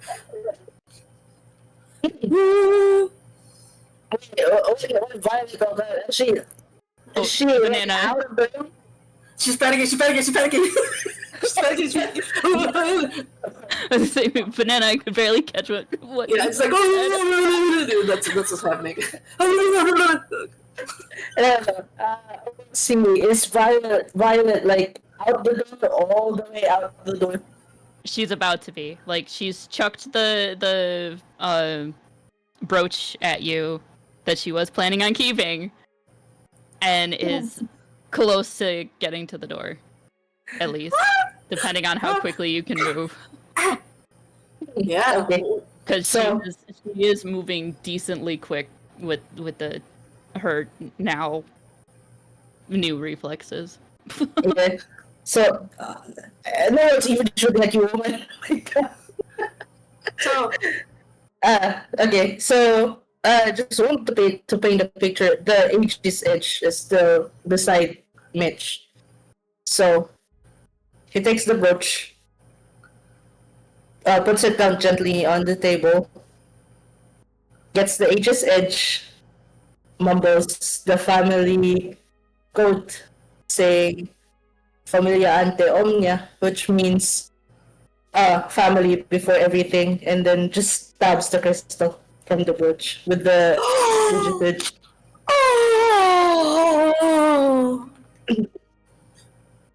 Her eyes glance.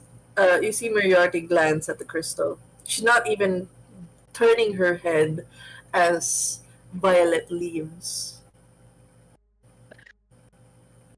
And the door Oh, slams. And she goes, "No.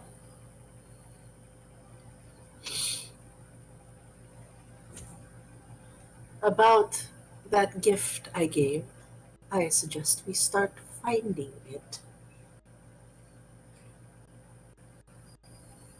Yes, we should. I've been preoccupied and impatient on finding it. You see her like immediately walk to one counter. You know how scary quiet she is. She's already put a folder there on the side for you to discover, but she just grabs it, puts it on the table. Yeah, I get the folder and then open it. It's a Ravnos. You can confirm it with the footage. If we can. The last location. He's elusive. But we will find him. We have a name. When there's a name, there are trails. You've gotten slow. What have you been doing last week?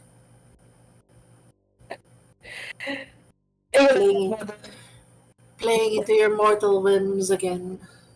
Is this why you even considered a relationship with a throwaway Torador? As if you want to talk. As if you didn't act in your mortal senses when you chose my mother and embraced me just to be with her. Should I regret that mistake with you then? She stares pointedly. I don't know. I did it for her. Yeah, you did, for sure.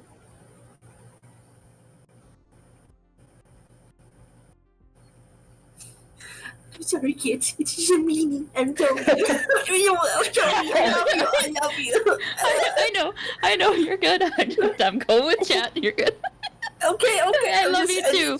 I love you too. Mwah. Yeah. He goes,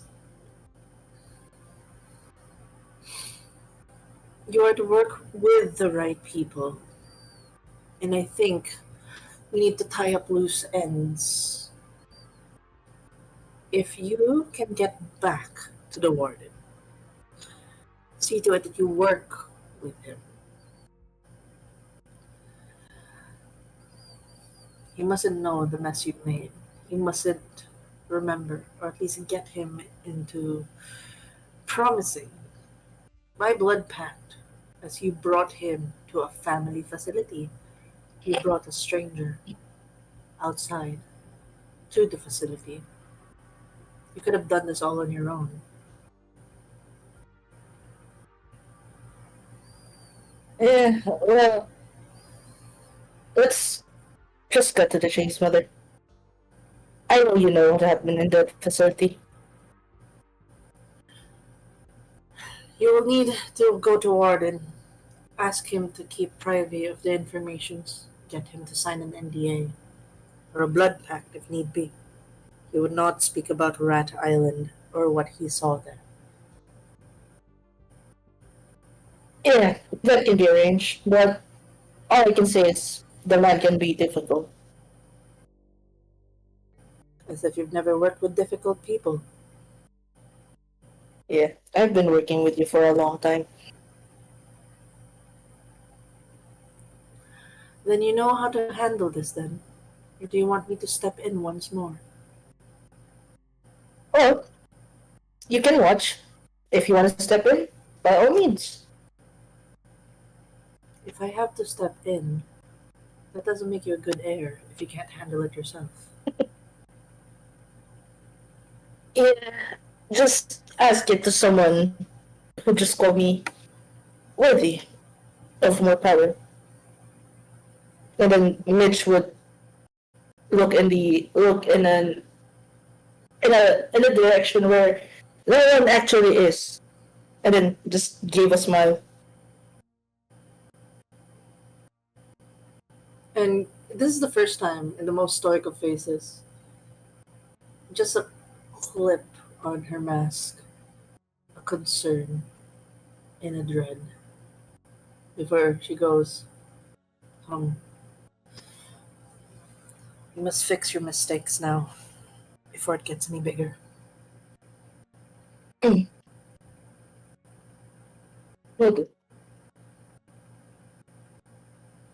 You both step out of the apartment and make your way towards the end scene. We're gonna end with Cosmic, if that's okay.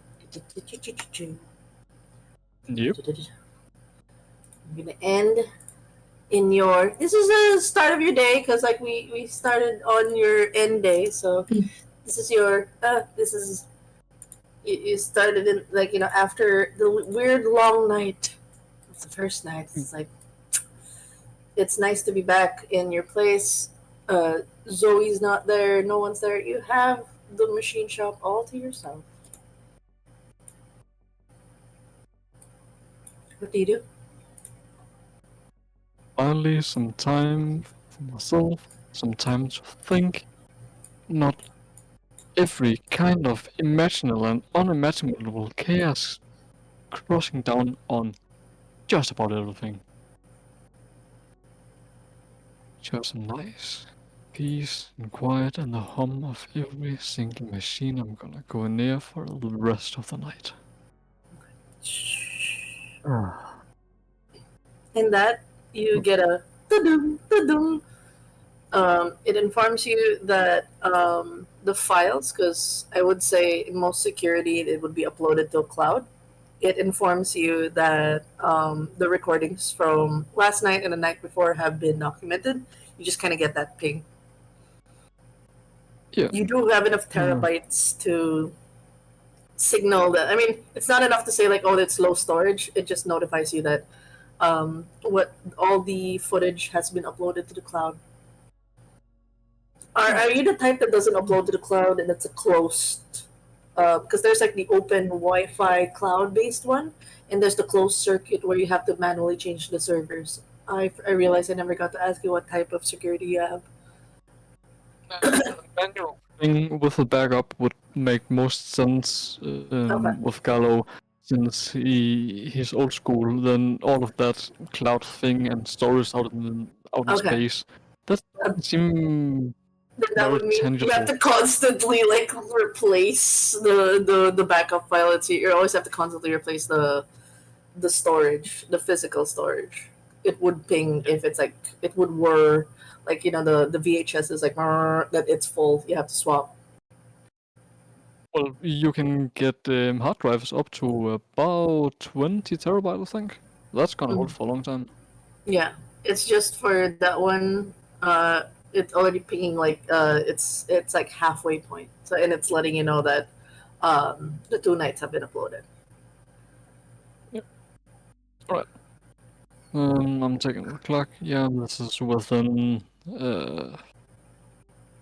usual time to wake up and check the shop, like time-wise. So yeah, I go to my computer and see what have happened since the beginning of the previous night, and then all the way through the daytime, where my daytime workers, or my herd, they have been working in the shop, just to see that the past 24 hours have passed as expected.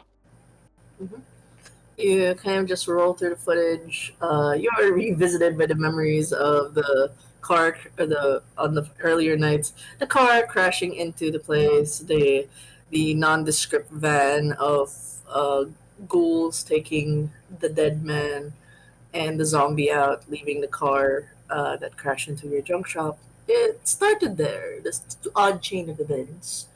And there was footage of Zoe coming in. Both of you driving out. Footage of nothing happening so far. That is until you see much to your surprise, a sedan comes in. They're static from where the person would be sitting, so that indicates that it is a kindred.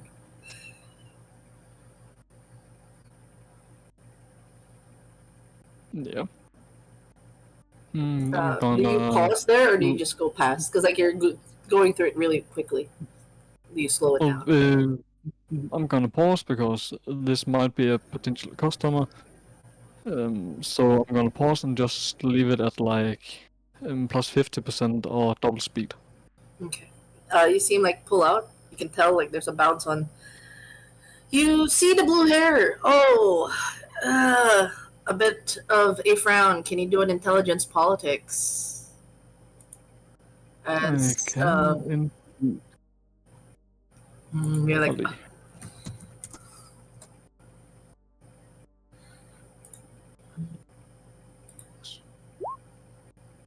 I have no idea.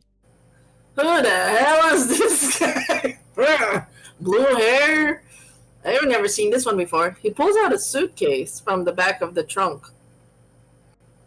Moves in, tries to knock, and he actually like looks around, like he's trying to get in your machine shop. And he looks, and then like you can tell he's annoyed. The suitcase, however, I need you to do a intelligence and investigation.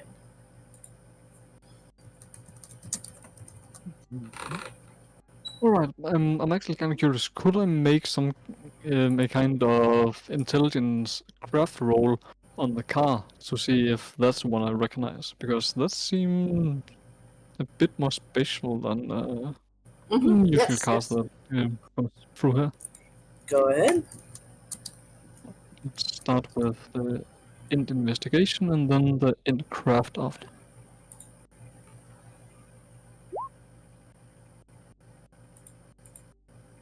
This is just not my night.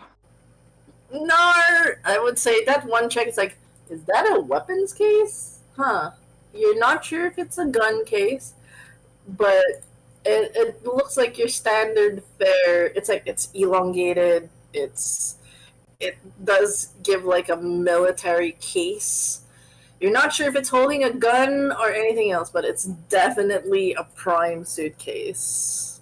Modern. As he's just carrying around it. And it's definitely have some heft to it. Now you can roll for intelligence and craft for the car. Alright. Yeah, and that another thing about weapon cases makes a lot of sense. Alright, 4. Oh, you crit! Look at that, baby. I'm gonna show you the car over at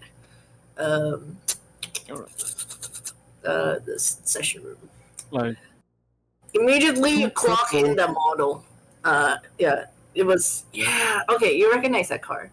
It is one of the most expensive sedans in America, especially in the 80s. You've seen this car. It's a good car. It's a Lincoln Continental Mark VI. You know its engine horsepower is 140, 5.8 liter V8. Base engines, it's a 129 horsepower. That car can drive. And it's built so strongly that it stood the test of time. It can be a 50-year-old car, but it's a drive like a demon. Whoever owns this knows their cars.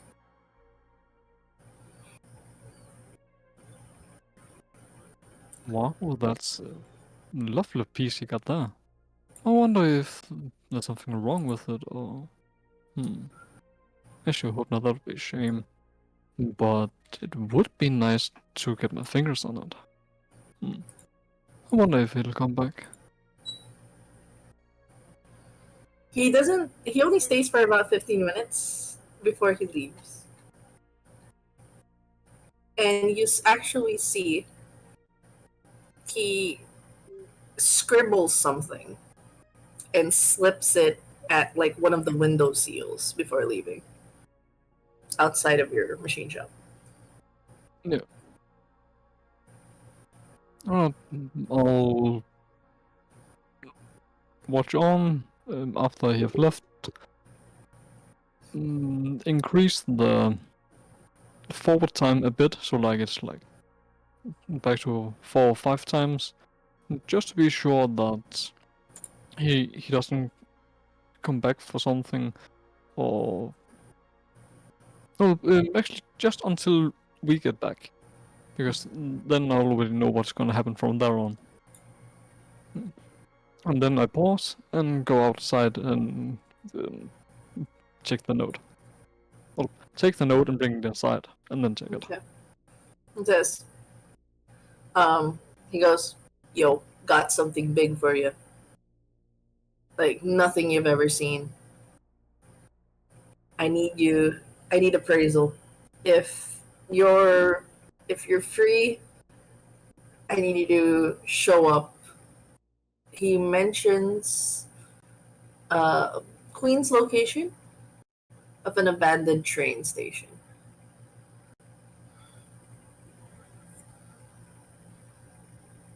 Alright. And is there any time listed on it or something like that? He does tell you that he'd only be there. He does write 3 a.m.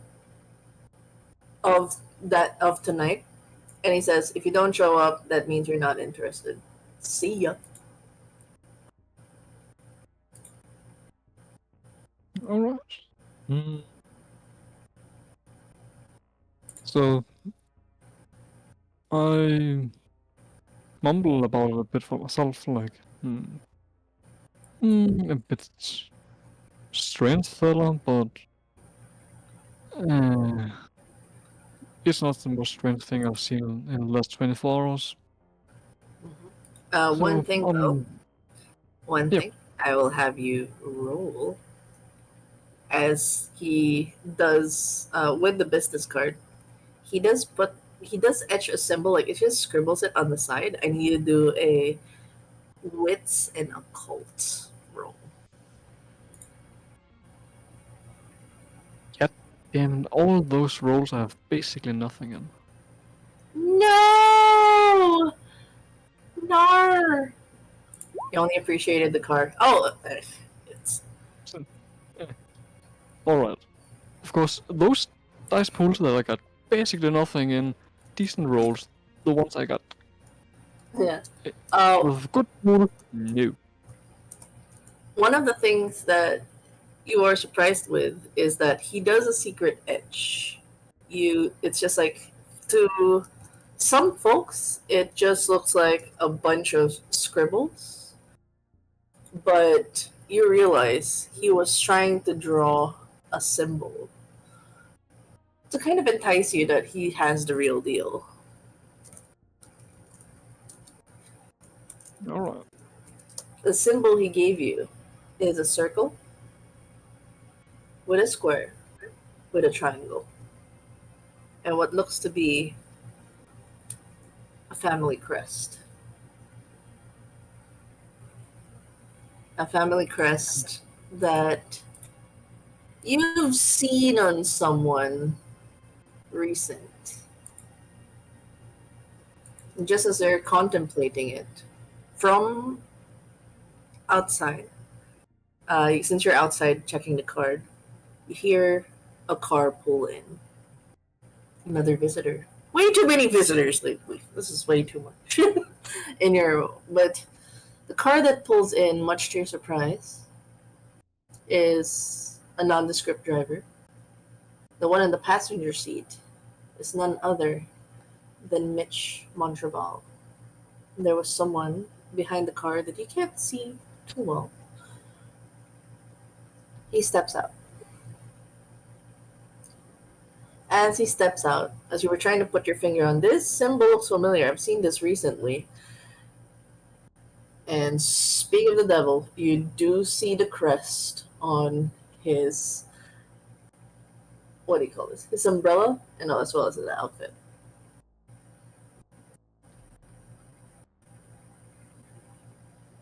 Oh, yeah. He has the symbol on either a part of his body or like on the car. No, as a part of his body as he steps out and walks to you.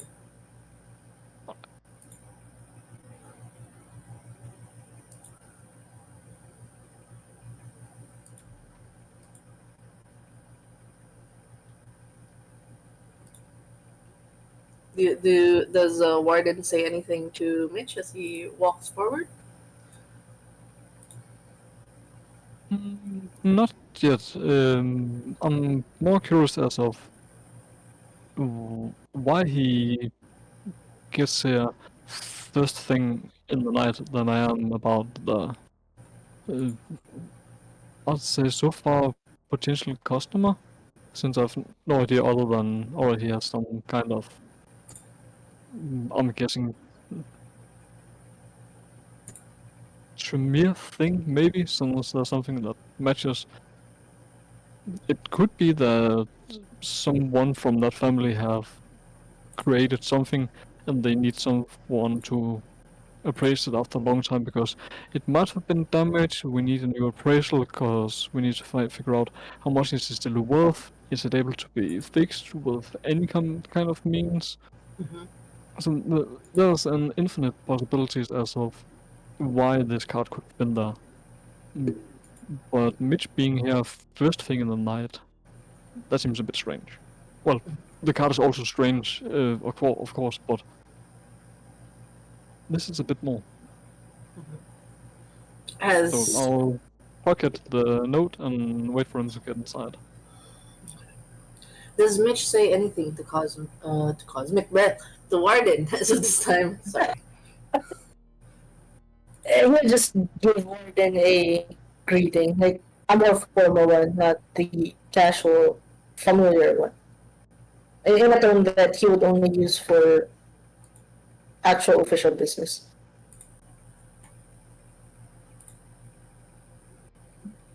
Alright, official business this time. What would that entitle? I need your help with something, Mr. Warden. Oh, Banana, could you try that again? I need your help with something, Mr. Warden. And you want my help? Yes. There's something that I own that's been stolen. And you, being a blacksmith and weaponsmith, I figured I could source your help for it. Alright, what's the what's the description of this weapon? What is it? So basically, Mitch just did not speak, but fishes out something from his pocket, and then just showed him the picture from the footage that came from the folder that Moriarty handed him, and just showed it in front of Warden's face. Yeah, it's like, it's so weird. You just saw this guy in your security footage as it blue hair, red eyes, but like caught in a different angle. Who is this guy? Like your role. Who is this guy? Who are you? Very on brand. So I get handed a picture of the blue-haired guy. Yes. Alright.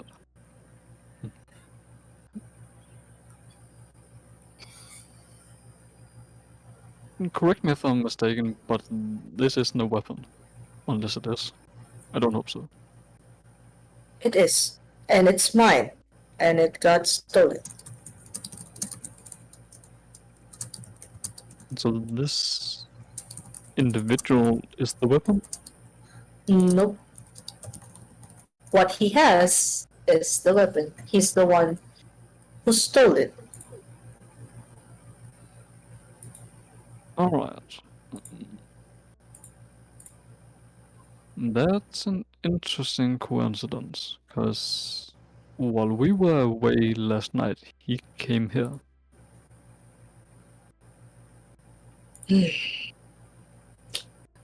Is there anything he did or say? Hmm. He looked around the shop for, I don't know, 10, 15 minutes maybe, in order to see if the place was actually abandoned at the time. And left a note about some kind of appraisal of an object, which I'm now quite sure is whatever he stole from you. And Mitch just lets out a sigh, like a very tired sigh. And then he was like, he has a weapon that should only be mine. And if he mentions something about it, would you know how to track him down? Or maybe did he leave any clue about when he's coming back or when he would like to have the weapon appraised? By any chance? He would actually like to have me meet him somewhere tonight before 3 a.m. So I was contemplating whether or not to go. And it might be a good opportunity to see what else is going on in the city right now. There seem to be chaos uprising, to say it in layman's terms. Do you think you can have me tag along with you? Maybe, use your vehicles just to not be suspicious? Not to spook him out? I guess we could, but then you should be hiding in the car, because I'm quite sure that he would know what the owner looks like. So if I come driving to our meeting place with you in tow, you can see how that sounds. Yeah. Let's just say I'll hide inside your truck. Yeah, we could all... And yeah, if anything, I can just use some obfuscate abilities. If necessary, that is.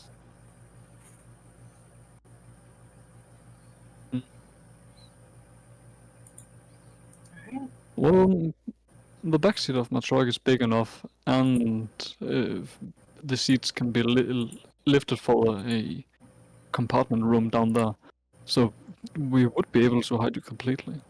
Though I need to remove some of my tools first, but it's doable.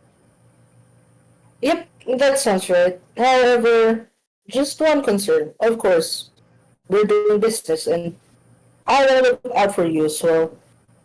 If anything happens, well, let's say an encounter, perhaps, would you be fine, or is there any way I can get out of your truck right away? So maybe, lend you a hand. Of course, I wouldn't want you to get injured because of this.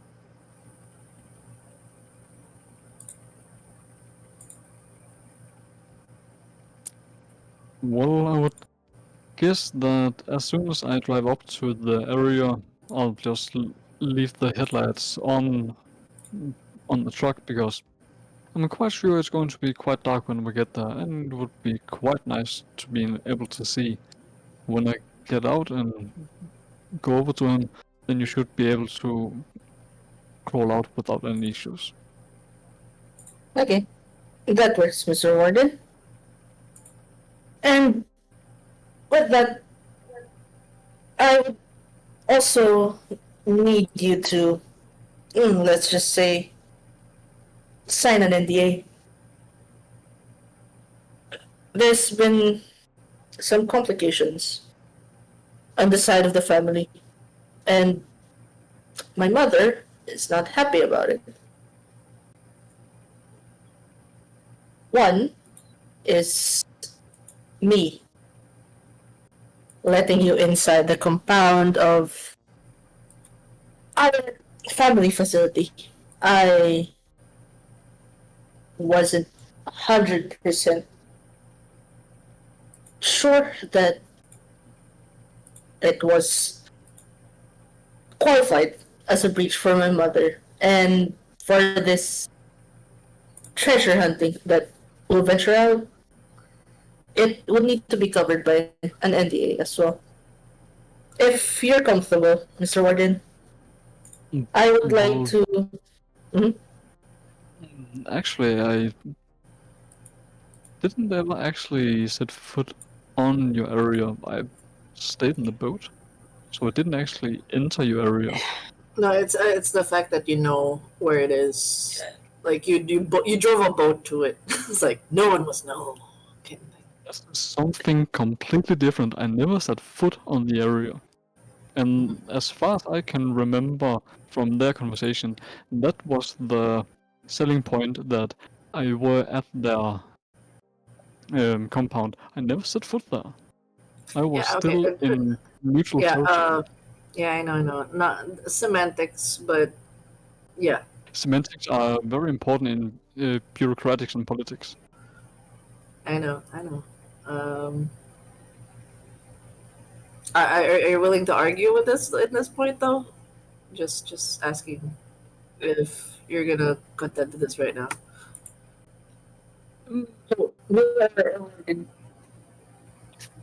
Both yes and no, because with Gallo, that's like, well, I never set foot there. You said that I were at the, on the compound. I actually wasn't, so I don't see any reason to sign anything, because besides bureaucratics ain't my thing. Yeah, you're literally setting foot there, but the surrounding waters and I didn't catch the start of that. yeah, so I know, Mr. Warden, I understand where you're coming from. You did not literally set foot there, but the fact that you know now where it is and it's a private family facility, and the surrounding waters were still part of the territory, I would just need to ask for your cooperation if it's possible. It's for your own safety. I don't want anyone getting harmed by my mother again on the very same night. It's already too much. And then it's like Mitch let out another heavy, tired sigh. Like I know it's only the start of the night, but he's already tired. He's just so done with it anymore. With everything that he heard and saw. Hogs! Sending hogs! Ah! Well, I guess to some extent I could, but not before I have some third party having a look about it, because I only got a bit of knowledge about specifically finance, not general contracts or specific special contracts or what else types there are about them. So if we can bring a third party in to read it through, then alright. Yeah. Regarding a third party, would you be comfortable? Because, well, with how the family operates, we've been very private and very closed off with anyone, and apparently I've already let way too many people in this family business. Would you be willing to speak with someone that can may or may not be sort of directly involved with the business itself? There's too big of a chance of one-siding there. I would feel much better with a third party of my choosing, but of course someone that I know and knows how to keep quiet about everything. Who will it maybe, if I may ask? And that's not something I would like to discuss before I know if they're going to say yes, because they have a rank and a status somewhere that wouldn't necessarily mean that they have ease at getting around. Well, if you can have someone to look at it and perhaps accompany with it, can I have someone accompany me as well? You know, just to clear things out and make sure everything's in order.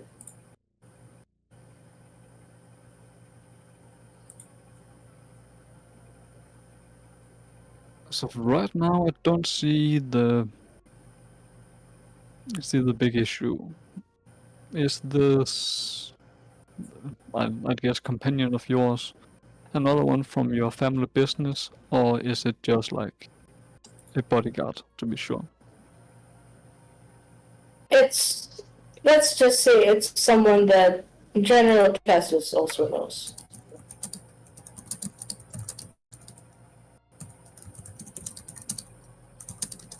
Alright, so it could potentially be someone else from your family. It can be not.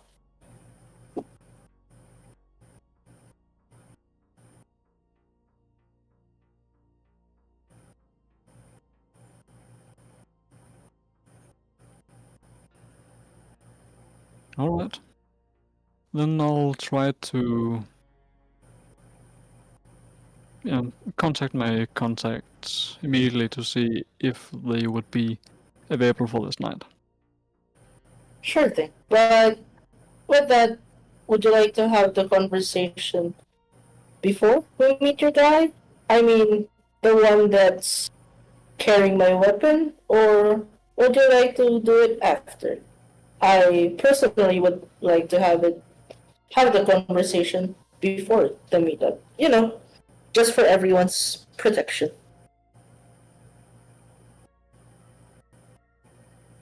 Yeah, well, in my opinion, me going out to make a call, figure out whether or not it's possible, and we almost would have to get your weapon box thing back before the NDA, because there are many people to try and fit together regarding potential time schedules. I'm saying it's a possibility, yeah. because we only have like, I think, 4 hours. Yeah, that makes sense. And then it's like a flashback of the conversation with Nibbles went inside Mitch's head about the Ragnaros trying to take it out of New York and then have it dismantled. So there's an urgency. So yeah, he agrees with Borden with getting the weapon first and doing all the NDAs and talks later after Okay. the weapon is retrieved. With both of you guys at least making this agreement, I will declare that the abandoned train station scene will be a threat. As you both come into agreement and basically get to that, we will move it to a thread scene. And we are actually going to end the night on a final scene, turning back to Violet. Violet, where do you go after the apartment? Where do you head to? She would ask actually the driver to take her to Layla's house or home, the den that Layla stays at first and foremost, and then she would return to Archon. Okay. Holy shit! I did not prepare for that act. Insert undisclosed location. I'm just going to put. Excuse me. Random scenario here.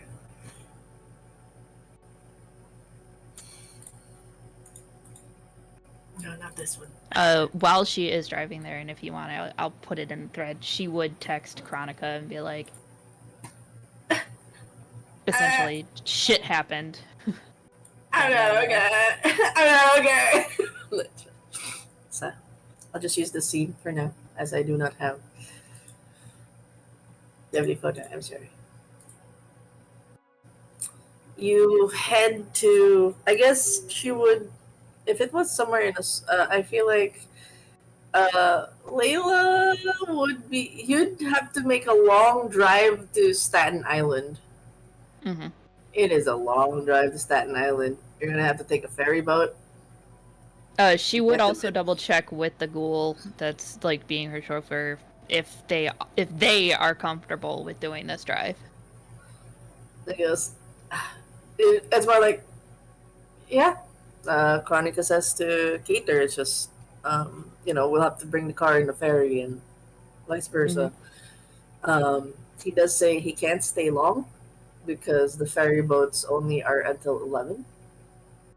So he'll probably stay at most an hour before he needs to get back. Makes sense.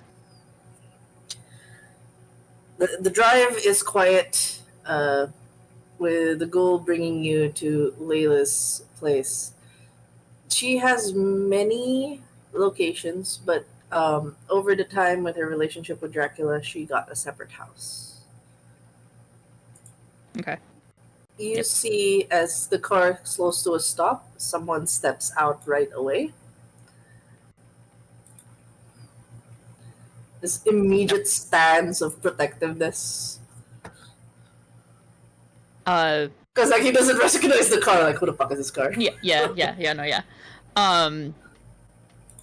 Violet would step out of the car, ask the chauffeur to stay parked nearby because she doesn't plan on staying too long. Just wants to touch base with Mama Layla, her mistress. And she just, and she sees you. He's confused, and then he kind of walks towards the gates. He goes,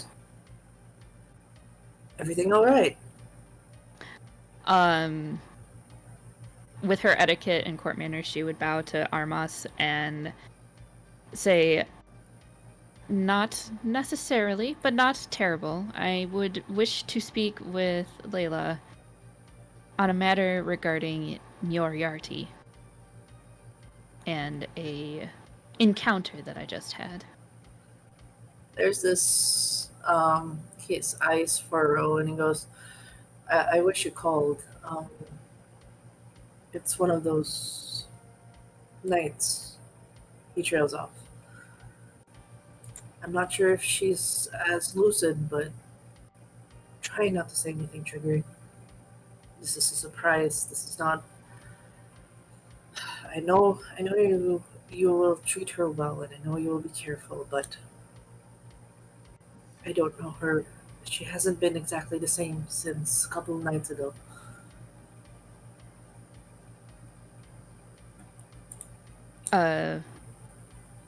Without missing a beat, she will say,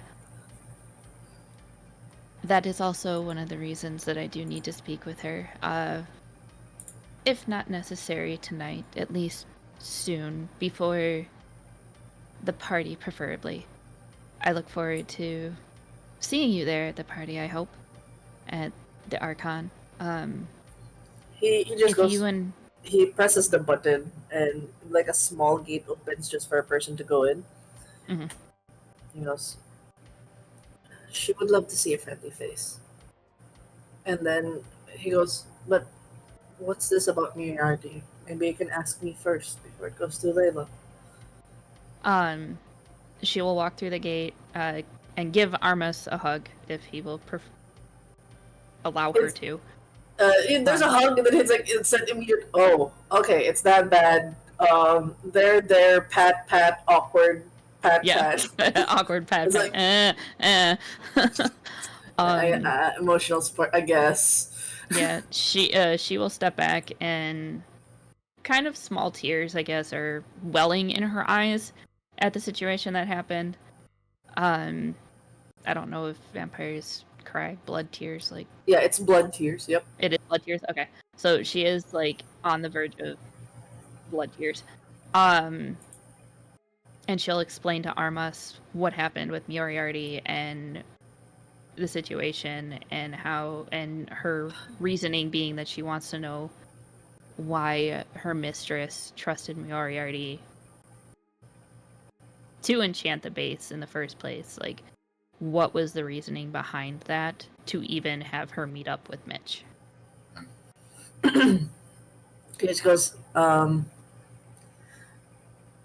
Moriarty is a good. Well, it's never about her personality, but more of her skill set. You know how kind Layla is and sees the good in people. This would be the case for Moriarty. To her, everything's a fight. To her, there's nothing good in the world beyond clashes and having to constantly push back the demons at bay. You've heard the stories of the olden times when there was a story of a kingdom where there would be the Jaded Temples and the Pearl Courts. But there's one particular clan that is brought out to guard the walls in the Shadowlands to fight the demons. Moriarty is that person. I apologize if her language, she's not as polite as of the court. She has burned many bridges given the way she speaks. Layla's about the few that have not given up on her.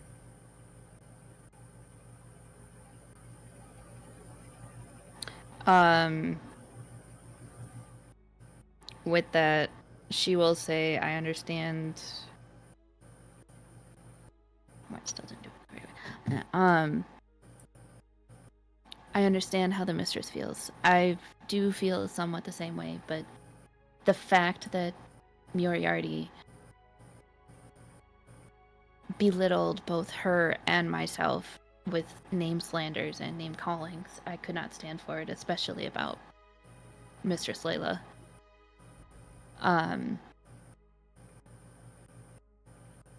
Words will only hurt if we allow it.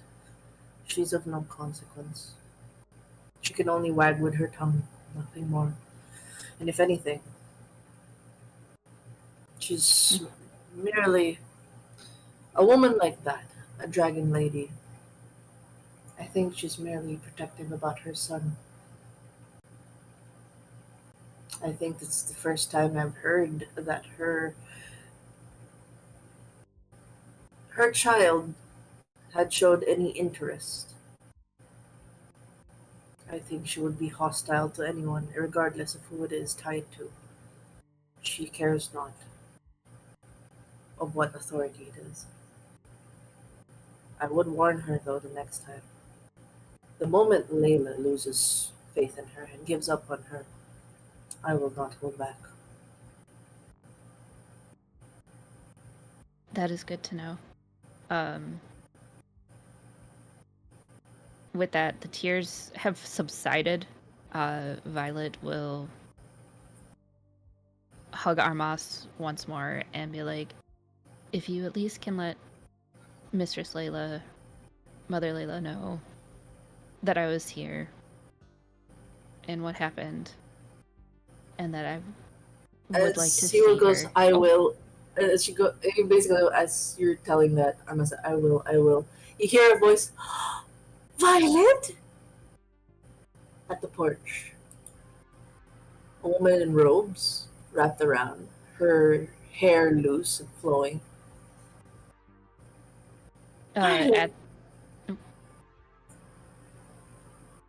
At the sound of Layla's voice, Violet would let go of Armas and run essentially like a child to Layla, in hopes of a comforting hug. Grabs and more or less she wraps you in this tight hug.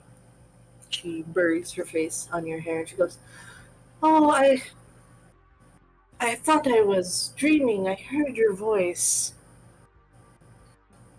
It's you. You're here."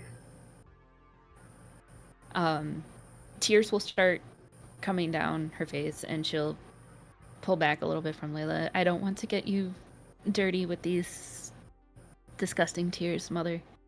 Oh no. No. You're crying. What's wrong? Moriarty essentially had her son break my heart as of right now. I am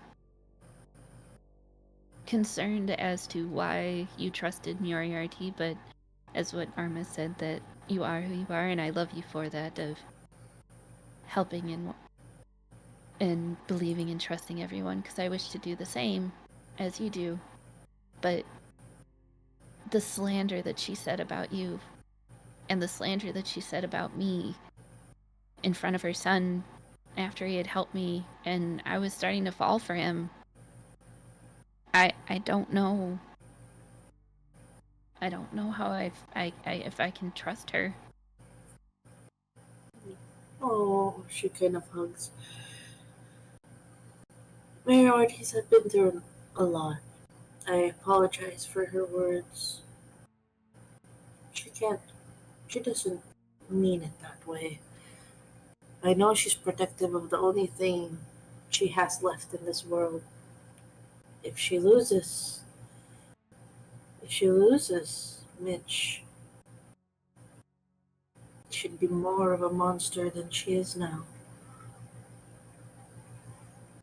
She's gone through many things more than any of us can ever handle. She's faced death countless times and many a night for us to have a good night's rest, for us to have peace.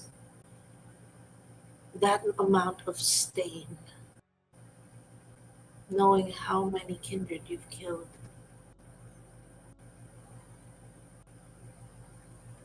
She's not one for kind words, but her actions speak more. She enchanted your weapon, did she not? Her son did, yes.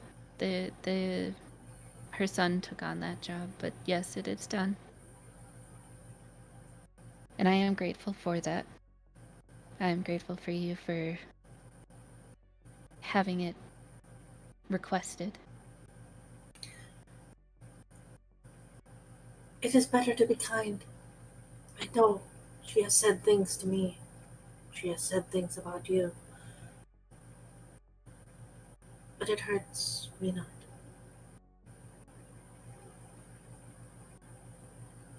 I will say I will have a word with her. Her son's choice to be with you is her son's choice. That is not a matter a parent chooses. Sire or not, Mitchell has his own free will. If Mitchell chooses you, he has the right to choose you, without fear of losing his own mother. I will have a word with her. Thank you, Mother Layla. I also do wish to have a conversation with you about other matters, but that doesn't need to happen. Oh no, I need to. You can tell me now. I have time. I do not wish to upset you, though. But I am curious. Who killed him? As like what? My hatred towards towards Elena and Valencia, but I don't know who enacted the deed out of all of them. I want to avenge him for us, but I don't know who to send. my hatred towards fully.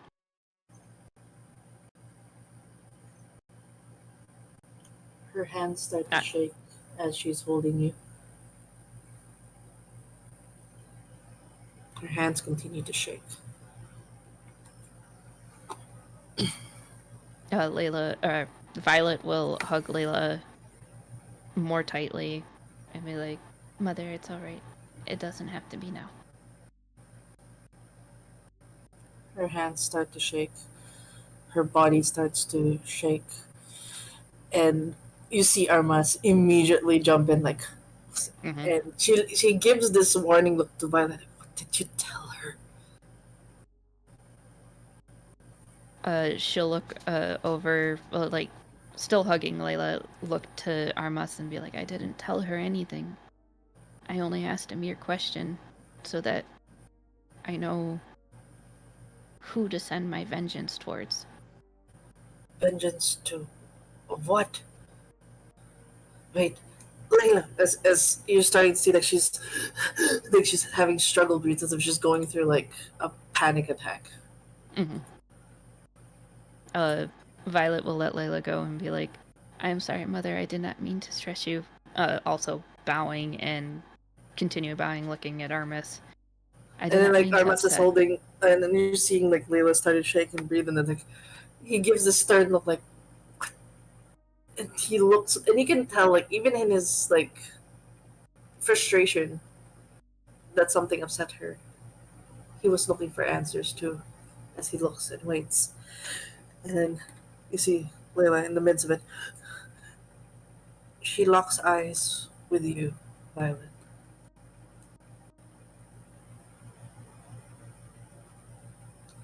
Violet will continue her gaze and wait till Layla is able and respect Layla's wishes if she does not wish to speak currently, but just sit there staring. In her gasping breaths, she looks at Violet intensely. She opens her mouth as she tries. And you see her eyes turn a bright red. She says, I did it for him. I did it for him. Her voice starts to get loud. I'd do anything for him.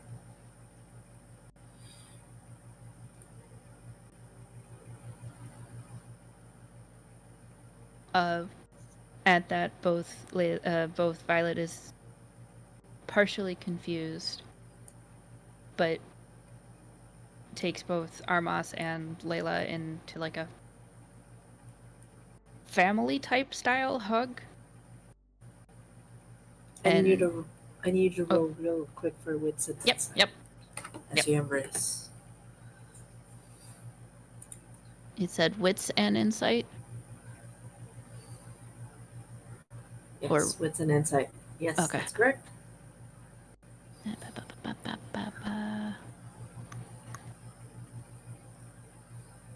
Any modifiers?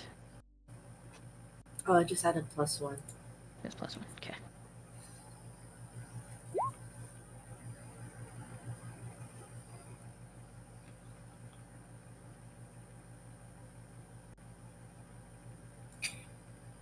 Him wasn't for the Dark Lord, but him. Him.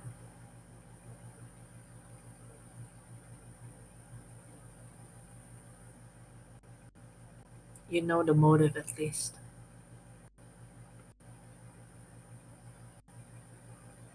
Yep. You know where the vengeance was directed at.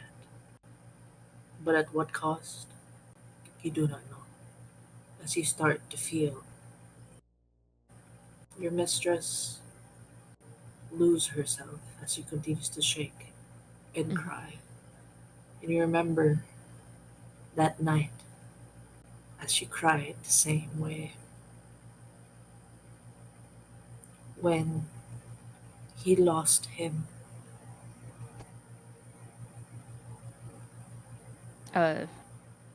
in unison or in tandem with Layla's crying, but Violet will try and stay strong for Mother Layla, but she will also start crying rapidly and look at Armas and be like, I am sorry. I will take my leave now. And she will kiss Layla's hand and bow again to Armas. I'll need you to do a composure resolve Okay. as you move away to see how much you break down for this as you realize like what the words meant. Of course. Composure. Resolve. Any pluses or no pluses? No pluses. Okay. You have to be strong for her, because you know how much that would break any mother. Yep.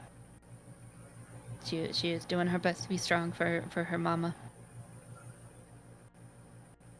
And you see Armas kind of escorting her back to the house, giving Violet one last look before closing the doors. Her echoes, yeah, you're just hearing the echoes of her tears and her cries, almost echoing the same one as that night.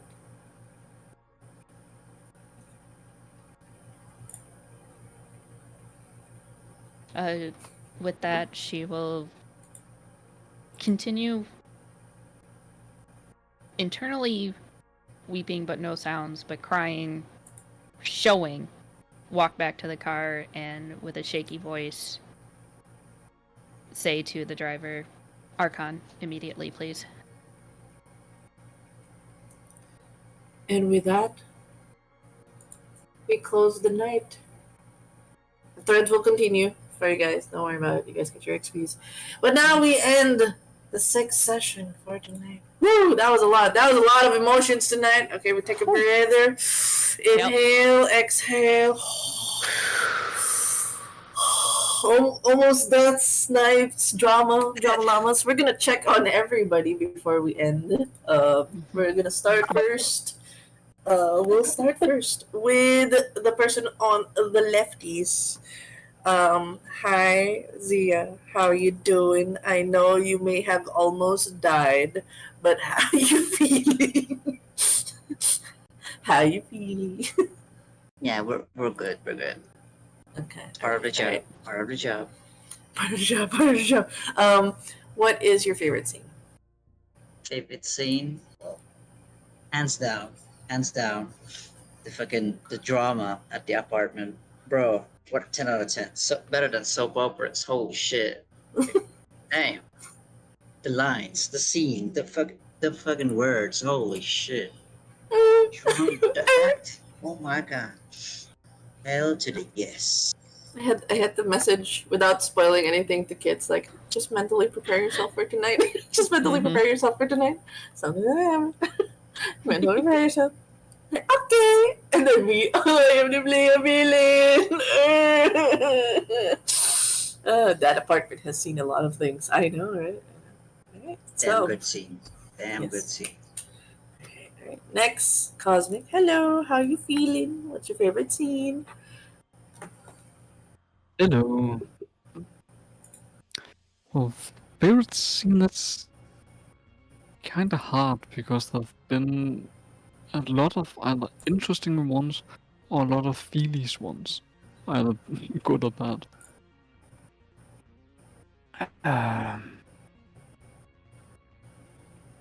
So yeah, I'm just gonna pick one out of like the top 4 because they all close to each other in each their own way.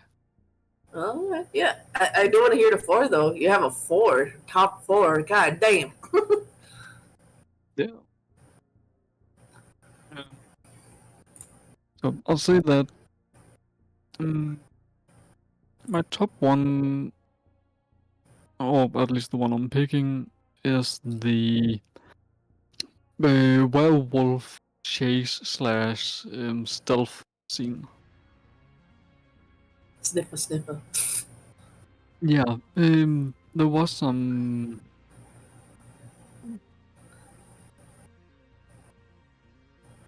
What would you call it? So a kind of atmosphere about it. Like one of the werewolves have absolutely no idea what's going on. Two of them knows that's something, but I'm not sure. And one of them like, I know someone's here. I know they're looking. But where? That atmosphere that's like there's 4 or 5 werewolves almost up your ass in trying to rip it apart. Yeah. And not in the Epione way. And that's.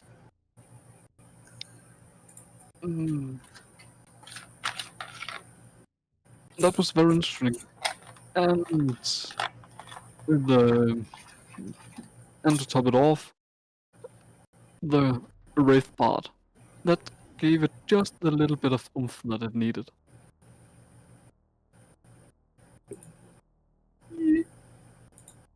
Oops. Oops. Nice. Right.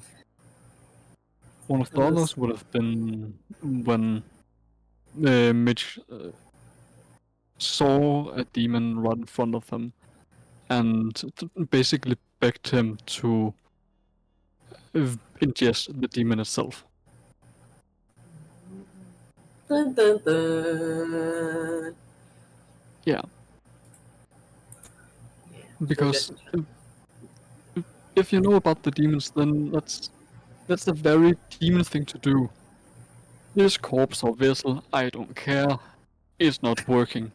That vessel, that looks much better. Come and suck it. I want to be inside you instead. That seems like more fun. I want to be inside you. I want to be inside you inside. That's definitely going in the books. Yes. Oh, you went choppy, sorry. Banana. Yeah. Yeah, banana. I'm just gonna save that as a quote. Anyway. Go ahead. So like yeah, eat a demon. This is Salubri's fault. I know, right? The meme, the gun shooting guy. It's like, who could have done this? Anyways, that was fun. That was fun. And you critted on that one, so there's no way to hide it. It's like, yeah, I know what happened. Yeah. And the thing is, I think only 2 have an inkling of it. Dun, dun, dun. Though everyone in the audience, I know y'all picked up on it. I know you picked up on it. But yeah, thank you, Convict, and I appreciate you joining us tonight. Next, we got the man of the hour, man of the year. And we're gonna play Lord of Music now. The man of the year. God, fucking good. How you feeling? How's the player? And how's what's your favorite scene? How do you think Mitch is gonna be right now? Is this a time? Is this the villain arc? Is this how it starts?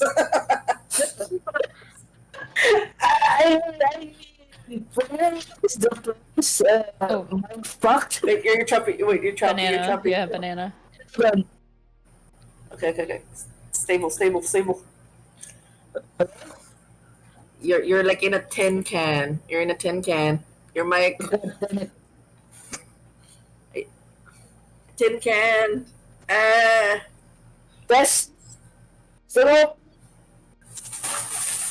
Test 1, 2. Mic not miking. Hold on. Okay.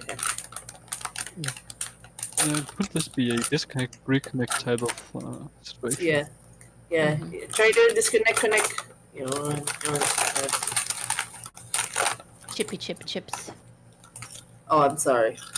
It's all good. People can hear. Okay, we can hear you. Yay! Nice. Player wise, the player is mind fucked.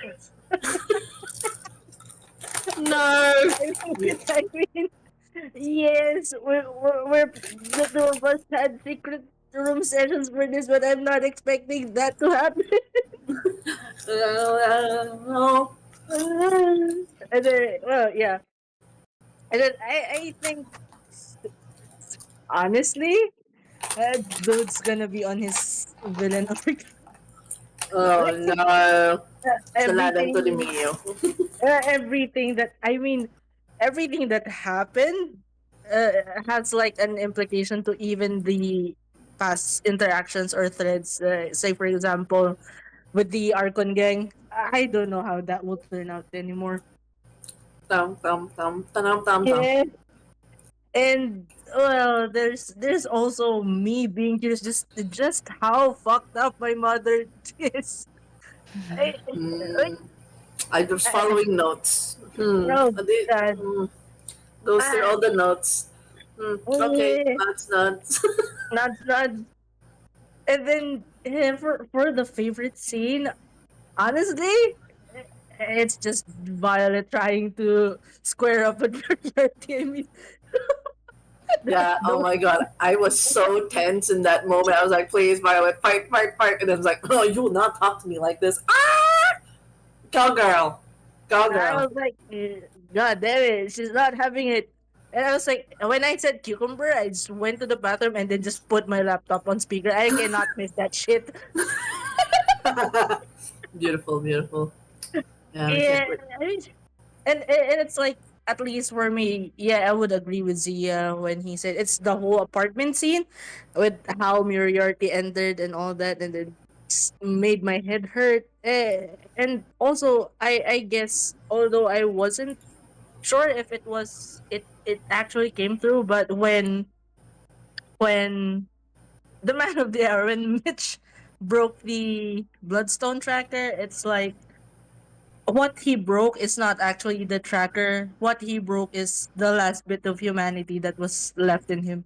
And No! that's no more. Like No! at this point, he's just gonna follow orders. Maybe like, yeah, No! he's answering back to Moriarty just to retire because that's him showing his disdain to what his mother said to the woman of his to the woman who cut his eyes and all that. But that's just the most he can do. He was raised to be the in that tough kind of guy, and then no crying, yes, but all angry negative emotions just filling up, and then dude looking at the empty space. I know the audience has a gist what I'm looking at there. I don't need to say it out loud, but yes.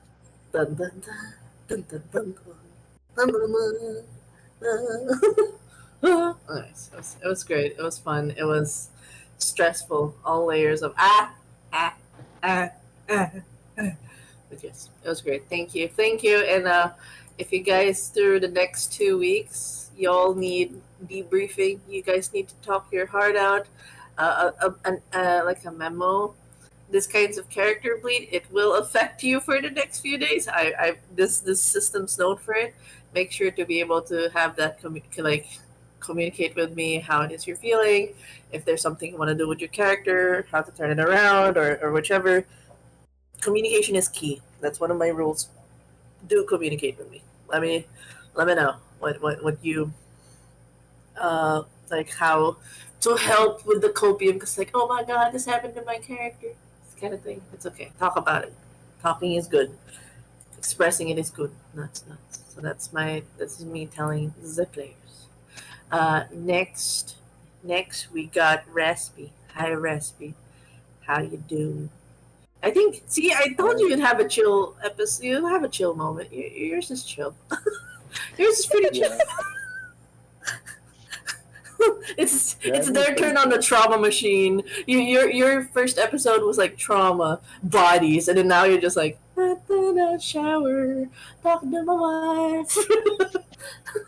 But yeah, see, it's slice of life. But yeah, how are you? What's your favorite scene? Well, I've been listening on and off. I managed to catch Mitch's interaction with her mother. 10 out of 10. I love it. I can't wait for none of those actions to come right back come bite us in the ass. Yep. Early. What? We'll be fine. Maybe, probably. I don't know. Maybe. No. They're all about character decisions. It's good. It's gonna be fun. Yeah. Barth? The threads are gonna be funny. Yeah. I'm excited for the threads. Although I hope to be able to meet more of the other 15 cast, because as far as I know, Barrett has met only 4 of the other players. Yeah, I'll definitely put you in the table. I'll put you with the with the Chronica gang, with the Archon gang. You gotta meet the Archon con. You and Cosmic. We'll do a rotation because I think the next night is the party already. So there's definitely gonna be a rotation there for you guys to. I think the party will take 2 sessions each because I want a full rotation for everybody to interact with scenes. It's gonna be interesting because technically you guys are all in the same area. So how does that work? Dun dun dun. We'll figure it out. We'll figure out the logistics for that. Well, here's how it's gonna go. Like first session, Mitch and Barrett meet up and beats each other up. Followed by the next session, it's like, hey, I heard somebody got into a brawl over a bar. Something about like touching his wife. Yeah. It's gonna be fun. Alright, if you want to meet more people, Maggie's got you. Meet the others. Yeah. Go on a mushroom bend with everybody.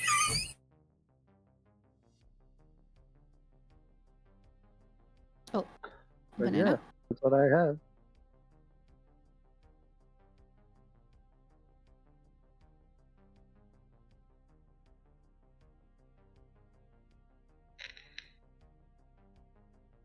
Banana Denma?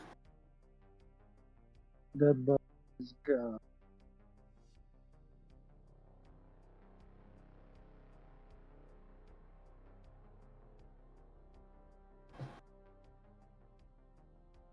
Then mom. Alright, we know there's something wrong when Denmark is quiet this long. Yep. Yeah.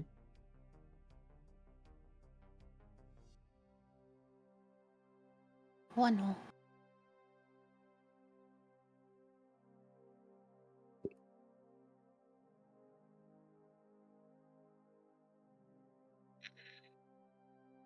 Yeah, banana. Big time banana.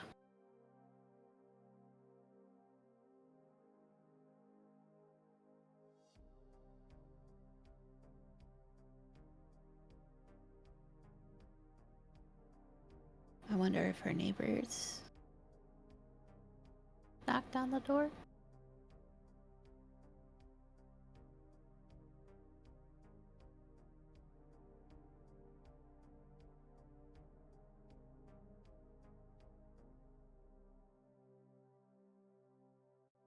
Oh no.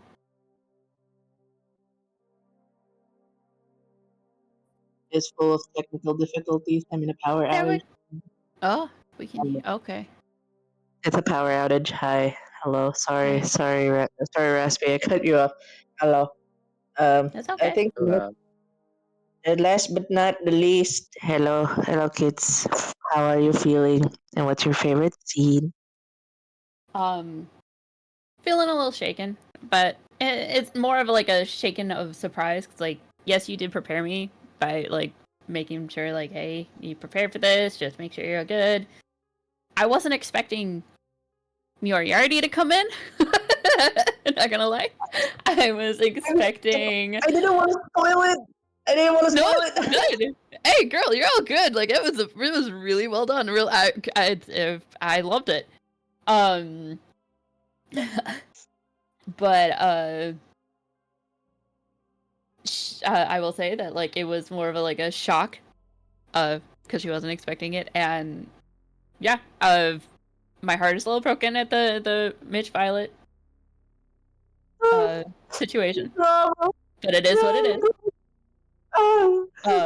We'll see how things go going forward. If Mitch goes into complete villain arc, or if something can change him, or something else can change him. I don't know.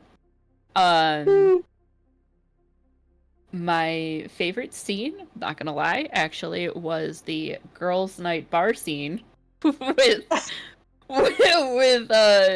Marigold. I absolutely loved it. Denma, you cooked with Marigold. Like, I seriously, that is 100% how that. I can see how that, like, that's 100% seeing that. Like, I just was like, yes.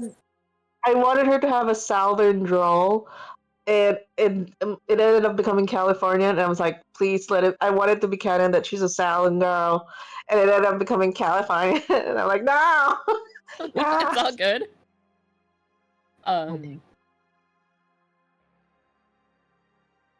It was great. It was great. But yes, I think that is it for tonight. Thank you for the players who streamed, which is Cosmic Yggdrasil and Kit Steffler. And for the players that joined us tonight, thank you as well for the folks who tuned into the stream, who went beat by beat, and appreciate all the contributions that the players made to make this story grow. The story is ever changing, ever evolving, and it's all with player input. This is not just Denma, it is a collaborated effect of everybody just giving into the story, so it's really great.